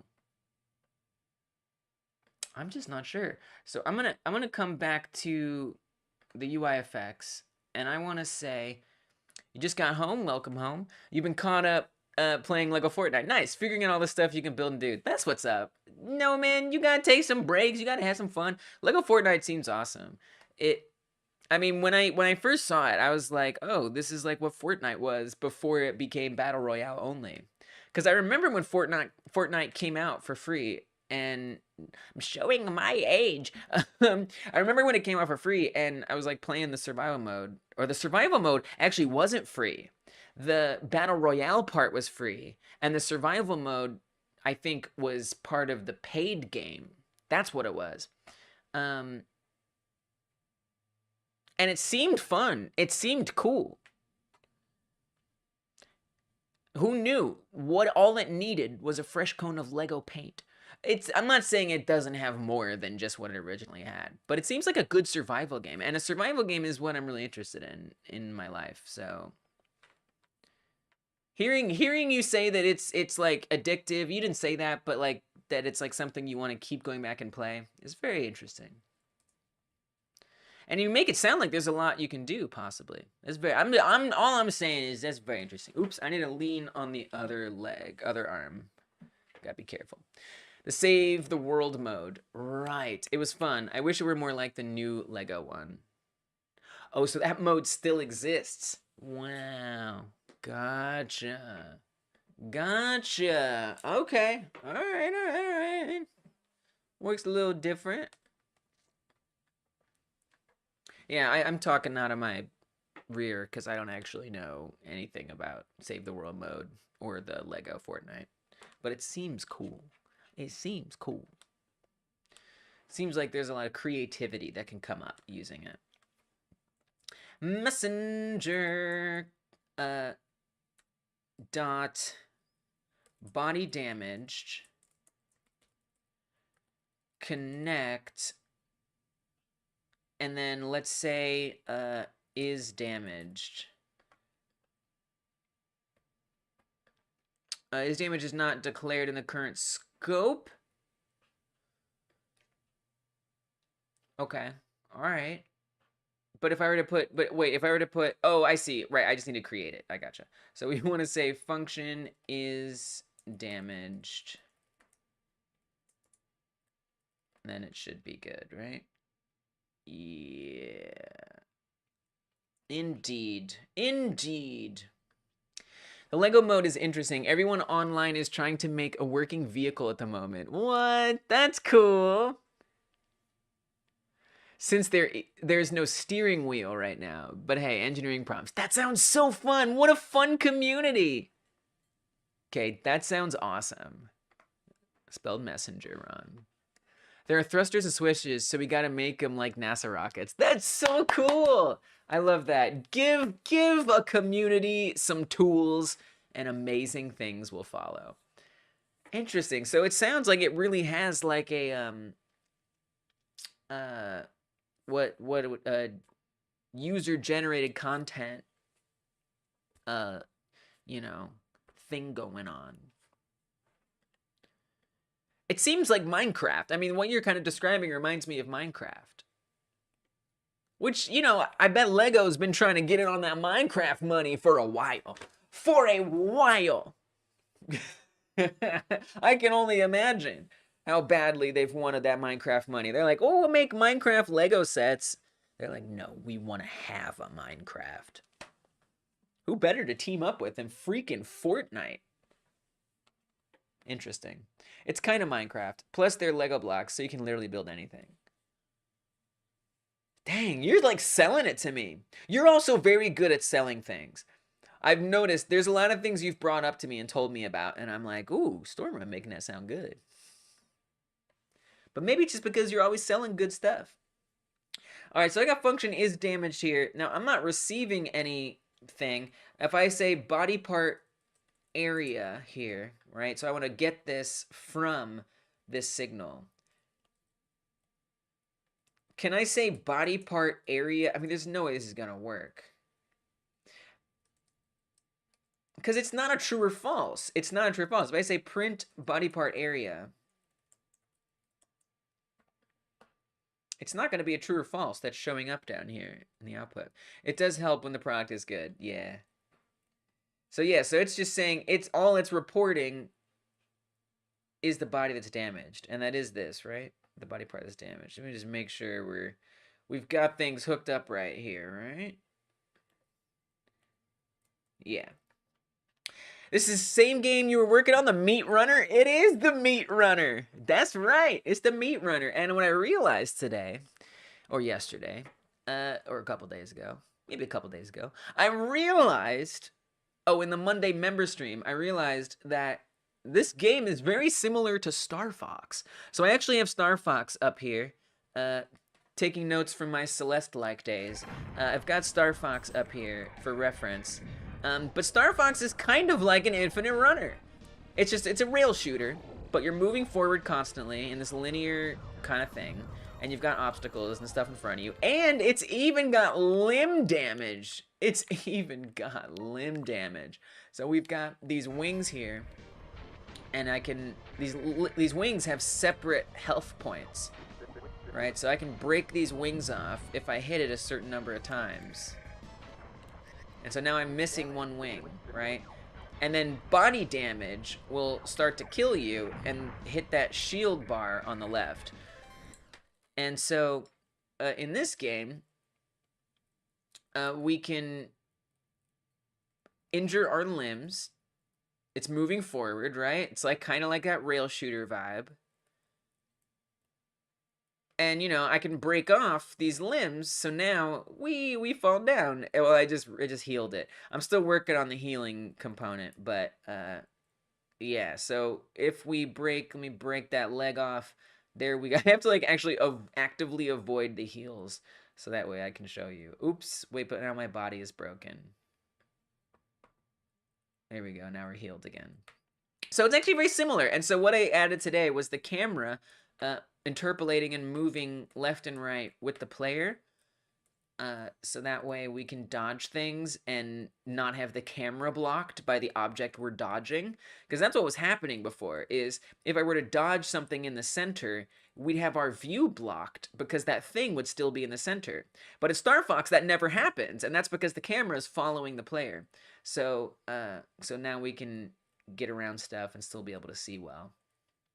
And then the other thing I added was when we speed up or do a boost, it will actually push the okay, let me get this. So I also have this health system very shoddily implemented. But when I move forward, the character actually pushes forward, right? So this was another addition that I just put in there to Starfox-ify the game a little bit. And so the next thing I'm working on right now is getting like damage UI effects. So when a limb gets damaged in Star Fox, well, I just destroyed it entirely. When a limb gets damaged in Star Fox, it flashes this like light blue color over the screen, and you know your character kind of like moves a little bit, but that's about it. When we get body damage, so I'm running into this, it turns red, and the character jiggles around a lot. So I'm gonna add in some of that feedback when you get damaged, and I'm just starting with the flashes on the screen. Yeah.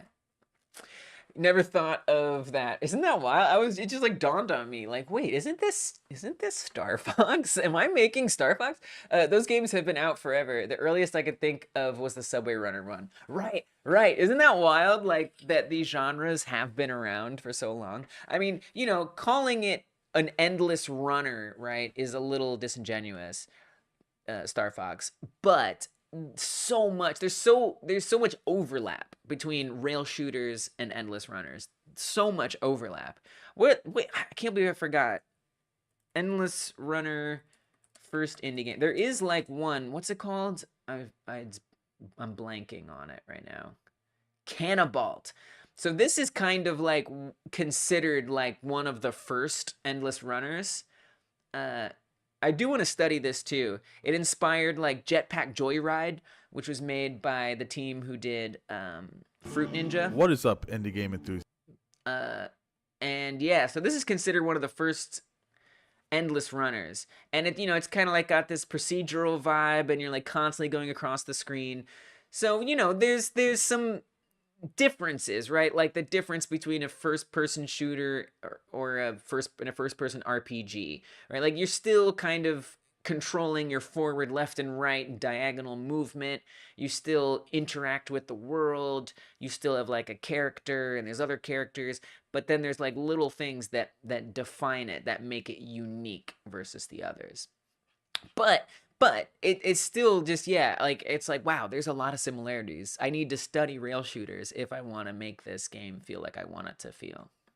Camera movement does look good. Good job. Thank you. Yeah, and then Jetpack Joyride is another one that I'd want to look into as well. But you know, a lot of these are very they're side scrollers, so they're doing some different things. Jetpack. They're doing some different things than you know, a 3D game where you have some more to work with. Jetpack Joyride is so fantastic. I haven't played it. I've only read and watched about it. But like every movement, when you like propel yourself up, you shoot things below, because you're like your jetpack is a machine gun, and so you attack things underneath you when you're jumping up. It's a pretty cool idea. Anyway, so yeah, so I want to get this to Flash, and I'm just trying to like explore a little bit, because I had some help from people in the chat. Also the camera, I set up the camera movement myself today, by myself. I did use, you know, the internet, but I pretty much did it myself. But the damage stuff, I had some help from the chat. And so I'm still kind of trying to understand a little bit about how it works. I do understand how it works, but I don't necessarily understand everything I can get from it. So the body part area, if I print out this information, so whenever we hit things, it'll tell me down here in the bottom left what it hit. But it's just saying what it hit, right? It's not giving me any more information other than the thing that it hit, right? But I want more of a true or false. Did it hit something, right? And I guess I could say, I don't know. That's a little tricky. So why is it only reporting that one bit of information? Because if area entered, so if that's supposed to be sending area entered, right? Why is it only sending what it hits when area entered? It says area 3D requires monitoring to be set to true. So I feel like this isn't true or false. I feel like it's not a Boolean. I feel like, I think I understand. I think I get it now. I need to find something that is a Boolean here. I don't know that there is a Boolean here. I don't know if there is a Boolean. Audio bus override? No. Gravity point, monitorable, monitoring, has overlapping areas. Has overlapping, oh, this might be our true or false here. That's what I need to send. That's what I gotta do. Are there particle effects? You may be able to flash one for a second. Oh, you mean in Star Fox versus this? Yeah, so there are some particle effects. I often procrastinate learning particle effects, and I would like to not do that as much. So if we hit the wing here, we get a little boop. A little, it's like some like, you know, some spray of stuff. And then if we destroy the wing, it's like a bit more of a little explosion comes with it. In the game I'm working on, I haven't added particle effects yet, but that would definitely be a good thing. I figured the flash would be a nice easy thing first. But yeah, particle effects would be good. I don't know. I haven't studied particle effects in Godot. Maybe now is a good time to do that. Maybe now is a good time to study that. You make a good point that that is an important thing. First, I need to know when things are hit. And then I guess then I'd want to know what's hit, because if the particle effect's going to happen, the particle needs to emit from the thing that's hit. So that'll be interesting. All right, so we has overlapping areas. I think this is what I want. So I'm going to come to the obstacle script. And what I actually want to do is I want to create a new function here. I want to say has overlapping areas connect. Can I connect it to check area? Does that work? Can I find property connect on base callable? Oh, okay. So that doesn't work. I apparently cannot connect that, evidently. Returns true if any intersecting area 3Ds, otherwise returns false. So why can't I connect that? It's not a signal that exists? Let me see. Body entered. Body node 3D. Oh, that's just different, yeah. Shoot. Well, shoot. Maybe I don't. That's not. Nope. That's not what I need. So there is no area 3D, there is no Boolean. So what has overlapping areas then? How do I use it? I don't know. A simple red transparent plane across the screen will let you know you got hit too. A simple red transparent plane across the yeah. Yeah, I want both. I want both. I want it all. I want it all. Yeah. And, you know, I figured I'd start with the plane, the transparent plane first. But I want it all. Ultimately. Soft Starfox-ifying for now. So it's calling this a method. The other thing that we have, area entered, is not a method. That's listed in signals. I see. So the signals are all listed here, right? So these are all the signals. And none of the signals are Booleans. So I have to do it differently. Rather, that's a method. So I guess what I'd want to say is, okay, maybe I understand this. What I want to say is area entered has overlapping areas. That can't be right. Can it? I mean, it stopped auto-completing it, so that's not a good thing.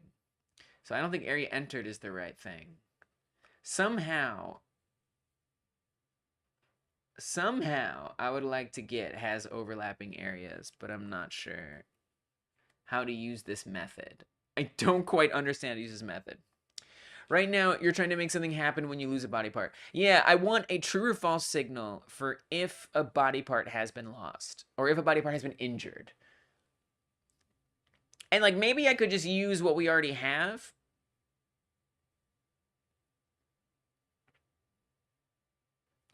Honestly, there might be an easier way to do this. Can you put it where the body part disappears? Yeah, so that's kind of what I was thinking as you were asking me questions. So like if I say forget all this, get all this crap out of here, get this crap out of here, here's damage, get out of here. For now. So here's where the body parts get damaged, are these scripts over here. Area, leg, right, it's actually one script, and it's applied to each body part. Body, leg, leg, arm, arm. And it's this script right here. And on here, if damage detected, yeah, you know what I should probably do? It's so helpful having folks like you here. It is, because it helps, like, you know, turn the gears. So if the body part area equal is set to self, so if it sees itself, then when it heals, it can have a different effect. Ooh, yeah, nice, nice. If body part area is set to self, why don't I just say that creates the true or false, right? I think I still want to connect this to a messenger somehow. So if I say if body part area is set to self, what if I say messenger is damaged, emit well,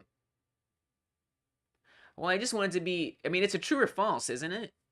If body part area is set to self, like that would be a true or false. So I guess I'd want to define that somewhere else. So if I say, if I make a variable is damaged, set to false, and then in here, I say variable is damaged becomes true if the body part is set to self. And then this can emit is damaged. Maybe that's how that could work. I don't know. And then I need to set it to false again after the damage has been true, would be the other thing. So I would somehow need to have it unset it to be false, to be true. Which I don't really know how to do that, if I'm being honest. I guess I don't know. I don't really know. So if that's the case, I don't know if I'm doing this right at all. No idea. I'm connecting, instead of body damage, we'll say is damaged the if current health section. If current health section.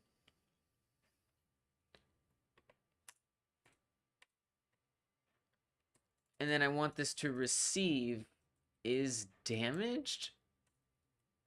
It's a little confusing. Because we've got the same name.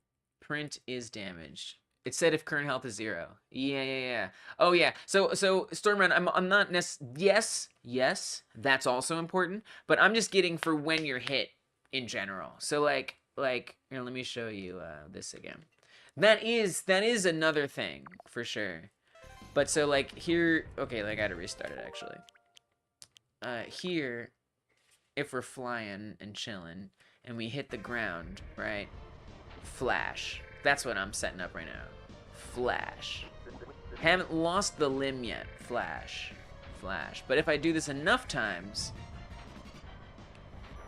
then the limb breaks off. And it's a little different, but it's pretty similar. Yeah, you got me. But yeah, you're right. You're right. You're reading it right, though. If that is what I wanted to do, that's where I would want to put it. Absolutely.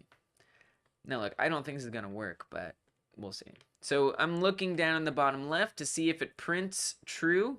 It does. It prints a lot of true. So we're getting trues. All right, that's good. Where's the number go down at? Oh, so that's right there on that same script. That's right there on that same script. So on these body parts here, right here, current health set to -1, right here. If the current health is greater than 0, and the body part detects itself as being damaged, it subtracts 1. Unless the current health is set to 0, then it's gonna hide the limb and turn off the collision of the limb. So we have some of this printing working well. This is quite good. So now what I want to say is, and I'm going to make this unique. The screen to be able to flash in that code. Right there, the screen should be able to flash in that code. Yeah. Well, so I'm actually, yes. And since the numbers don't continue to go down, there should be one flash. Oh. Ooh. That's a good point. That's a good point. That's an excellent point. You are absolutely correct. Thank you. I probably would have found that out and not necessarily realized how to fix it, so thank you. So we're gonna pull that out of here, not just if damaged and greater than 0. Gotcha. Then set is damaged to true and send the message along. Gotcha. Good catch. Good catch. So I'm going to make this damaged limb background. I'm going to make it access as unique name. We'll pull that in here. I want to set that visible to true. Now, it's not going to go off, right? I need like a timer to set it off again. But it should at least come on when we hit stuff. Yeah, it comes on. Now I got to set it back off again. Then like a second after that plays, if it is unhiding an object, you got to rehide it somehow. If it is unhiding an object, you got to rehide it somehow. Wait, what do you mean? We already got it. Yeah, there's a lot. I mean, as far as the damaging stuff goes, a lot of that has already been set up. Yeah. So we show it here. Yeah. Oh, yeah, we do have all the healing stuff. Yeah, so that's already set up. That is already all set up. Thank goodness. I set up the healing stuff by myself, but I did base it on all the damage stuff that other people helped me build, so. But I'm proud. I'm proud at least to have done some of that. So I wanted to, now I need the is damage to become false at some point. So I gotta kind of define how long does that flash happen. Now I could set up a timer in the node tree. If I create a timer elsewise, that could be nice. In the if section, can you put a delay? Yeah, that's what I'm basically gonna try to do. Yeah. That's what I'm pretty much gonna do. It's just a matter of where, because it won't delay unless the if is true. It won't delay unless the if is true. Yeah. So, I mean, here's this function is damaged. And if damaged, that is to say it detects any damage, then it's going to show the flash, right? Now, after it shows the flash, I would want it to hide the flash. So, I mean, there's different ways I could do this. I'm gonna add a timer for now. I don't know if that's the best way to do it. So if the screen goes green, then it would wait 1 second to hide it. Right. I'm not sure what you mean about where to put it. Just because you said, yeah, I'm not sure where you mean to put it. I was thinking to put it here. This could be a non-ideal place. This may not be an ideal place, but it's where I was thinking to put it. Effects, flash, timer, effects, flash. Right at the screen, right.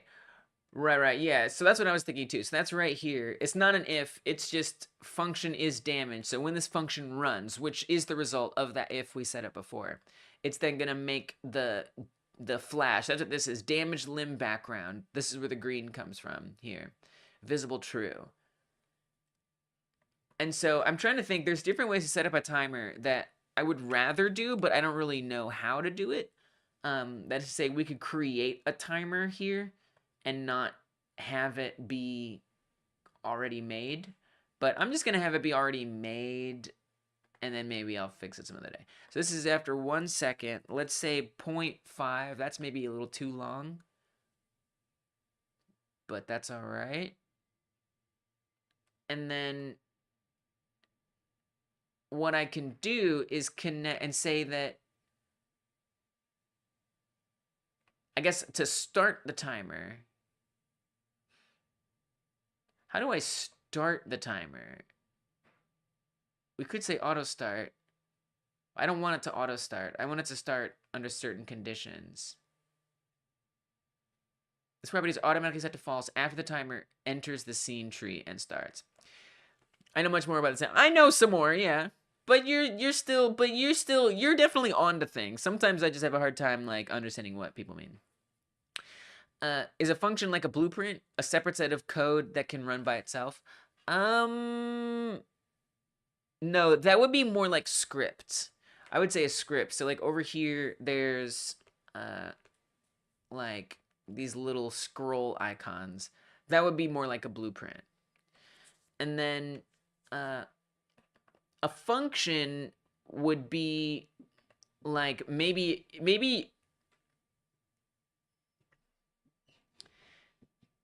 think like an event. A function is like an event in Unreal Engine. Yeah, a function is like an event. So here we created the is damaged event. So the way this is kind of set up right now is when it detects damage, if the current health is greater than 0, if the body part is itself, we're sending to this, imagine like this master blueprint or something. You know, like if you do like a cast in Unreal, imagine we're defining how casting works ourselves. So I have this messenger script, and it exists outside of the node tree. So this is the node tree on the left here. And here you can see the word messenger. So this exists outside of the main scene, which is where we have all the logic, like the body damage and stuff is right in here. And then outside of it is this messenger node. And on this messenger node, I have the signal is damaged. And so what's happening when that damage occurs on that main scene script here, is damage set to true. We are then, this is this local variable, and then we're sending to the messenger, hey, let the messenger know that is damaged is true. And then over here on the UI stuff, I have a script. The UI effects, I have a script here. And I'm connecting, this would be kind of like casting. I'm connecting this script, or this blueprint, if you will, to that messenger here. And I'm saying, fetch me the is damage signal that we set up over there. And now that I have that, I can create an event based on that signal. And so this is a little, I kind of worded it confusingly because the event is the same name as the variable. So these are actually two separate things. This part next to the word function is the event.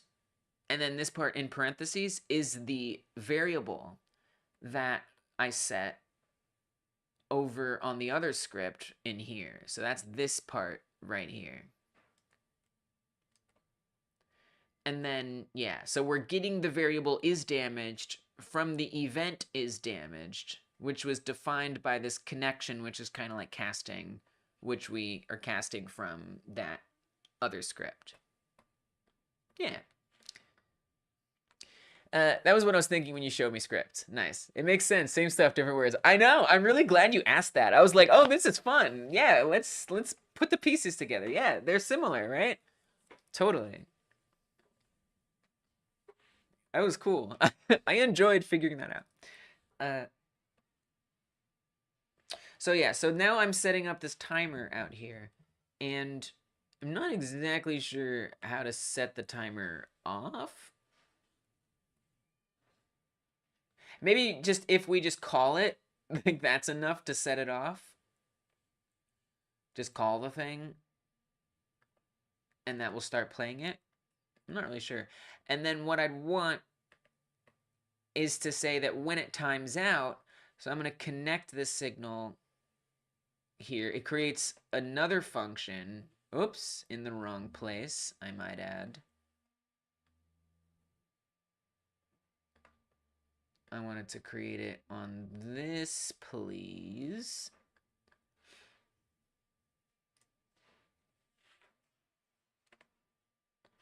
There we go. So then when this timer ends, in theory, I would like it to set damage limb visibility to false. I don't know if this will work the way I've set it up, but I'd really like it to. I'd really like it to work.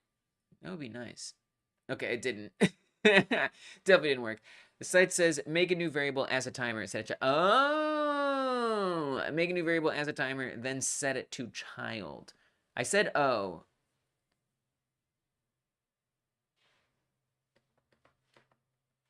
I said oh. But I'm still not sure what starts it. I'm still actually not sure what starts it. Truth be told. Countdown timer, auto start, boolean, one shot, methods is stop, start. Oh, start.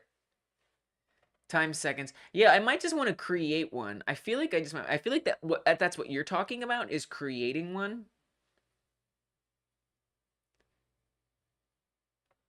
Start time second and then stop. I still get a little confused by the timers. I mean, I guess I could just say start. I mean, I already set the time, so I don't really know why I'd have to set it again. Oh, that worked. Wait, so what if I don't put a number in there at all? Will it just do what it... Yes. Okay, cool. It does seem a little confusing. Yeah. So this is 0.5. Actually, it's working quite well. And so what we can do is override what's in here. So I have this, so because there's two different ways to do it, right? I could create the timer within the code, or Godot lets me create it in the scene tree and then use the inspector over here to connect it. I'd kind of rather do it in code, but I know how to do this more. 2 seconds? Right now it's 0.5. I think I need to make it much shorter. I kind of liked 0.1. Oh, you mean 0.2. Oh, you said 0.2. My vision. Yeah, let's try 0.2. So then I could, in theory, set it here, right? I could set 0.2 here, or I could come to the timer and change it. I think I'd like to figure out 0.2. I think I'd like to figure out how to set it up in code, honestly. I think I'd rather do the variable create timer thing. Okay, let's see what 0.2 is like. All right, it's still a little slow. I think I liked 0.1. I think 0.1 was nice.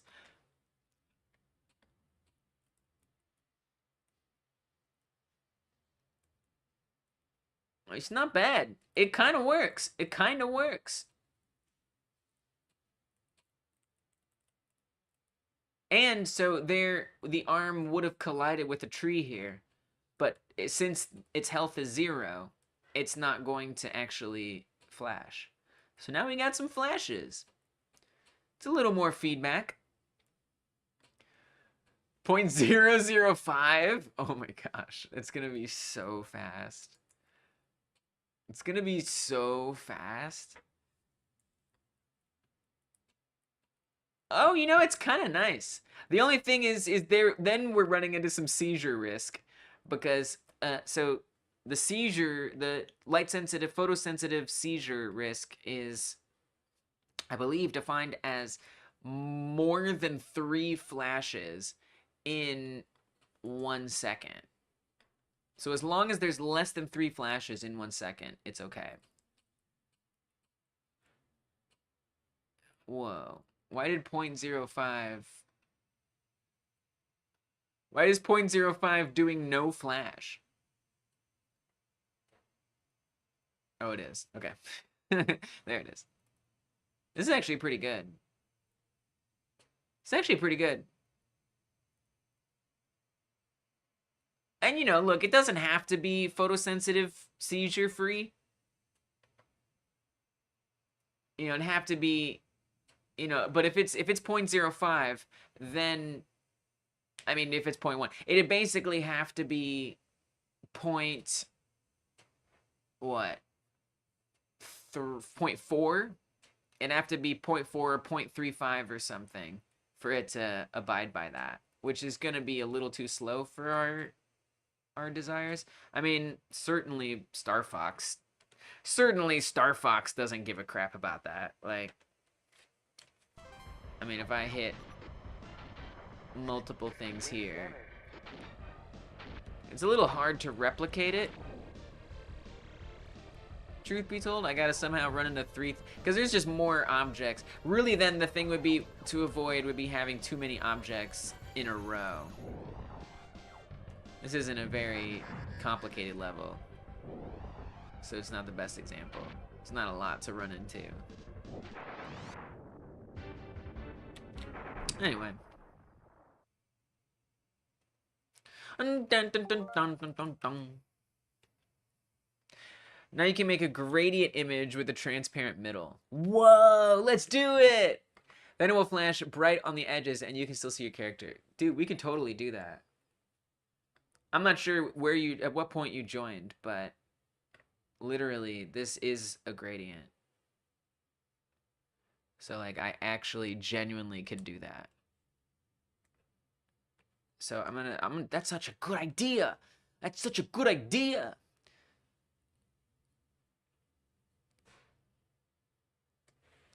I don't expect we can copy these and paste them. I don't.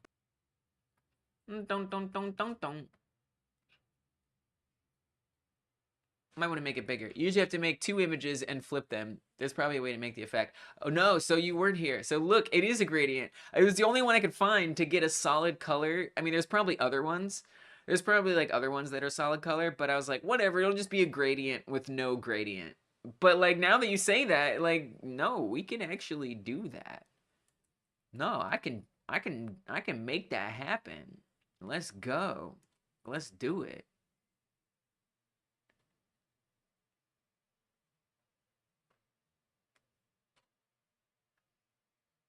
Let me add another transparent one in there.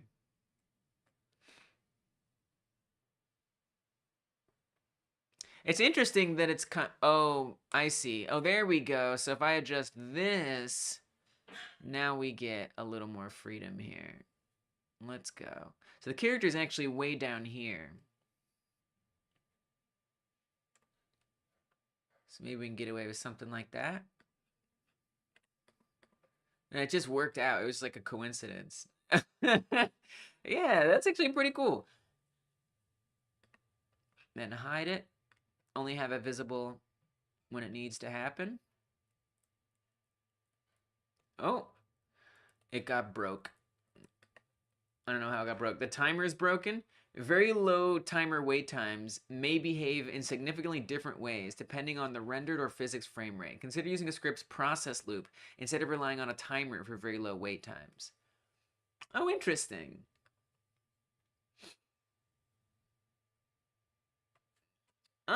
Okay, so you're saying use delta? Is that why that isn't working? Is that why the flash stopped working? And if I say, oh, it went back to 0.00. It went back to 0.00. It's like an event tick. Yes, the delta. Yes, is like an event tick. Yes, 100%. If for some reason, oh, I must have Control Z'd it back to 0. I see. I hit Control Z and it went back to 0.005. That's why I was complaining. But yes, yes, indeed. Very much like an event tick. Except delta is like tied to the frame rate. So specific, you know, an event tick you can set to a different time, right? Delta is set to the frame rate.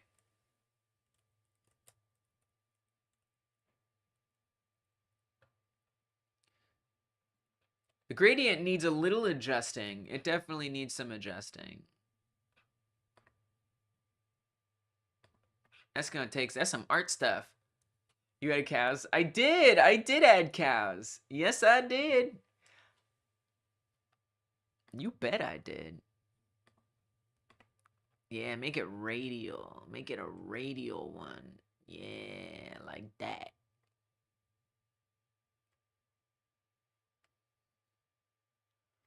It's kind of interesting.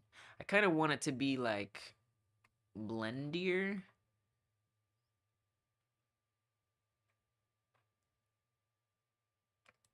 Maybe I can remove some of these invisible ones. Oh wow, it's like, no, I'm keeping one in the center. Cubic constant. Oh. I wonder why it has one in the center like that.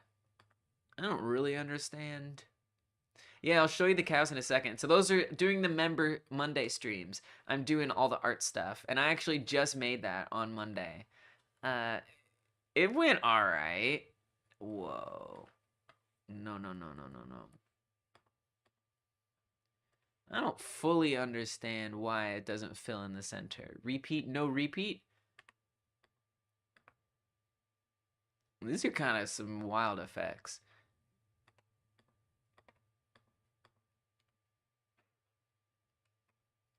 If I add another invisible...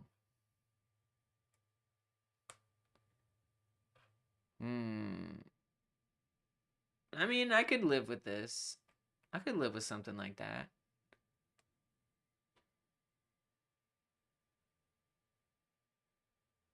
Maybe kind of like that. That center one looks good, though. Makes you know you got hurt. Yeah, right? Ooh, yeah, that feels nice. I like that. Plus, if the aliens have green blood, that's why I was thinking green. That's kind of why I was thinking green. But, like, I don't know. Like, maybe we can change the color.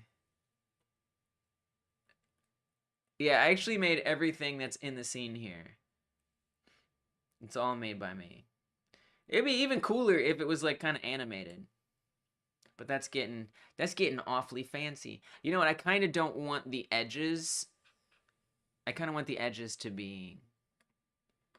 Yeah, like that. Like that.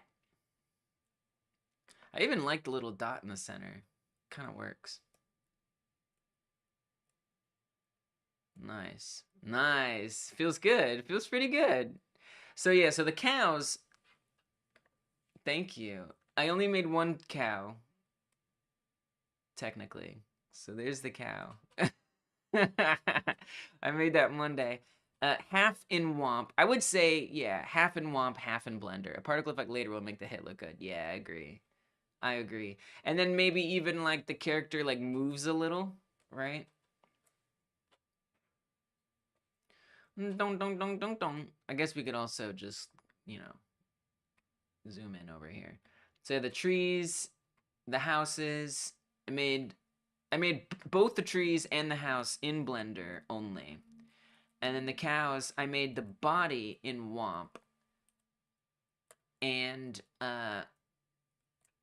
then I adjusted the body in Blender. Added the tail, the ears, the face, the legs in Blender.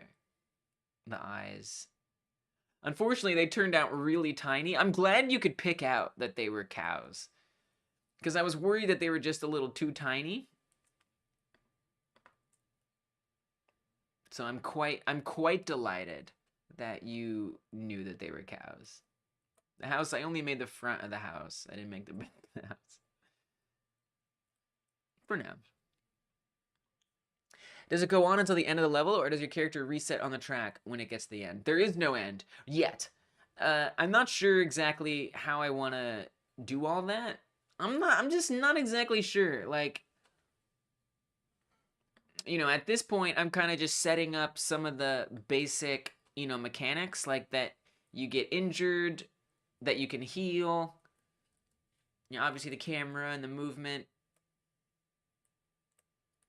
And then what I'd like to do is figure out what feels best for the gameplay, whether it should have more, you know, whether it should be level, like one level at a time, or whether it's an entire endless game. I'm just not sure, you know, and that's a big sticking point, because, you know, it could either be more like a roguelike, it could be more like an endless runner, it could be more like, you know, a rail shooter. I feel like it's really going to define what genre it is, depending on how the levels play out. And I'm just not entirely sure yet. I like all of them. I think they're all good in certain ways. So that I'm still kind of playing with, and part of why I want to have a nice working prototype, so I can, you know, just ask myself, well, what would be more fun? You know, but I think it still needs some getting together. How do new trees, tracks, and houses show up? That seems complicated. It kind of is. I found a script online. So I didn't write this script. This is the script for that. I did not write it. I tried to learn it as much as possible, but it was a little over my head. But pretty much what happens is there are these separate terrain strips here, right? So like there's one strip, and it's got a house, some trees, and a cow. And then here's another strip. It's got a couple houses, a few trees, no cows. And there's 5 of those total. There's 5 strips with stuff on it. And the way it is right now, so there's like, it loads 8 at a time. So if I come back to the script, number of terrain blocks 8, I could say 2 or something. And so that'll kind of make it a little more clear what's happening. So it's only loading 2 at a time here, right?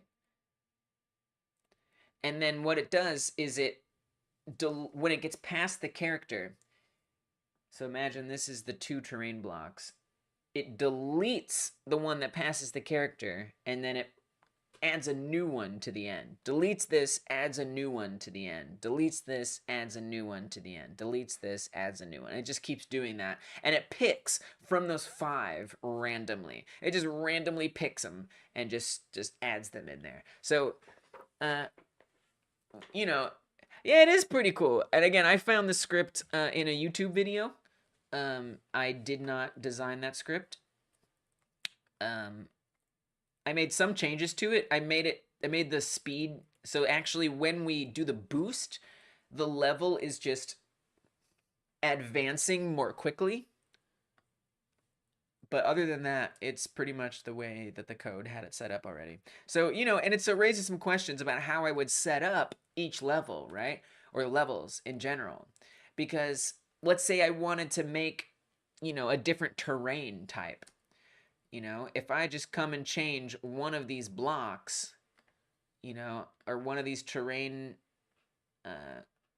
you know, colors, let's say this one, make it more green. And then I'm going to also, let's go back to rendering, let's say 6 at a time.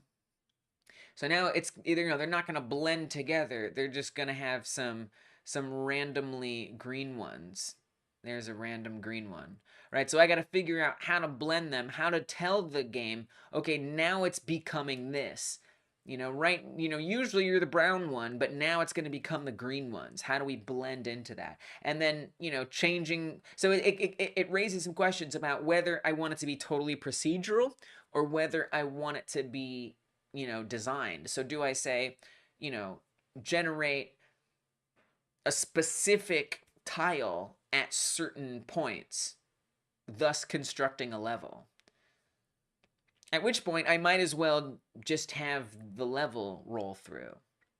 So I don't know, there's a lot of like questions. And then like if I want it to be procedural, do I then have, instead of having different terrain blocks, you know, do I want on those terrain blocks there to be different ways that the trees generate? So maybe on the green ones, the trees aren't just static, maybe they are in different positions, and those positions are a more difficult set of positions. So there's like a lot of things to think about, and I'm just not really sure what I want for the game yet.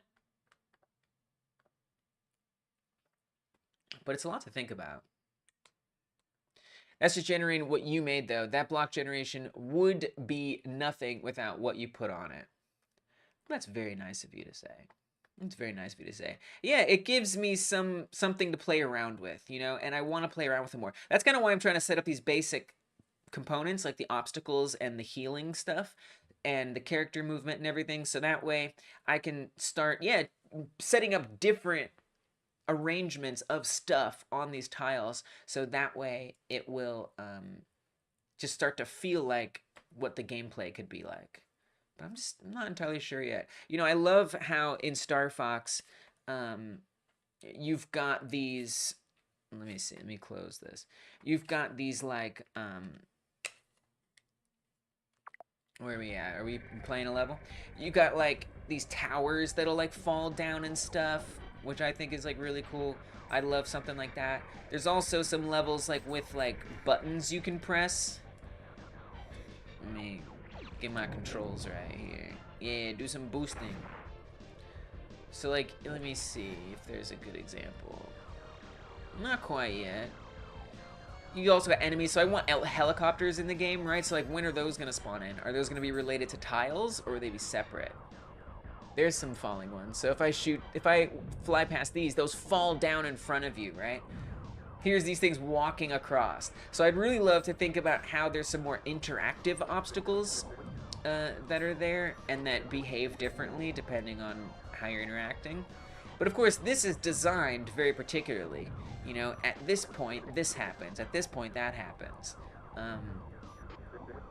So I just don't know. There's a lot to think about. There's a lot to think about for sure. Put some of the same rock on the different tiles, then it will look like it belongs together. Yeah, right. And so then I would just have to decide, when does it generate that different rock, right? So there's gonna be some need to define the code like outside of all this terrain stuff. At some point, I'm gonna need to figure out, you know, how to tell the tile when to do what rocks. Or I could just make like a bajillion tiles, you know? It's tricky, because I'd also wanna, because deciding how those levels are gonna behave is gonna be really important to how I design it moving forward. Because either I spend a crap ton of time designing a bunch of tiles, or I do procedural generation, you know, that you know, is scaling based on XYZ, or I design specific tiles that happen in a certain order. So I'm not really sure yet. There's a lot to think about there for sure. All right, so we've got damage. Damage comes, I mean, that's pretty good. Like, it's not as specific as I want. And I would kind of like the body to do a different color, since that's technically more important, which makes me think that still could be considered Starfox-ifying, because right now, you can actually lose all your health on your body, but the game doesn't end. So there, my body is gone, but I'm just legs and arms. And this is not how the game is supposed to work. When your body's gone, you're supposed to be dead. So it would be kind of nice to set it up so when the body dies, the game ends. Not that I'm entirely sure how to end a game yet, but on the edges of the dirt layer, you can blend the grass that way it looks like it belongs. Yeah, something like that, right? And the thing is, it's like, what's it blending into? Like, is the dirt going to be red dirt? Is it going to be green dirt? Is it going to be blue dirt? How does it know whether the next one is going to be the one that it blends into, you know? So it needs like something monitoring what is coming up next and how it should blend into it. The middle back number, when it is 0, make the rest 0. The middle back number, when it is 0, make the rest 0. Oh, that's a good idea. That's a good idea. Now, I will say right now, the game still doesn't end, but technically, you do lose. The only way you lose in this game is if you have no more collision so far. So if I, like, knock my legs off, so let me just break off my legs. Just break them on off. Just snap off those legs. Oh, I healed them. That's something else I gotta fix. There's a lot of things I need to fix. Is when I collide with the cows, it gives me health, which is not how I want it to actually function. But the cows are so hard to see, I accidentally heal myself. It's actually making it hard to die. Okay, so now we're just an arm, right? So as long as I don't run into any cows, now I'm going to have no collision, and we fall through, and this is the death. This is as much death as the game has right now. So them all being 0, that's a really good idea. That's a really good idea. I also still need a death condition. I still need a death condition. I also need to say that when the cows collide with you, it doesn't heal you. All right, so let me try this. I do want to say, so if the body part area is self, damage to true, so how will it know? I guess we'll want to say something special. Or if back is 0, game over widget. Yeah, right, game over widget. And then we could do that, and then I need some way to restart it. Whenever a widget is in this. Yeah, a control node with labels on it.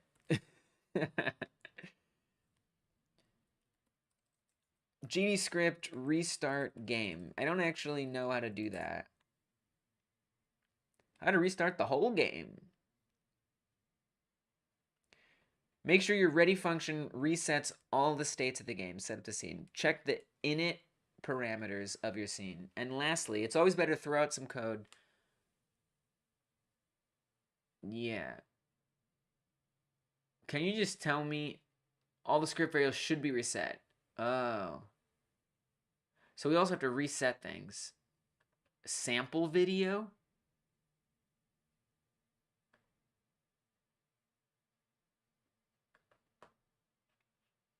How much should I do this? Can you just tell it to reload the script? Maybe. I have a feeling it's not that simple. I just have a hunch it's not that simple. It's just a guess. It's just a guess.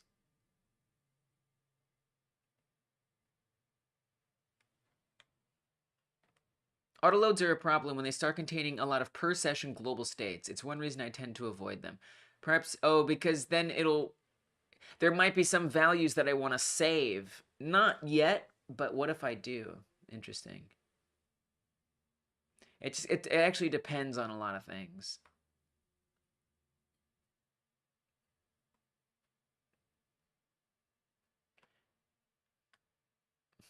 Now I'm not currently using autoloads. That's that thing, that messenger that's outside of the main scene. I'm not currently using that to store variables that need to be remembered on restart. I don't know. I think it's depends on a lot of little things. All previous instantiated scenes remain in the tree and cause problems. So by calling get tree reload current scene, a site says to make the title screen, then when dead, go to the title screen. Then it will load the game again. Oh, that's interesting. Now I got to make a title screen? Dang. And then that kind of gets more to like the game too, is like, what do I mean by a restart, right? Like if it's like a roguelike, that could make a lot of sense. But then if it's a roguelike where you can like build up skills over time, where do I update those variables and stuff? But that's a good idea. Deleting the instances and reloading the scene works for me. Godot version 3.32. That's kind of interesting.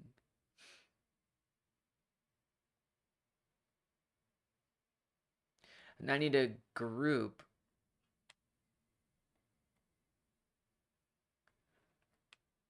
I know what's going on. I've mistaken the get tree for a method that returns the topmost. Is obviously not. Right now I'm adding all node instances to the root, and they're sibling nodes. That's why they stay there even after reloading. Okay. Get tree, reload currency. Let me just try that. Let me just see what this does. I'm just kind of curious. Maybe we won't have the problem. There should be a way to save globally throughout levels and reload. Yeah, I'm sure there is. I just don't really know what that is. I'm sure there is. Yeah, totally. Totally. Well, let's see. Let's say, you know, I'd like it to be, you know, like a screen, game over, all that kind of fun stuff. But let's say, so we need to say if, we kind of need a whole new thing here. Not just if body part area is self, but if body part area is set to area body in particular, then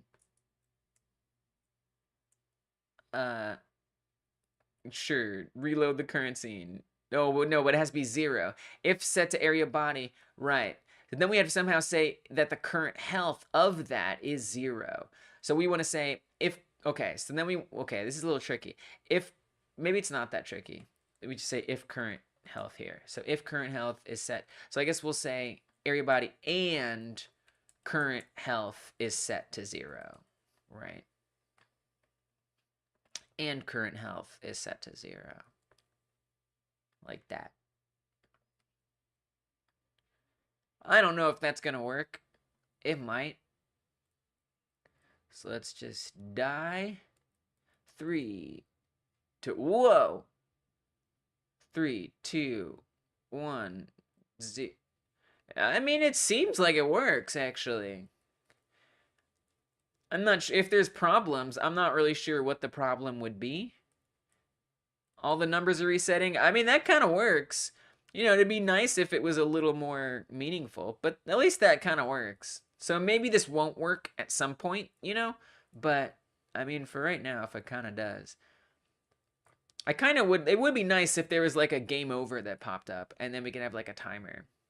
Which would be a good reason to learn more about setting a timer up in code. Because I don't really like this, having this node here. I kind of like to set that up. There's a lot of things that I'm just kind of doing, and I'm not going back and combing over. But what did I want to do? I wanted to set up it to be red instead of green. So we just have function is damaged, damaged limb background visible. So I guess I want to actually, so I'm going to come back to the limb stuff here, and I'm going to say instead of calling this variable, where was that? Is damaged. Limb is damaged equals true. And that's what I want to send here. Limb is damaged. That made me think of the old 30-second timer, insert quarter to play.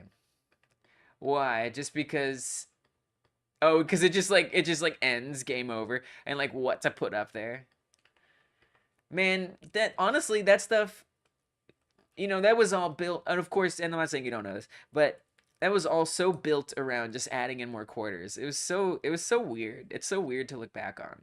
But even playing like Star Fox, like the old NES Star Fox game, I mean, it's so frustrating how many, we have 1 more health. It's so frustrating to like get a game over. I'm just like, are you kidding me? Like, what are you talking about? Game over? What is this? I hate it. It makes me so angry. Like, I don't know. You don't really see that in modern games anymore, right? You don't really get like a game over. You can keep playing. It just changes, you know, the way that you play a little differently. It's like the idea of like lives. It's not as frustrating as like insert a coin, but then again, I mean, maybe there's some mobile microtransactions that feel like that, but it's like game over. Well, you're done. You're done.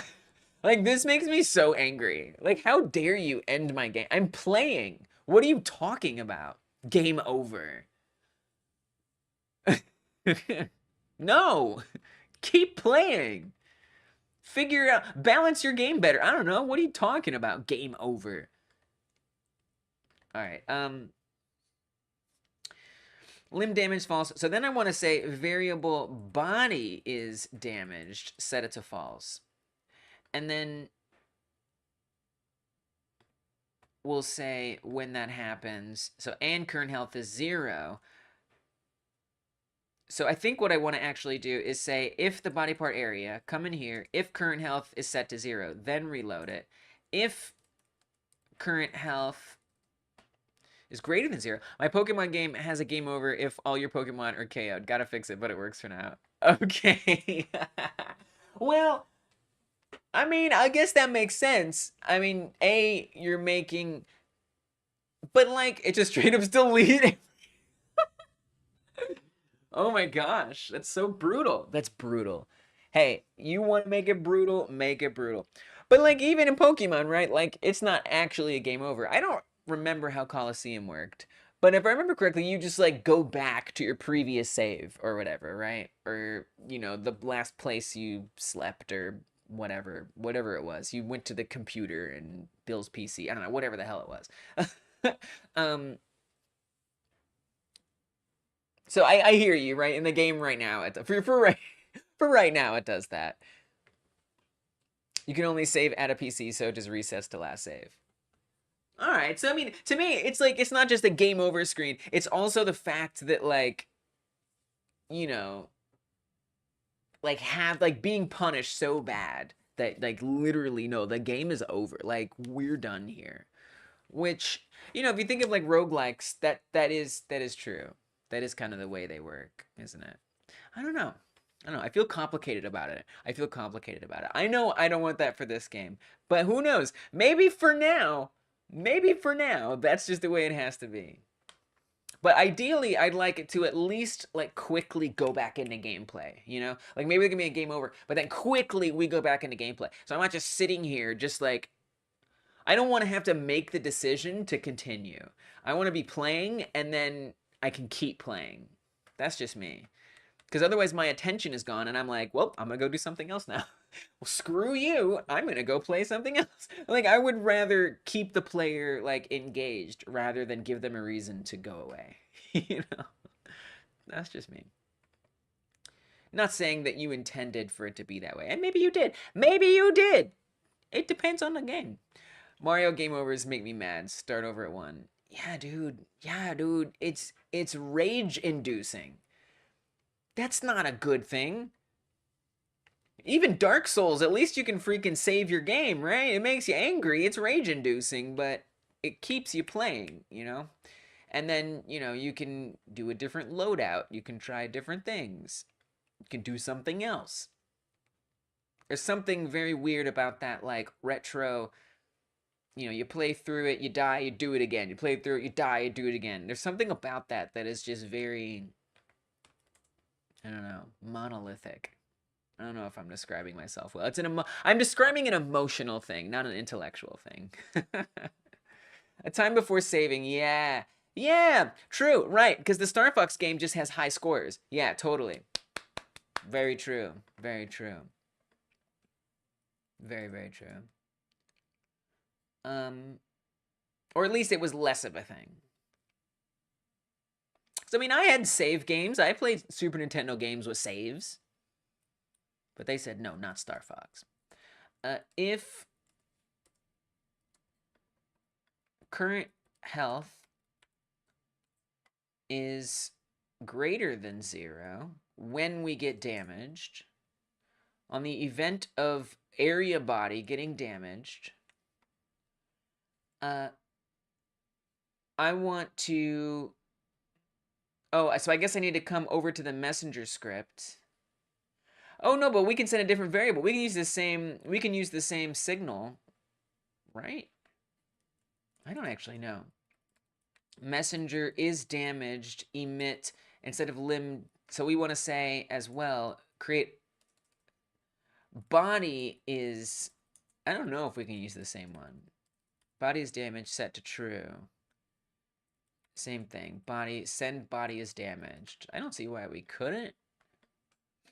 Messenger body is damaged. So send that along. And then over on the UI effects,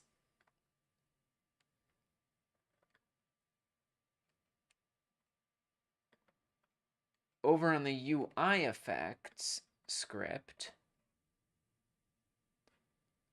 I want to say, instead of is damaged, we want limb is damaged. And instead of timer FX flash start, so we want to actually make all of them. So I'm going to make, that makes sense. All they could save back then was a 3-letter name and some numbers. Yeah, right. They couldn't save as much, I guess. I mean, I don't know. I played some games with some more saving. Maybe the time Star Fox came out, it was more limited. Maybe it was more limited. You know, I think about games like Earthbound. Earthbound had some saving. Final Fantasy games. The RPGs, you know? Imagine an RPG where you couldn't save. I mean, that's just a roguelike at that point. I don't know if that's true. Again, I'm not necessarily making an intellectual argument here. I'm going to duplicate the script with the damage. Instead of limb, this is going to be damage body background. And I'm going to make it red instead of green. So it's like, it's worse, it's bad, it's much less good. You can tell because it's red. Copy that hex code. Paste it over here. Now that'll be red. And then I want to make sure that that goes invisible as well here. Visible equals false, if I can spell it right. And then I'm going to create, I guess I could do the same function. I don't actually know how I do that. That says limb is damaged. I mean, I guess I would create like another function. Function is, can you do that? I don't know if you can do that. Body is damaged. Maybe I can do that. Body is damaged, and we want to say damage body. I've never quite done it this way. Yeah, so we can't do that. So how would I do that? Would I say limb is damaged, comma, body is damaged? And then I would say like limb is damaged like this? I'm not actually sure how that would work. Like if limb is damaged, then do this. If body is damaged, then do that. That might work. That might work. That might work.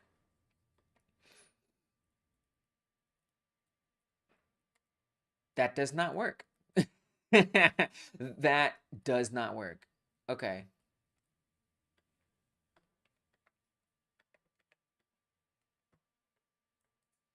Let me see. I mean, yeah, I'm not really sure how to do that. The first, and I think only Star Fox game I played was a cute GameCube game with dinosaurs and stuff called Star Fox Adventures. That game was cool. That game was cool. I liked that game. I did not like it for the same reasons I like Star Fox.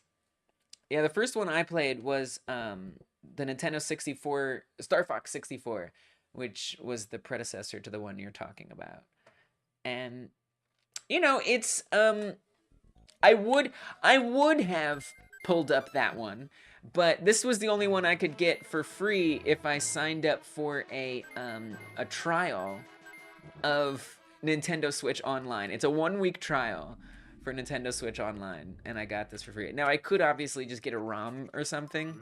I need to homebrew my 3DS, because if I homebrew my 3DS, then I could, you know, put ROMs on there. But I want to be able to have a handheld system and play it. Like, I don't want, and just something that I already have, you know. I guess I could maybe homebrew my my Vita. That would be way better than the frickin' 3DS. We'll see. We'll see about that. But so this was the only one I could get my hands on quickly, was the Super Nintendo one. because the Nintendo 64 games aren't available in the free subscription, unfortunately. But I mean, you know, the 64, what I will say, the 64 one has more things that aren't really relevant to the game I'm working on. Whereas the Super Nintendo version is just linear, straightforward rail shooting. Whereas in N64 one, there's some more levels where you can like go in like areas, right? And I don't really need to be studying that, so it's kind of nicer to be doing the Super Nintendo one, because now I'm not sort of limited to, or I'm not sort of forced to ignore things that don't belong in the game. Like, a lot of this is actually going to be pretty similar. Obviously, not the dogfighting aspect, but maybe kind of, honestly. Maybe kind of. You thought that would work? Yeah, I thought that would work too, but I gotta figure this out. There's a way to get a web browser on Switch without hacking or anything. Then you can download the emulator on there. Mine has it. Does work. What? I'm a little scared. I share my Switch with my partner. If I don't want to brick it. I just don't want to brick it. I was looking for a browser. I was like, why doesn't Switch have a freaking browser? Why are you like this, Nintendo? Why are you like this? Noted. Noted. Super noted. Just makes a shortcut and opens the browser to the emulator. I'm very intrigued by that. I'm gonna look into that later.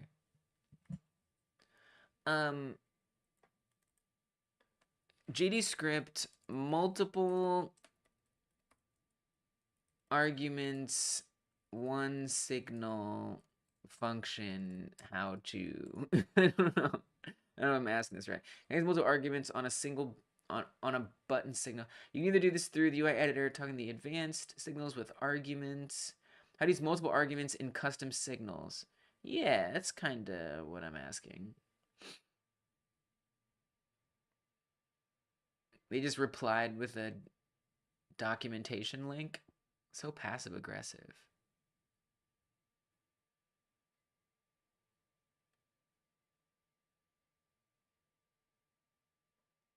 I don't find that very helpful,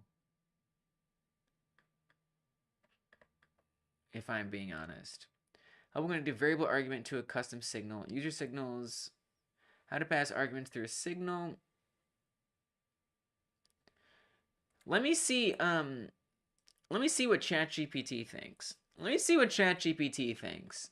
I feel like this is the kind of thing that I just need. I often use ChatGPT when there's like a question I'm asking that I just like, I feel like I don't know how to word it to get it to search up right. How can these GDScript arguments, function arguments, be called using if, as I have here, is not working? Seems you're trying to use the % sign, yeah, which is not the correct syntax. Oh, shut up. The % sign is not used for variable access in GDScript. Instead, you should use variable names directly without the % signs. No, that's not what I mean. That is not what I mean. You're just making shit up. You're just making shit up, ChatGPT. Let me rephrase. I'm asking about if limb is damaged, not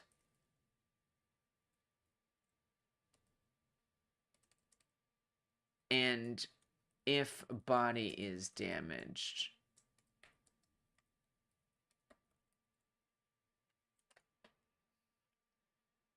If you can check if string conditions are true, if it limit damage with arguments.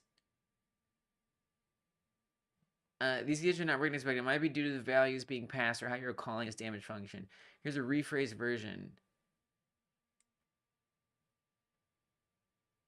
No, that's not different. When you call this function, you should pass Boolean values. Yeah, I know. This is not different. All they've done is... This did not help me. Can you add 2 if statements for the same thing? ChatGPT likes when you put if. Likes double quotes when you put if. Okay, noted. I wish it wouldn't say I'm sorry when it gets something wrong. Sounds too human. Yeah, dude, it does. It does. Make sure the values, like, you're not a human. We know it. We know this. Make sure that the values you are passing when calling is damaged are indeed Boolean. They are. And that the logic inside the function aligns with your intended behavior. If facing issues, consider providing more context or details about problems you're encountering. Okay, thanks a lot. Thanks for nothing. Let me put it this way. I'm just going to say this. And this is also basing on an older version of Godot. That's always true. Let's start a new chat. How can I call the Boolean... How can I call the arguments separately within this function in Godot? Let's try it this way. Because it's getting confused with other things. Well, that's what I thought. When you call this function, you'll provide values for limb is damaged. Well, that's what I thought. If limb is damaged, if body is damaged, print.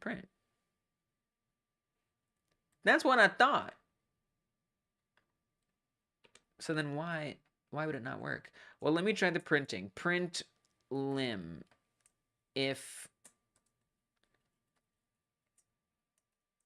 I'm going to say print limb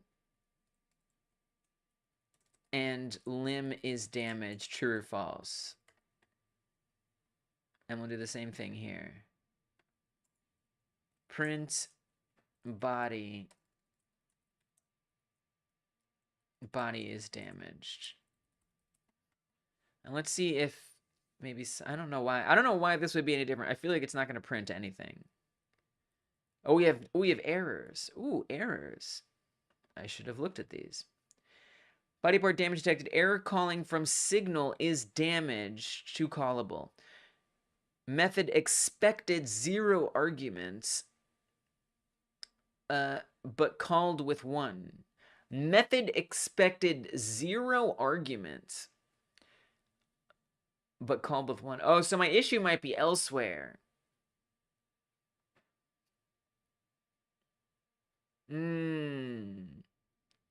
So it might be that I'm trying to send this signal.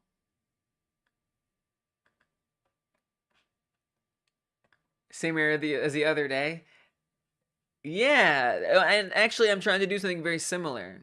I'm trying to do something very similar to that situation. This is interesting. I'm going to solve this. We're going to solve this one way or the other. But first, I have to use the loo.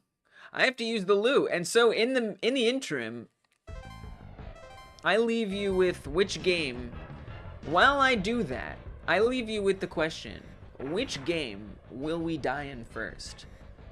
I'm gonna go use the loo. I'll be right back. This is all I have for us to do. Now this is gonna be tricky because right now we have it set to restart the game. I'm gonna comment that out for now. I'm gonna comment out that. And I'm gonna see where we die first. I have a feeling it's gonna be Star Fox, but maybe it's not. Okay, I will be right back. Here we go.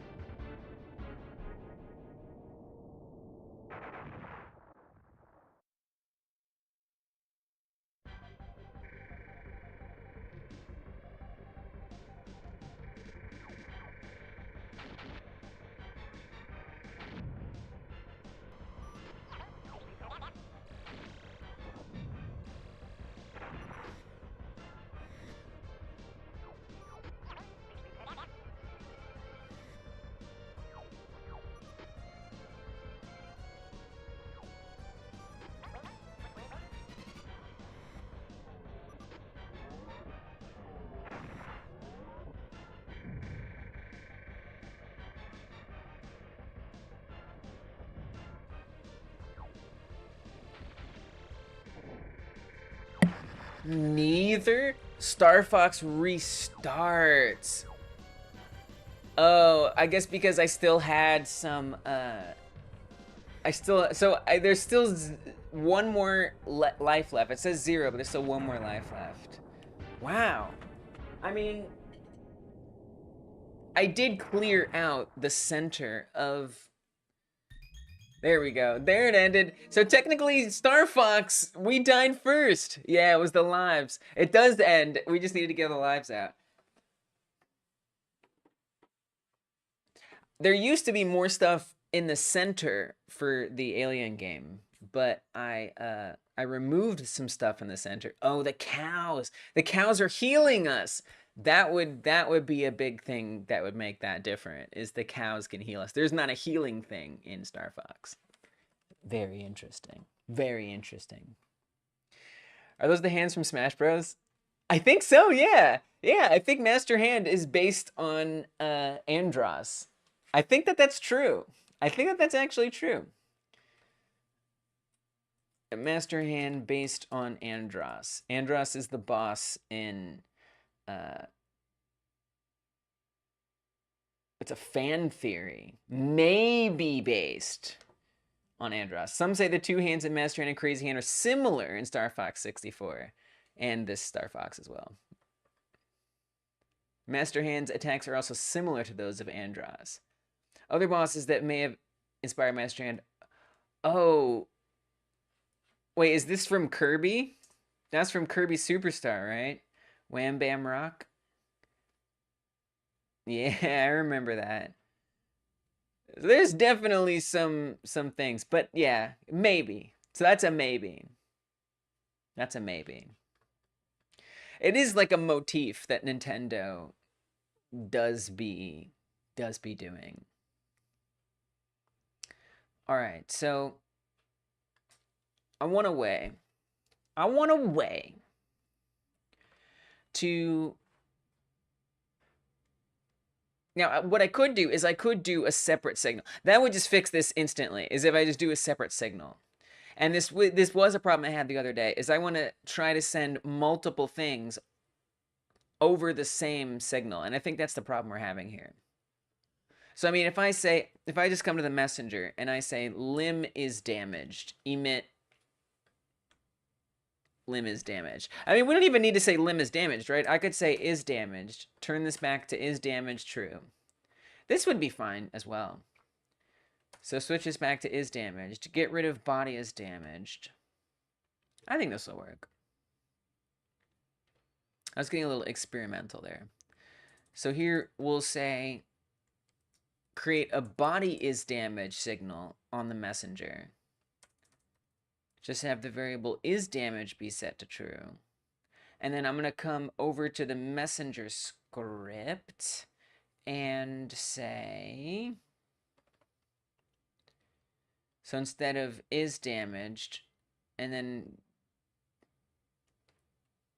it gets a little confusing because now we have body damage. I really need to change this to area damaged. I really need to change that to area damaged. Signal limb is damaged. I kind of want to even do it like right now. It's a bit of a distraction, but if I don't do it now, I'm never going to do it. I'm going to change this to area damaged. I'm doing it right now. This is area damaged. It's just not clear and it bothers me. So over here on this, I need to look for wherever we have body damaged, and I need to change it to area damaged. Looks like it's only right there. So that's not too bad. And then I want to come over to the obstacle script, right? And instead of body damaged, we say area damaged. And so that should be enough. Oh, so we got to come back in here. Right, so let me do this. So we got to connect limb, or we'll say body first. Body is damaged. Copy this, paste that in. Limb is damaged. This is on the UI effects node.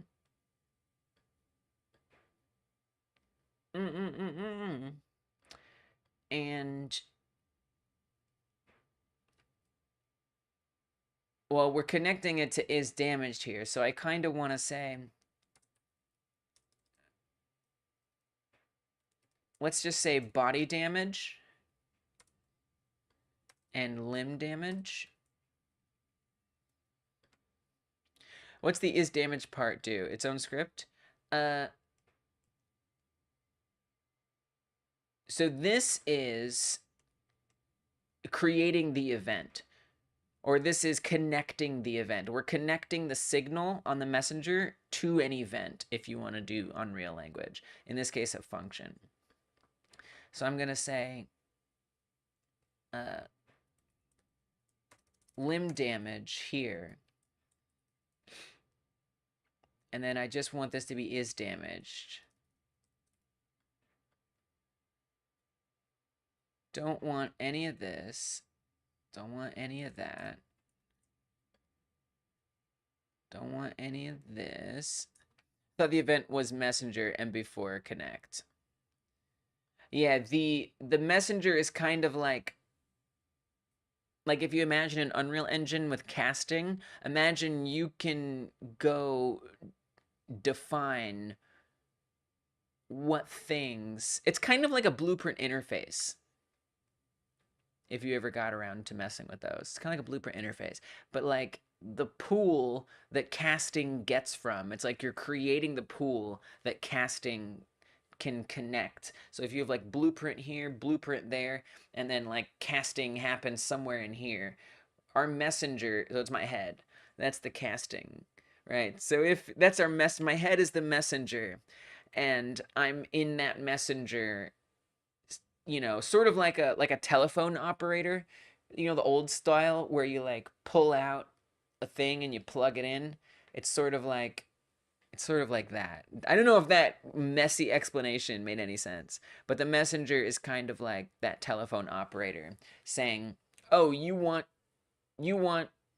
to connect body is damaged to body damage," which doesn't currently exist. So let me create that. So function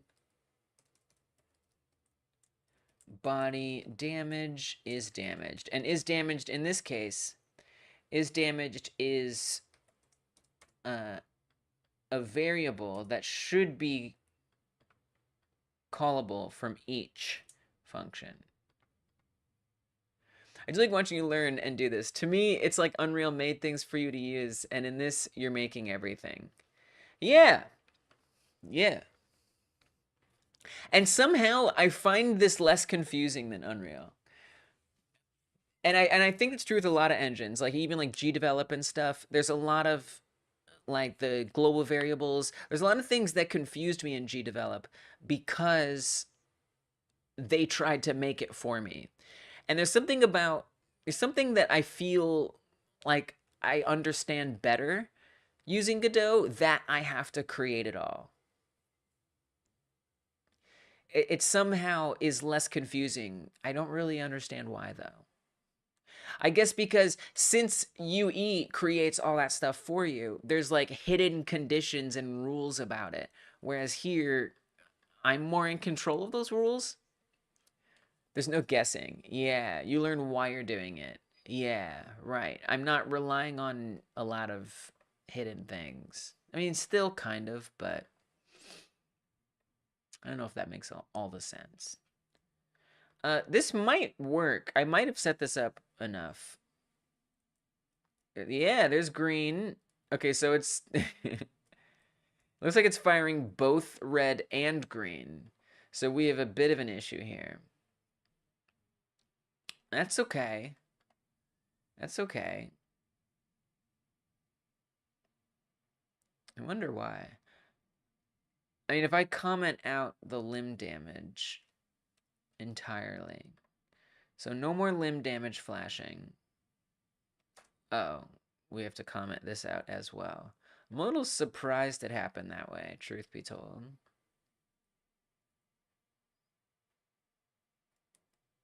So it's not showing up red. What if I get a body hit?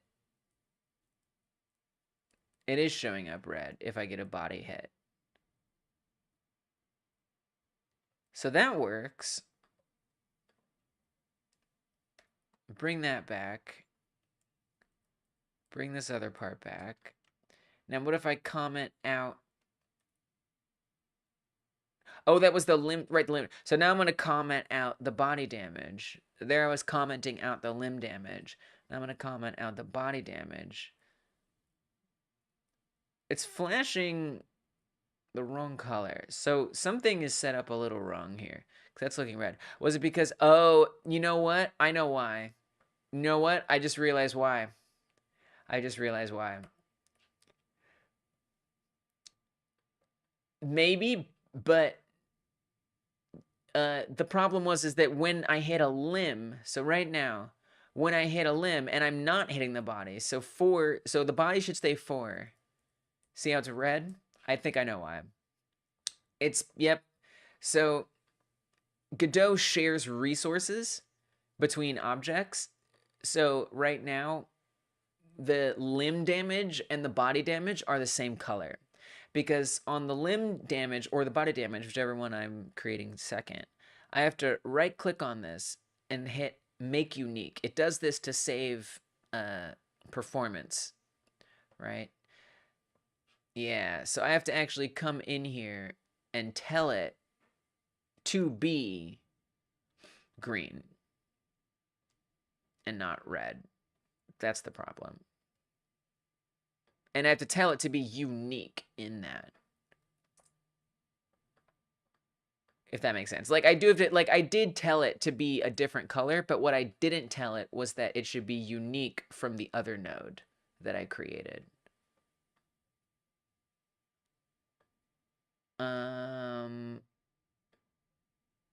Oh, so so even though I created that texture different, okay. So actually let me try, okay. This is what I wanted to make unique, the gradient. There we go. Because there's making the texture unique or making the gradient unique. I guess I'll make both unique.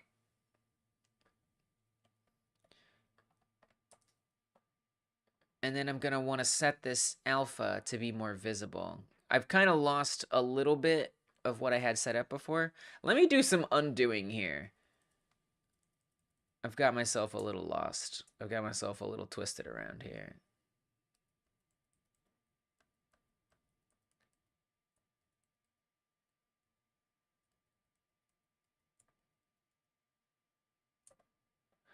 Okay, so this should be back to when I first created these. So now it should be green either way when I do limb or body damage. It should be green either way. Green. Lots of green. Now, I'm going to make the gradient unique.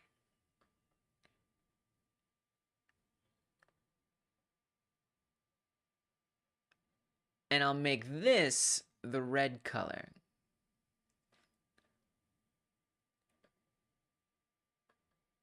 And it looks like I'm going to have to make the invisible portion red as well.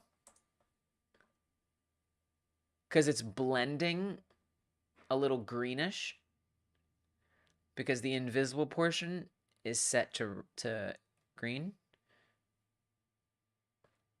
So make that red and then make that invisible like that. And that should do more what I want. I get a little thrown off by that unique thing. I like it. It's nice that it tries to save performance for me. I appreciate that. But I do get a little confused sometimes. Okay, so now...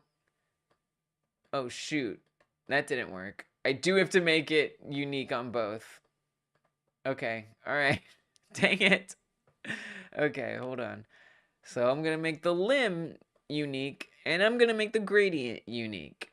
Make them both unique. Come over to this. Make this the green color. That's not the invisible one, so 60. I think is what we had it at. Come over here. Paste it in. Make it 60. And then the invisible ones as well. Paste it in, keep it 0. Paste it in and keep it 0.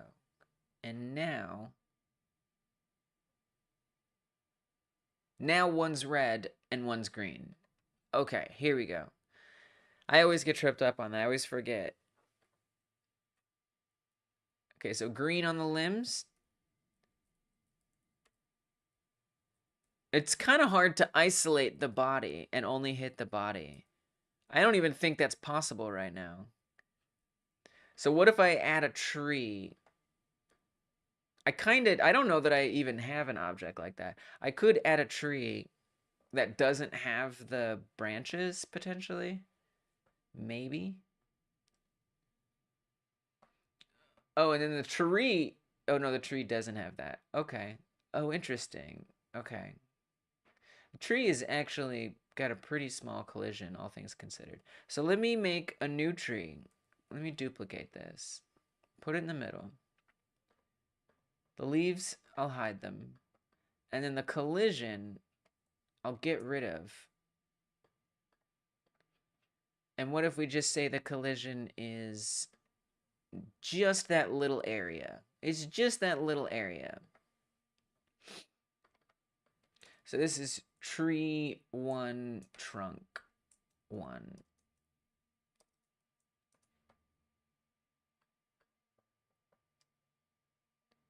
So we'll set it up like that.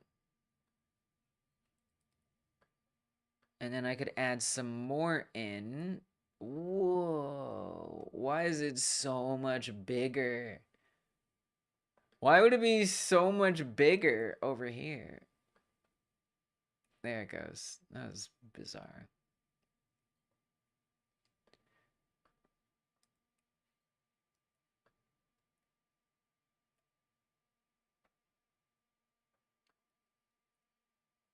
Wait, now it's being super large again. It's so weird. Paste it. I guess it is that large. I guess it is that large. It just looks, I forget that the leaves have a trunk in them. Okay, so there's just that. It's still, we still bump into everything else. It's not quite slender enough to only hit the body. So that's a little tricky. I'd almost want to say, tell it to override it or something. We could just make it like more visible, more intense. What if I say that it's, I mean, I could get really jank with it, you know, and just like scale it down and make it floating in the air. So that way it's actually like just gonna hit that one part. Maybe. Barely. That's tricky. That's tricky the way it's set up. I don't even know if I can get it to only hit that.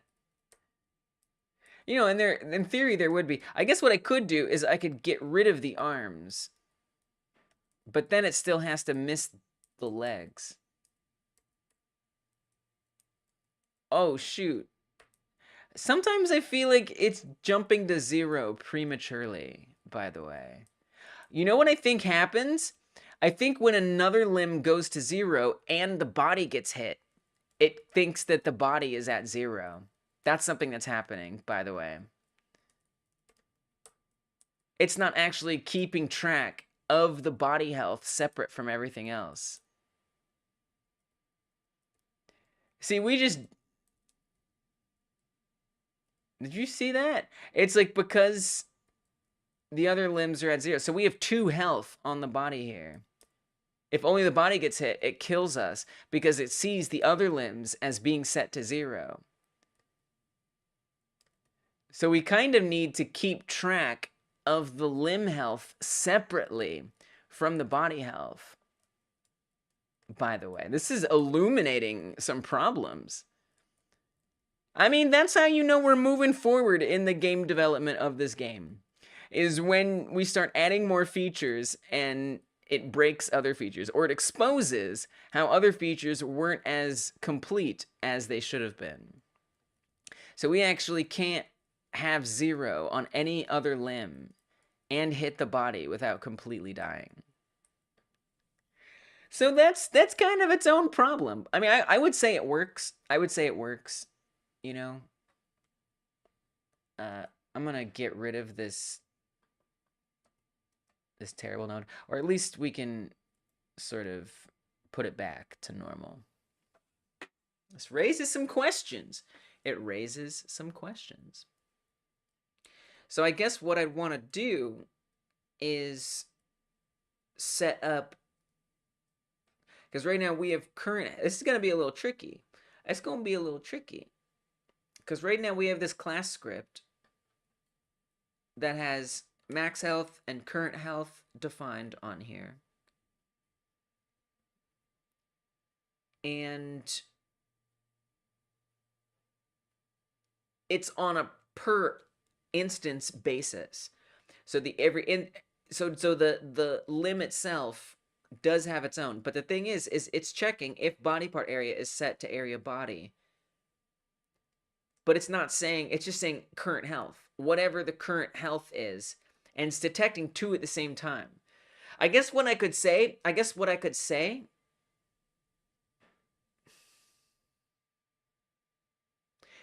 or I tell it to ignore the health of others. So I could possibly, yeah, that's what we could do. So what I could do is say, create an export variable here. Oh, I know what we could do is we could say if the mesh is the body mesh,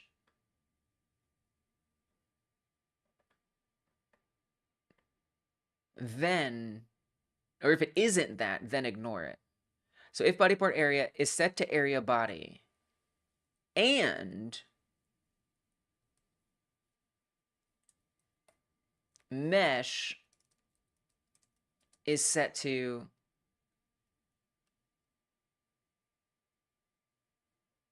alien body.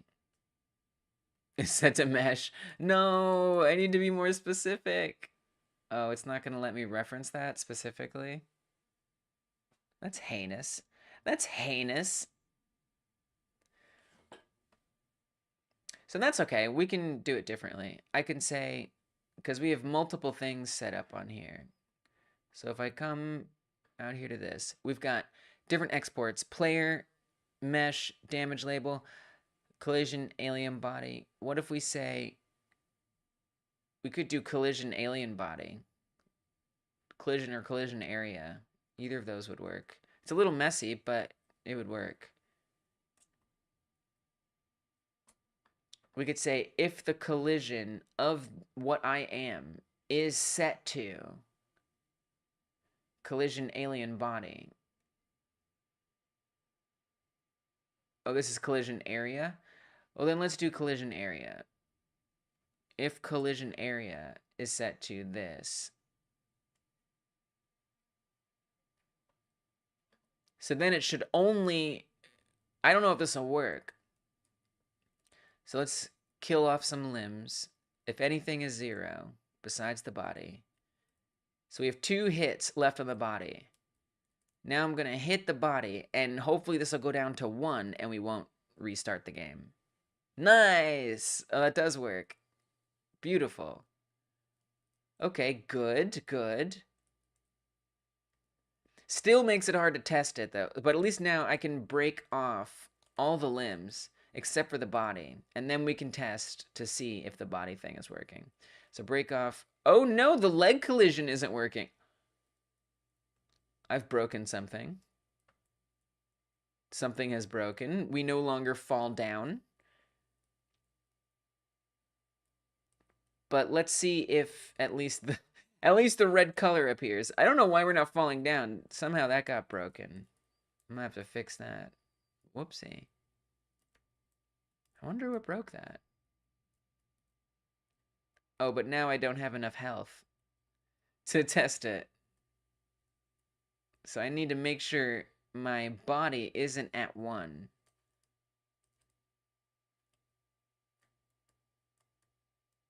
Something about this interpolation is very confusing.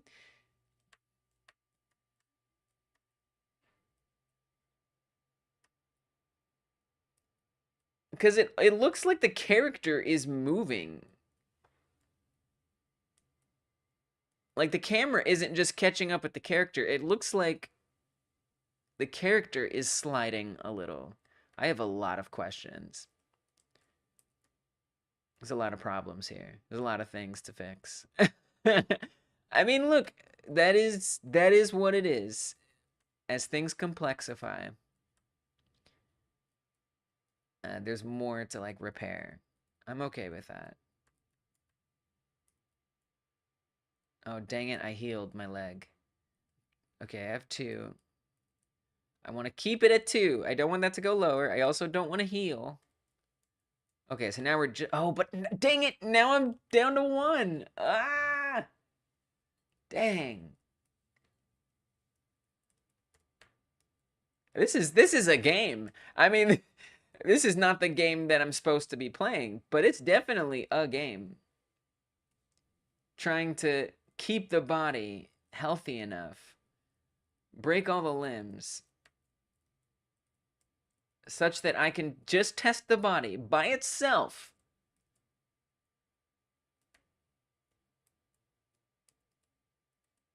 It's interesting, because I'm like trying to avoid the cows. Okay, oh, dang it. How do I keep hurting the body? Oh my gosh. I need more hit points on the body. All right, let me just die and restart. No, no, it's down to 3 already. Don't heal. Don't heal. Let's break off the legs first. Those are the easiest. Don't heal. Break off those arms. Come over here. Break off that arm. So close. Oh, God. What the fudge? Flippity dippity doodah. What the monkey is jumping on my roof? I don't know. I didn't have anything that rhymed. Okay, so... Oh my gosh. Why is this so hard? This is so hard. I think the tree collision is bad. I think the tree collision could be better. And it makes it hard to gauge. Plus this movement, man. Like the movement ain't right. There's something real wrong with this movement. And this is helping me realize it. Because it's not just camera interpolation that's happening. I swear the character... Oh, shoot. We're almost... Okay, alright. Here we go. All I am is a body. So when it flashes, it should flash red. It looked green to me. That looked pretty darn green to me. If I'm being honest. That did not look red. So I don't know if that's working. Oh, I keep healing. No, I'm down to 1 again. What an annoying game. What an annoying game. I could see this being like a weird mini game or something. Like a party game. But it's mostly angering. Like... This is going to be hard. This is going to be a hard game to make. You know, I feel like this experience is giving me that that perspective. That there's going to be a lot of... Okay, here we go. We're just a body. Here we go. That looks green to me. That didn't look red. That looks green to me. So I think that at least maybe confirms it. I almost want to make it more obvious. You know, maybe I'm also having a hard time seeing that it's red. But I think I would see that it's red. Wait, what are these bugs? What are these errors? Node not found. Collision alien body relative to root main scene. Hey, what's up, Pierogigon? Welcome. Good to see you.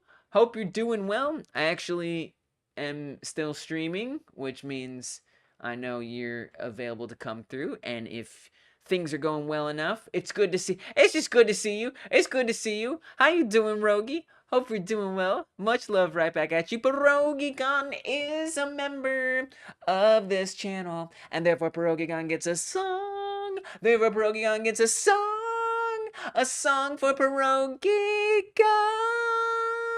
Yeah. Welcome, Rogie. Hope you're doing great. And if you're not, that's okay. That's okay. You know, I'm here. I'm here.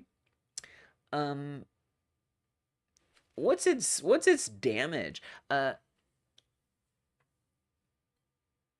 collision area is set to collision a alien body. So I mean, you're very tired. You may disappear inexplicably. Honestly, I hope you do. If you are, then you better. Things are going better. That's good. Yeah, I know. It seems like it's been kind of hectic over on your side of the world. So yeah, I'm glad to hear that. I'm glad to hear that. That's good news. That's good news. I'm doing a lot of things, but the overall goal today has been to Starfox-ify the game a little. That is to say, to take some influence from the game Star Fox. I've added some camera interpolation. I think there's something funny going on where the character is actually moving on interpolation. Like I'm pretty sure something weird is happening there. But the camera moves with the player now, which is new. And we also, the character moves forward when we go faster. So that's like a boost in Star Fox. And then when we get damage, the screen flashes. So those are some little things. I do have Star Fox running to help inspire me and implement some of these things in here. It's like overshooting then centering. Yeah, I don't know when that started happening. I think it's when I started fixing the jitter. So here, you know, if I move left and right, the camera moves with us. So we weren't doing that before, and now it's much better. And then when we boost in Star Fox, we go forward. I just realized Star Fox was a great inspiration for the game. And so we got that. And then when we get some damage, the screen flashes. So, you know, just kind of trying to take some influence from it and implement that in. Yeah, I don't know what's going on with that. So, I'm not sure at what point that happened.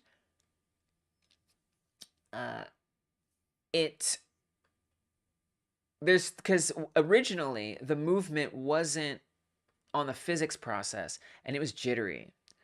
And I'm kind of curious to know if that movement, so on the camera, so the interpolation is happening on the camera right here. So I put it in the physics process, but it originally was not in the physics process, this interpolation. It originally was not in the physics process. I was putting it in process. And this was causing some jittering issues. Wow, but then it doesn't do that. Maybe a little bit. So you can see the character jitters when I move.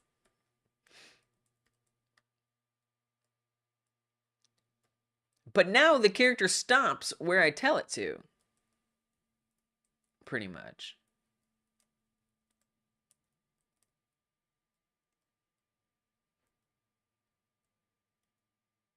I can sort of be very precise about where I end up. But as soon as I move that into the physics process, the jittering goes away. It is better, except for the jittering. But the jittering, it is way better. It's totally way better. It's much more precise. So I'm actually, thank you for confirming that.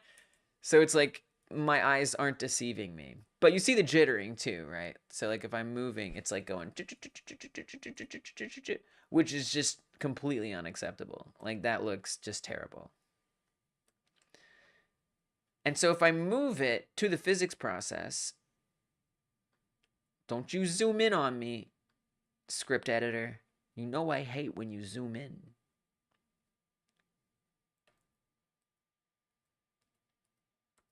So put that back in here.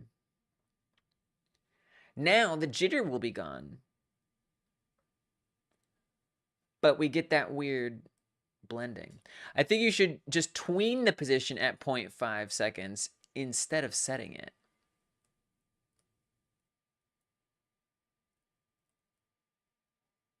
What? That sounds interesting. So now the jitter is gone. But it's like moving. A tiny bit of smooth should remove the jitter. Really? Now, I just had looked it up, and someone had said that putting the physics process aligned it. So I figured it needed to be in physics process. But you're saying keep it out of physics process? Now, I know you're not necessarily here to like give me all the guidance, so don't feel any pressure on that.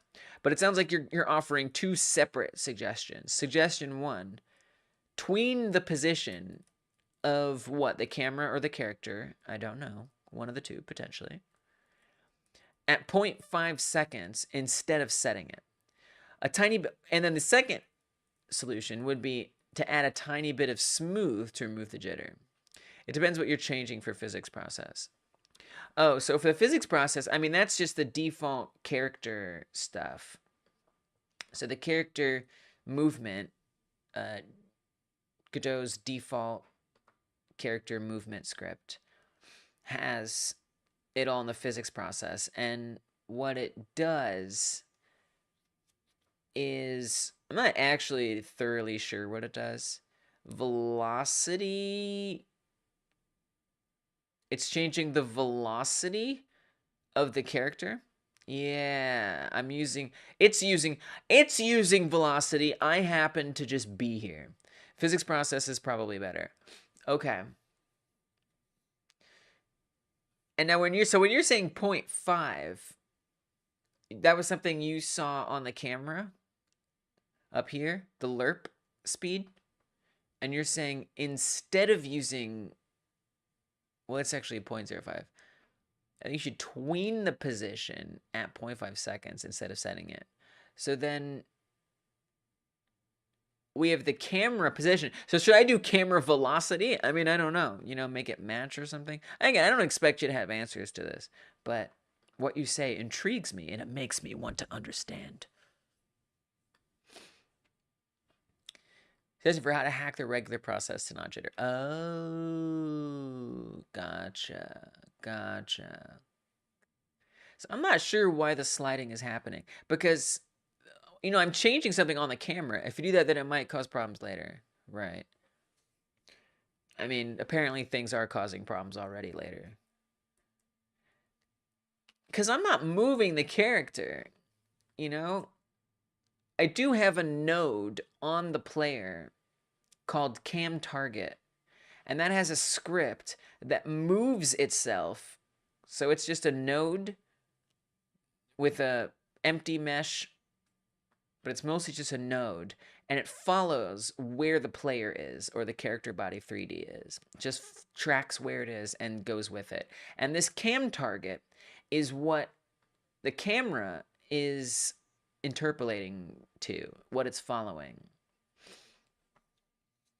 And the reason I did that was so I could rotate the node without rotating the player, but still have something following the player. But I'm not like moving the player. If all I'm changing is, you know, if the camera stuff is on physics today, if the physics stuff, if all I'm changing is whether it's on the physics process or the regular process, on the camera, why would that change the movement? It's super strange that the actual position, I guess there's a couple things I'm curious about. So if I make that mesh visible, the mesh that is on the cam target node, oh, that's interesting. Oh, it's not that interesting. It is a little interesting.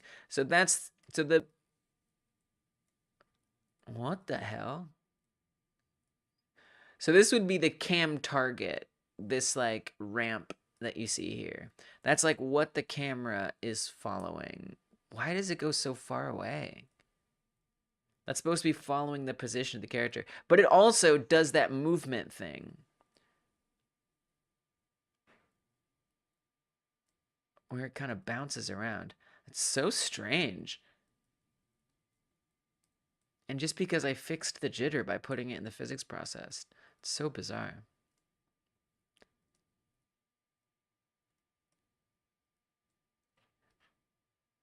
And then if I put it back, so if I say, get out of the physics process, go back to the process node. Yeah, it is hard to understand. Go back to the process node, or function, sorry. More precise. And this is still bouncing around. Even this has a little bit of a bounce back, right? It's not even that precise. It kind of does a little bounce. It does a little bounce.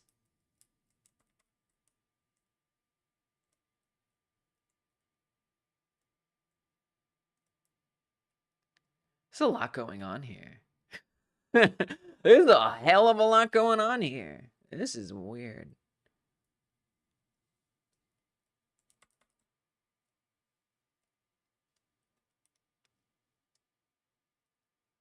I don't know what to think.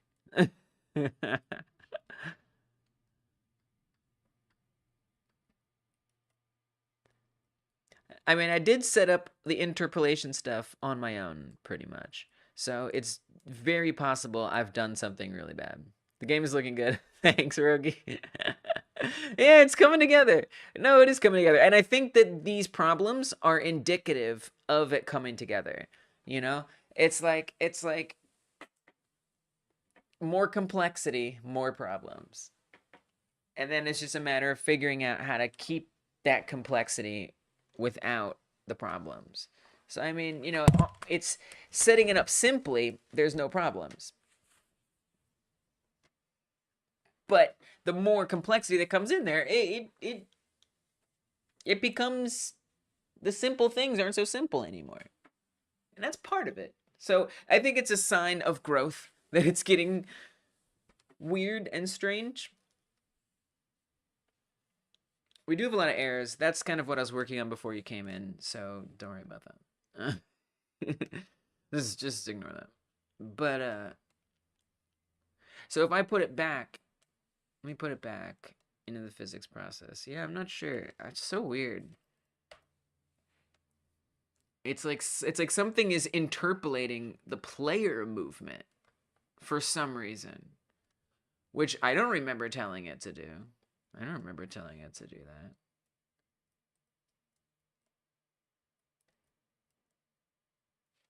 I don't even know how does it even do that? How does it even know to do that? But yeah, the game's coming together. You know, we can injure limbs. Also, I've got these cows that I made on Monday in Blender, partially in Womp, but most of my time was spent in Blender. So you got these nice little cows, and they can heal the limbs. The grabbing is not where it needs to be, but it works a little bit. It needs a lot. It needs a lot of work. But basically, I can move it to a limb, and it'll heal that limb. But there's some problems. A UFO needs to pick up the cows. Yeah, exactly. Exactly. Oh, you mean like a... like a saucer? That's hilarious. Dude, that's a great idea. That's actually a great idea. I kind of like that idea. I do. So what's supposed to kind of happen is you can choose to abduct the cow or eat the cow. It's like one or the other. But it is kind of funny how right now you can like basically abduct them. A little saucer animation.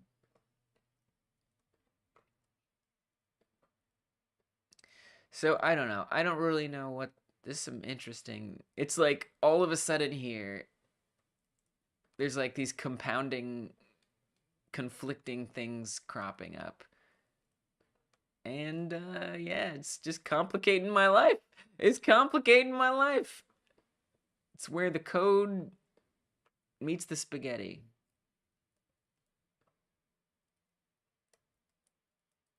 So I'm not sure what to do about that. I mean, why would it... Just why would that be happening? Because it's definitely not the camera. Otherwise, why would it move the entire player? Gonna have to do a find for position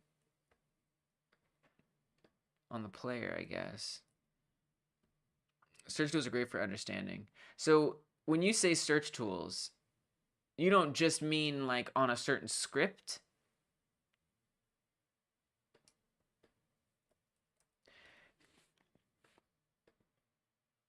I mean, here we're checking a position. Or we're saying, no, we're actually setting something. Or velocity. Oh, yeah. You can also do a search for the whole project. Search. How? I believe you. Oh, that's okay. It's tough because then I also have a bunch of like variables named that. So it's like, oh crap, which is the variable? Which is like whatever. Method, property, whatever the hell it is. Find in files?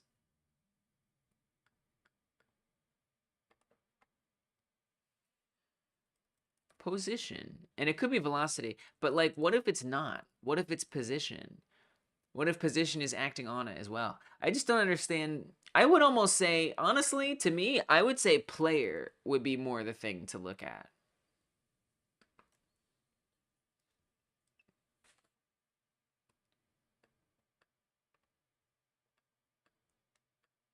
There's only one place we're referring to it here. What is this? Cam target. Right, so here we have the position of the cam target being set to the player position. I mean, suppose I just comment this out. Oh, first of all, that's going to break that script. Oh. Oh. Your find in files trick is very helpful. So that must be where we're dealing with the issue. I'm saying that the position of, and this script is on cam target over here. And I just set this up. Find in files works every time. That was amazing. It like immediately helped me. This cam target is just supposed to be something for the camera to follow. That isn't the player, but does move with the player.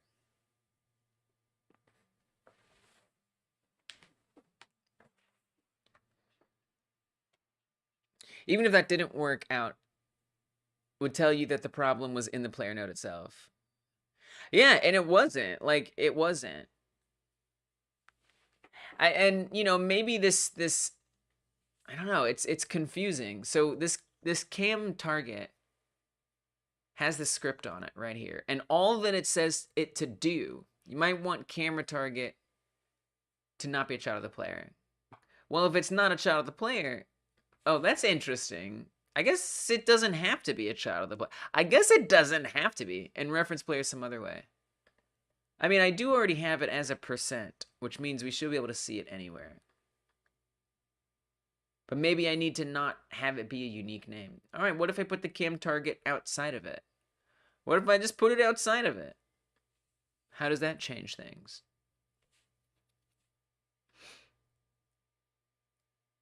So that's basically the same thing, which is interesting. So nothing is changing here.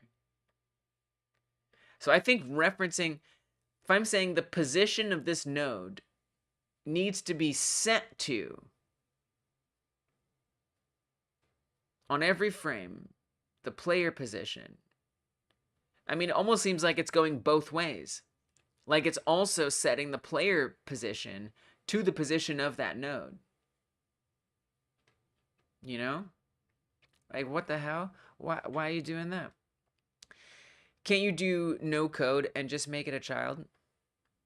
See, that's what I thought, and that's why I added this in here. Let me show you the mesh instance if I set this up. I think it will follow because of the child. That's what I thought. That's what I thought.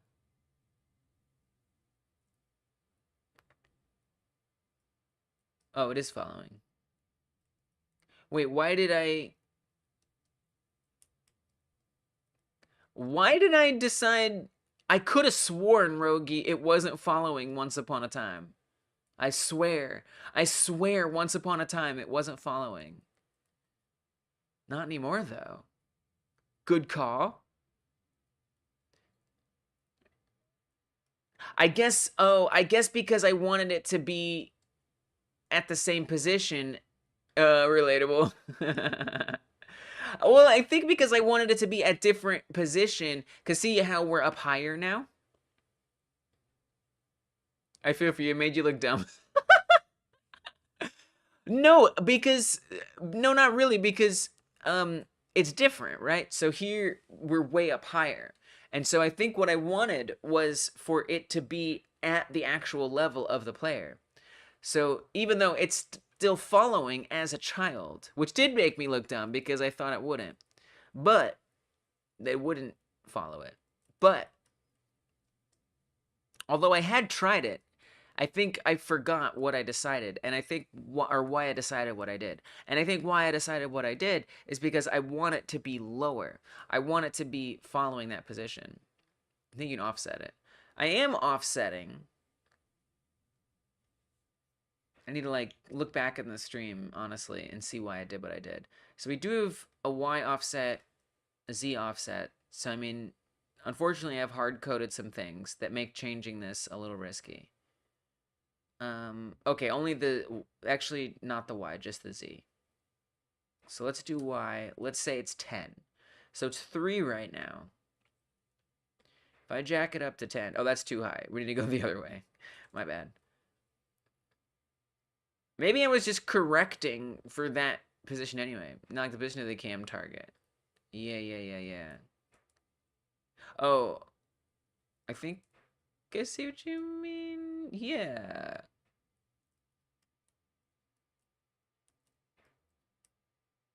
Oh, but see, now the camera isn't interpolating. That's why I did it, because look, the camera isn't. So no, not dumb. Look, the interpolation stopped working. So now the camera doesn't follow. Literally go to camera target and set the position. Position's relative, right? But look, that's what it was. If I don't have it following the position just because it's a child, so now the camera isn't following that anymore. Because even though this mesh is moving as a child, it doesn't. So it doesn't. Who looks dumb now? So it doesn't see the movement, right? So we can see the mesh moving that's in that node, but the node itself, in terms of its position data, isn't moving. Make it follow global position. Ooh. Let's try that. So I'll come back in here. We'll comment this back in. We'll say player global position. Is that how code works?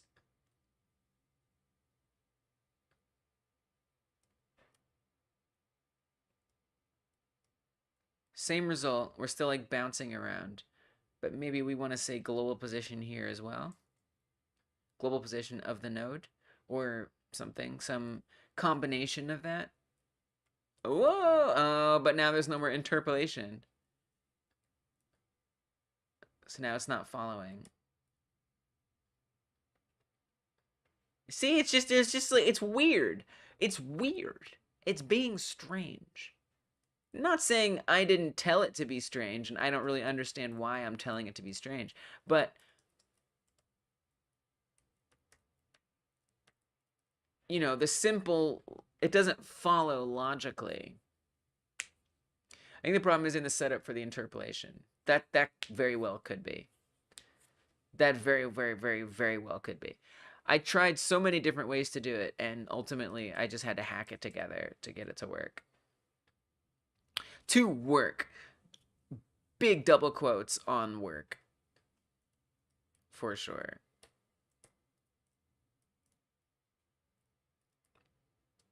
Because sure, the camera follows. But now the character is being jerked around.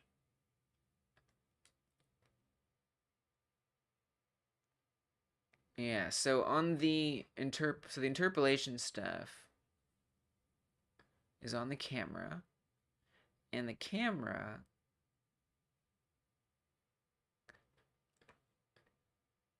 so this is all yeah. Please sleep, please sleep. Your computer is not set up yet? What? I thought it was. I hope that gets set up soon. I know you've got like a little you know, like Chromebook kind of thing. You need more than that. You deserve more than that. Hope you or someone can get that set up for you soon. I hope you'll get some sleep. I know you're in the middle of the week and you got to wake up early. Thanks for coming through though. Thanks for helping me problem solve that. Honestly, I mean, at least now I have a better idea of where to look to solve this problem. And it seems like Starfox-ifying the game. I mean, that is a huge thing I'm learning here today. The Starfoxification is complexifying everything. So we'll see how that works. I lost a box because of moving things, and my room is full of mom stuff. Oof. I hope you didn't lose it, because that sucks. I hope it was just like you lost it for now, and you'll find it. We're moving in a good direction. All right. Yeah, it seemed like the move was a little chaotic. Moving, what I tell you? Moving sucks. Moving sucks. It just does. It just does. It's too chaotic to not be. But your optimism, you are ever optimistic throughout this. And that will get you through. That will get you through.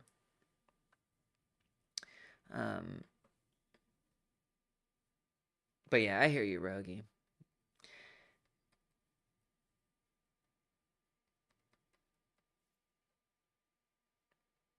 So, I mean, but what you've helped me uncover, I mean, looking at the player stuff, or the cam target, and if having the cam target follow the player is part of what's causing the issue, yeah, I would think I want to look at the cam target, right?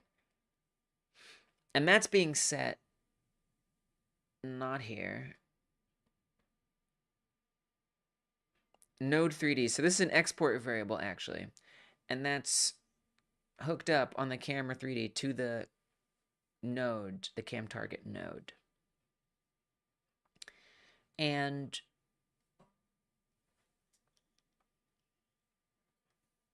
so anytime we reference cam target here, we're referencing that node. So if I search cam target in this script,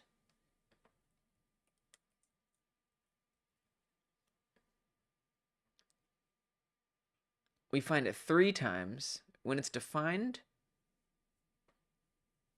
So the camera rotates to the cam target rotation. What if I comment out that?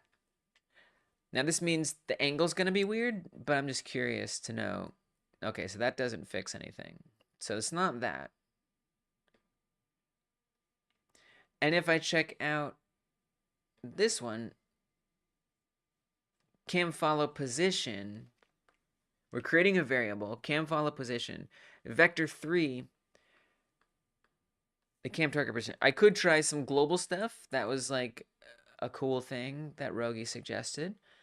Try just jamming some global text in there. Whoa. Oh, well, now it's following that mesh more. It's not changing much else. It does add some context, though, doesn't it? Because it seems like the camera catching up to it. I feel like there's a feedback loop. I feel like if the node is following the player, the camera target node is following the player, or this mesh that we're seeing is sort of the representation of that node. If that's following the player,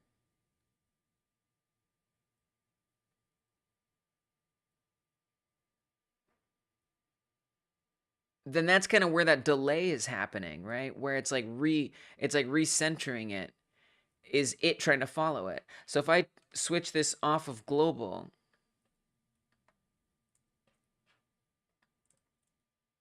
if I make that not global here,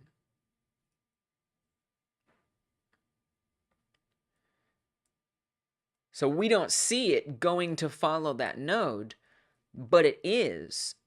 And then that's when that weird adjustment happens. It's a little interesting. It's a little interesting.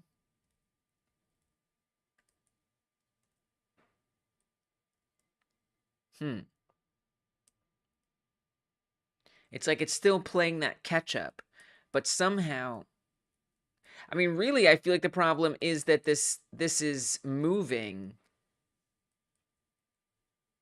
this mesh, or this, you know, that ramp there, that shouldn't be moving so wide away. I feel like that's somehow a part of the problem.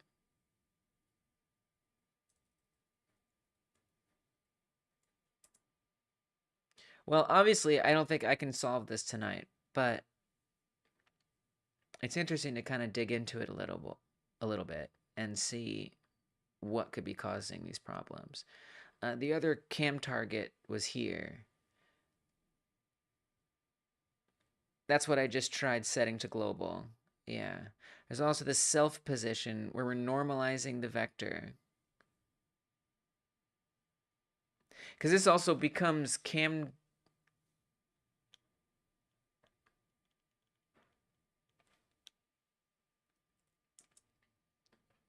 Let's just try jamming global around.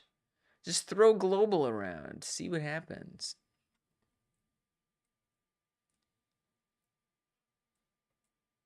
Yeah, not much. Not much. Could be in this normalization of the vector. I don't know what I'm doing with normalizing the vector. I don't have a clue. Yeah, I just don't know. There's a lot to figure out here.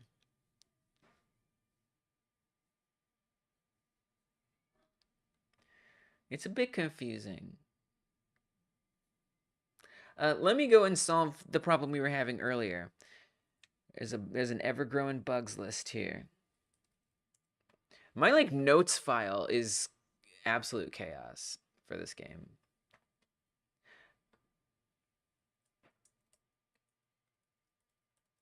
I haven't seen this bug in a long time.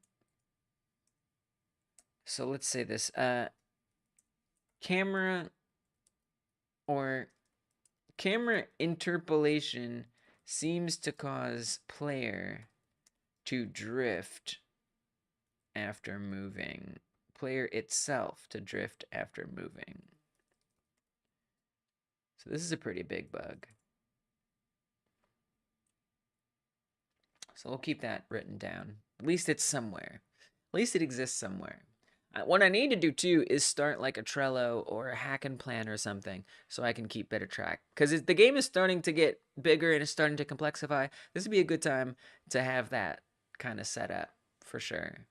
It might be a good task tomorrow. I'll be back doing this tomorrow, so I don't really need to cram too much in here. Okay, so let me solve this other issue we have. So the other issue we have is related to the collision. So we're going to get tons of bugs. If I hit a limb, we don't get a new bug. If I hit the body, we get a new bug. And that is related to node not found, collision A, alien body, relative to root main scene player detection areas, area leg right. Oh yeah, well yeah, no, it shouldn't be found. So actually that's not quite a bug. It's just that the point is that it shouldn't find it. That's why I set it up that way. But I guess it's saying that's messy. You shouldn't be doing this. Because this is checking if collision area is set to this particular thing. And then this is saying, I don't see that thing. I wonder if it would be less confusing if I said access as unique name, and then I set this to %. I bet that error might go away. I bet it might. It does go away. That does fix that error. Okay, cool. So it's just saying, you know, I don't see that error. I don't see that thing because it's not a child. Okay, so that fixes that. Let me just make sure everything else still works. So, yep, okay, good. So that's better. So I think the only bugs we have now is just having deltas we're not using. Collisions between two concave shapes are not supported. What? Am I doing that? Solve static. Collision between two concave shapes are not supported. Okay. Am I doing that? I must be.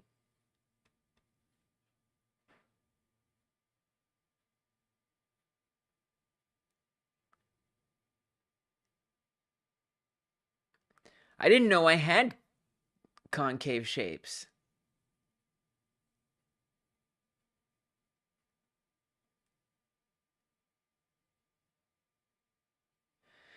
Oh, you know what? Maybe that's the way I set up the collision mesh on the tree stump.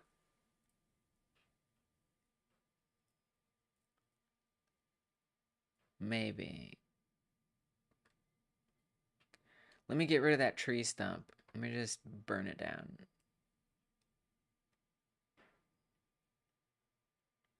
If I get rid of that, all the tree trunks. I think there's only 2.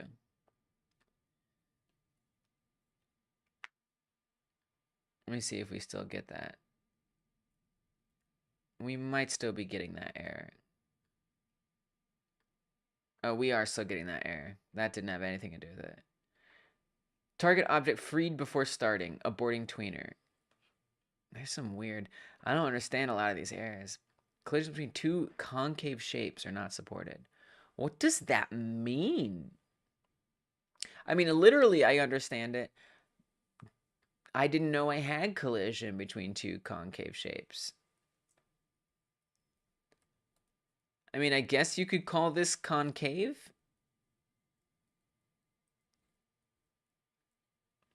But then what is it that it's colliding against that's also concave? Maybe the cow? But it's happening immediately. Like that bug appears as soon as I hit play, and no collisions have even happened yet. So no collisions have happened. Collision between two concave shapes are not supported.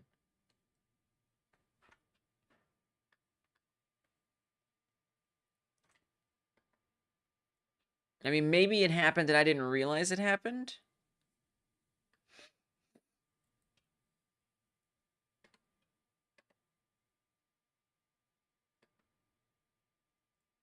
So many new little errors.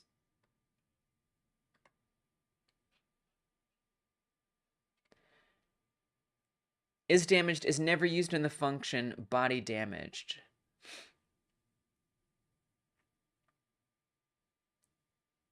If this is intended, prefix it with an underscore, is damaged.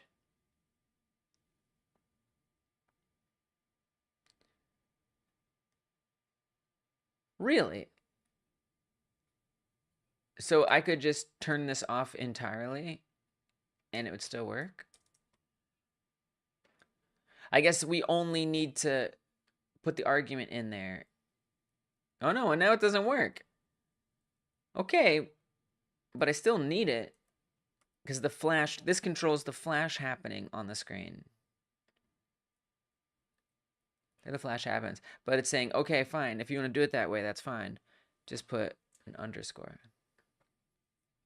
All right, I'll do it. Because otherwise, I guess it's preparing to use it differently, and it doesn't need that. I'm just trying to come through here, resolve some of these errors. Also, I'm going to make this timer, I want to make it a little longer. I feel like it's a little short. Are we still getting that error? We are not. Delta is never used in the physics process. So I guess we can just get rid of that. Nope, we cannot just get rid of that. Incorrect. Wrong. Underscore delta. We got a lot of functions where we're not actually using delta. We gotta underscore the crap out of these. Might as well. I don't know. I'm just going through, and it would be nice if this wasn't throwing up things that I don't need to worry about.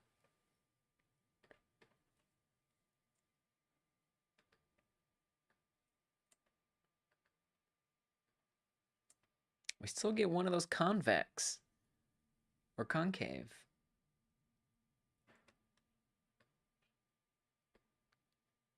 Collisions between two concave shapes. They're not supported. Deal with it. What shapes?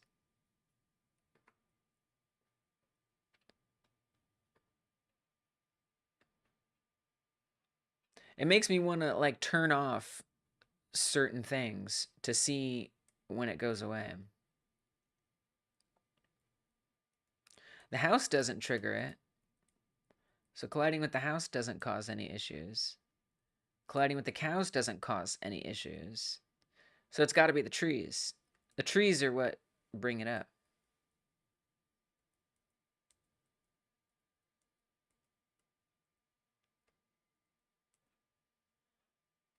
So the tree is being considered a concave shape. I guess I see that. But I mean, the collision is working. Like, it's not like I'm not getting hit. So I wonder if the collision is not necessarily something... Like, it's not relating to the area. It could be something else. All right, well, I won't worry about that too much, but it's interesting. How's that flash looking? It's a little longer now. Yeah, I like that a little better.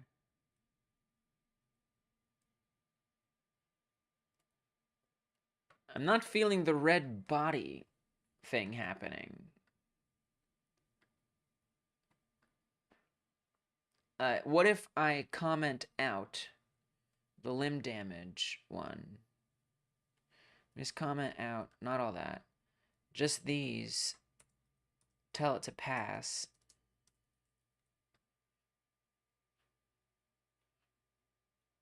I mean, first of all, why is this indented so far? Unnecessary. So it should flash red. It does. So it might just be that they're both firing simultaneously, and so it's just hard to see. In which case, I'd almost want the body one to be quite different. So I could maybe even say on this, get rid of some of these invisible ones, and it's just like a solid thing. And even make it...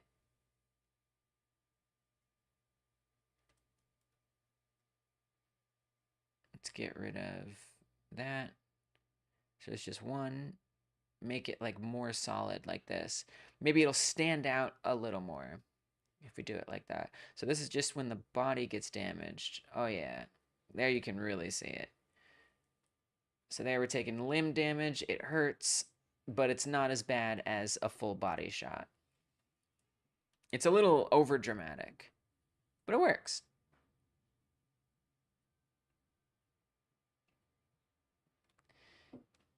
I almost wonder too, like what if we kept it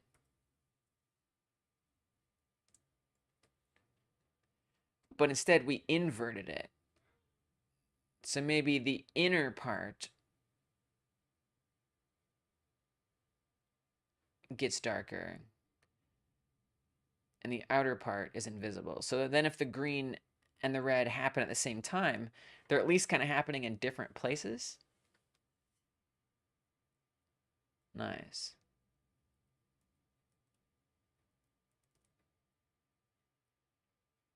And then if we only get hit on the body, which is always tricky because I have to make sure I do not run over any cows. Oh, I forgot the collision broke. I forgot about that.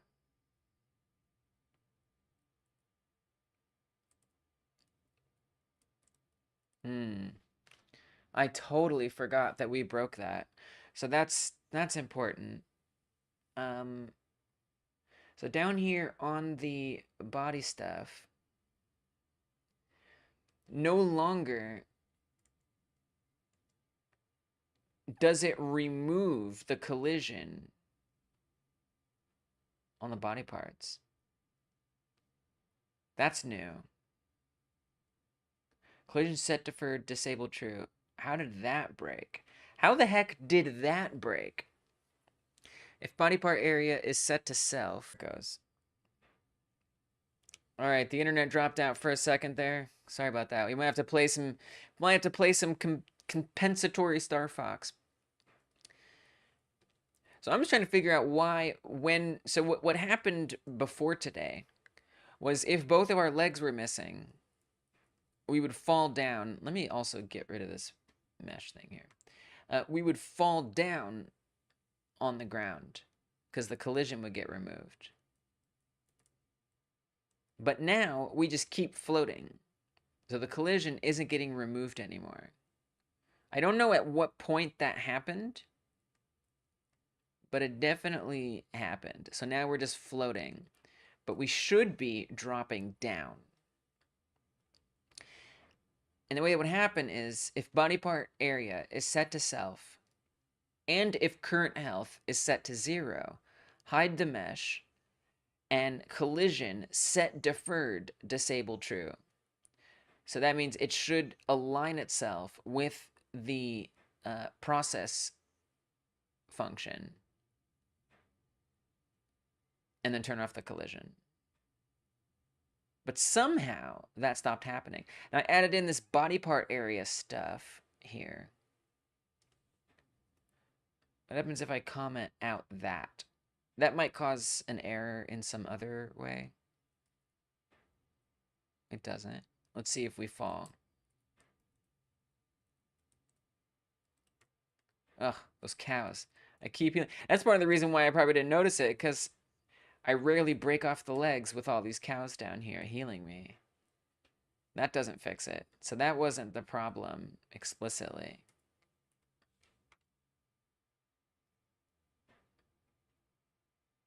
There was also this alternate way of doing it. Await get tree process frame.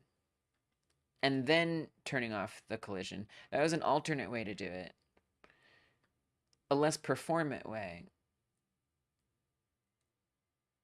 I wonder if it works better. It does! Wow. So something that changed made that a mandatory way to do it. What? I mean, at least it works. I'm glad I saved that other way of doing it. So now we fall down properly. We're taking all kinds of body damage.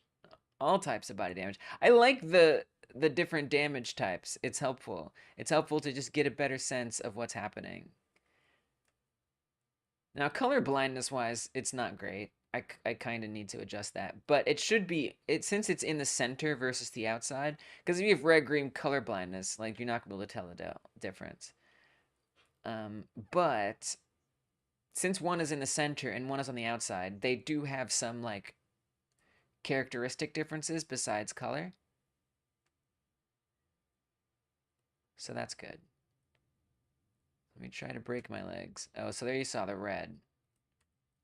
Get my legs back.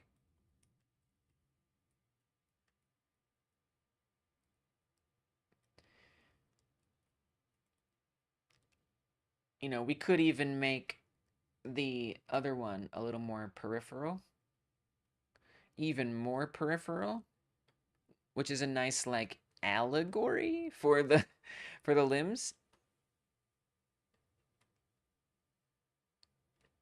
So we could, like, make this a little wider in here.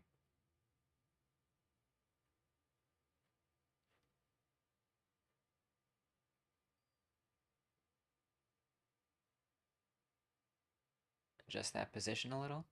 And then on the red one, we could say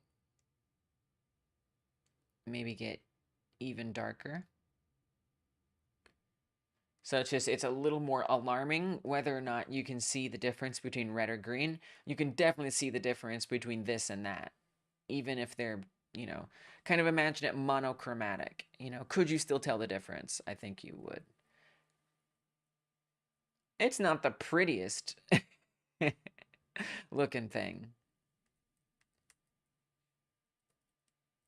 But it does give you a different vibe. Might want to just adjust those positions.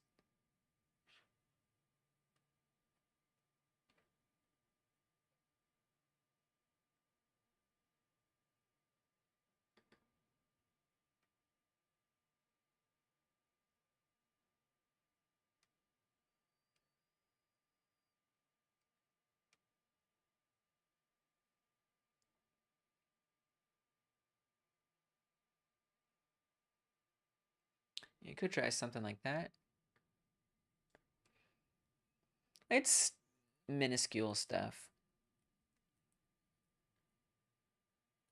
It's kind of nice. I think the limb damage is a little too non-specific this way.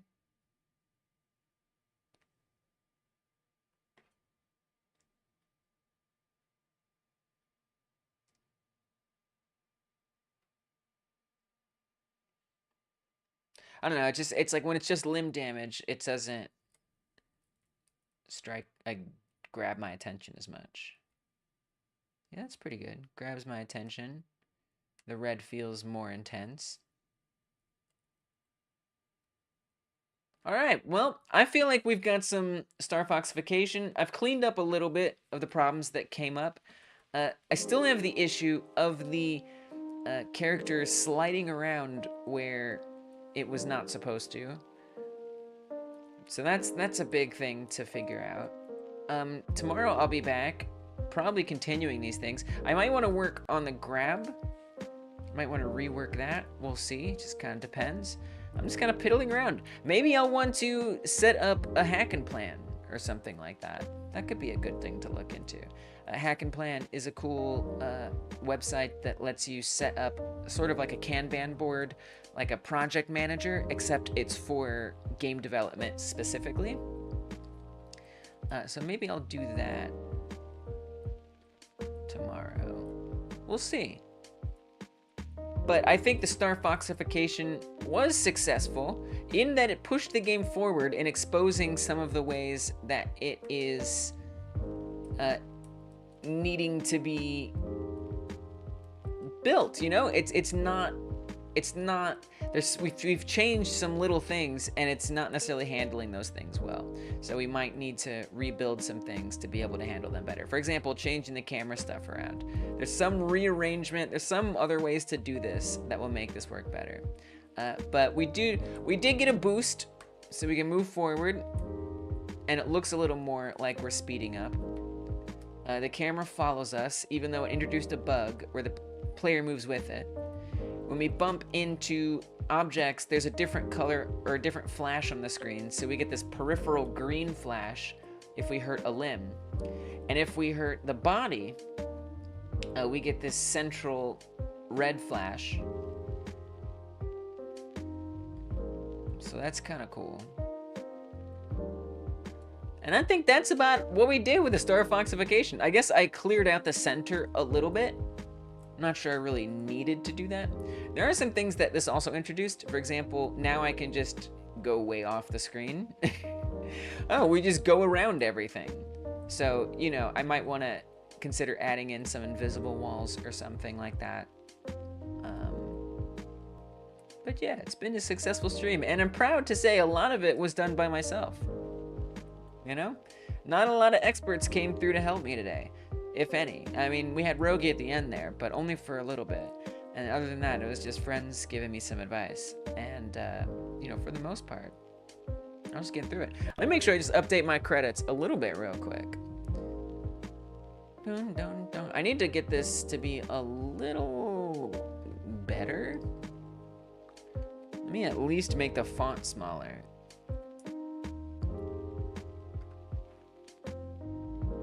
Stormlight coding consultant. We got Stormlight on there. All right, I guess we're pretty good. Is Kai's not on there. I don't know if Kai gave me some just like general consulting.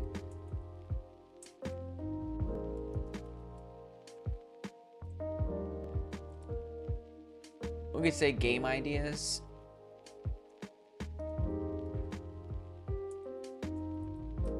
Something like that. The frame rate gets so low whenever I do the credits. All right, y'all. Well, thank you for joining me. Thank you for watching. I'm excited to keep working on this game. I'm very motivated to get this game to be more.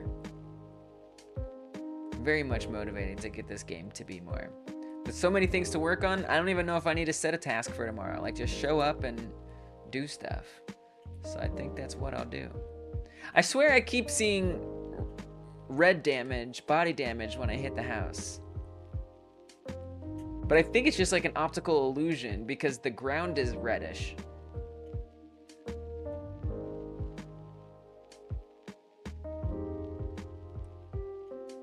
So it's actually a little confusing. I almost would, I mean, if I put the, what if I change the order of these? Will that make the red on top of the green? It does. I think.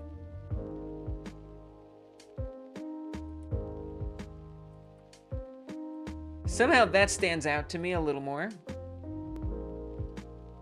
I think that went that way. Oh, maybe it didn't. Oh, it does, but it just doesn't look like I thought it would.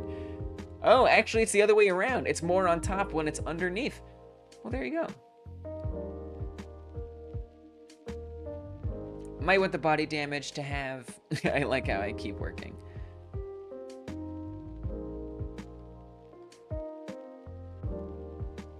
I mean, that looks terrible.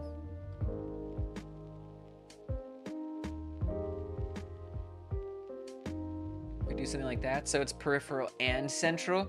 It's super bad. It's everywhere. The pain is everywhere.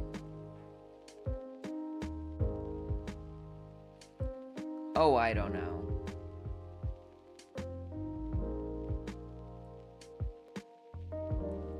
A tree collision is messed up, man. The tree collision is not very, correct.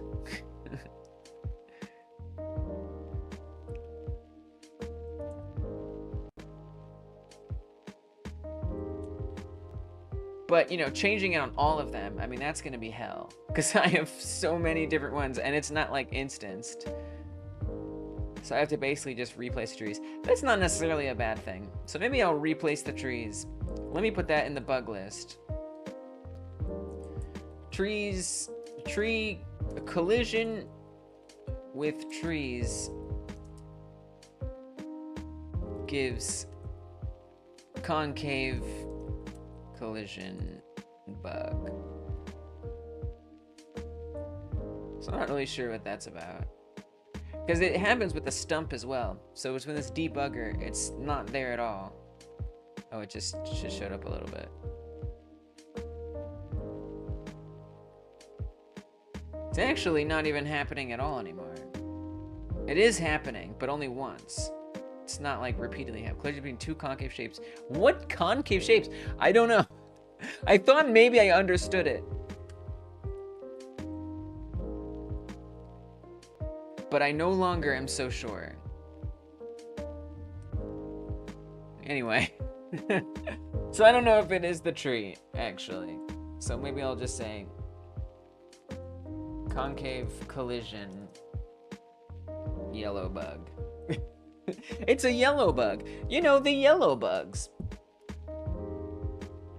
Alright, y'all. That's it. I'm really done.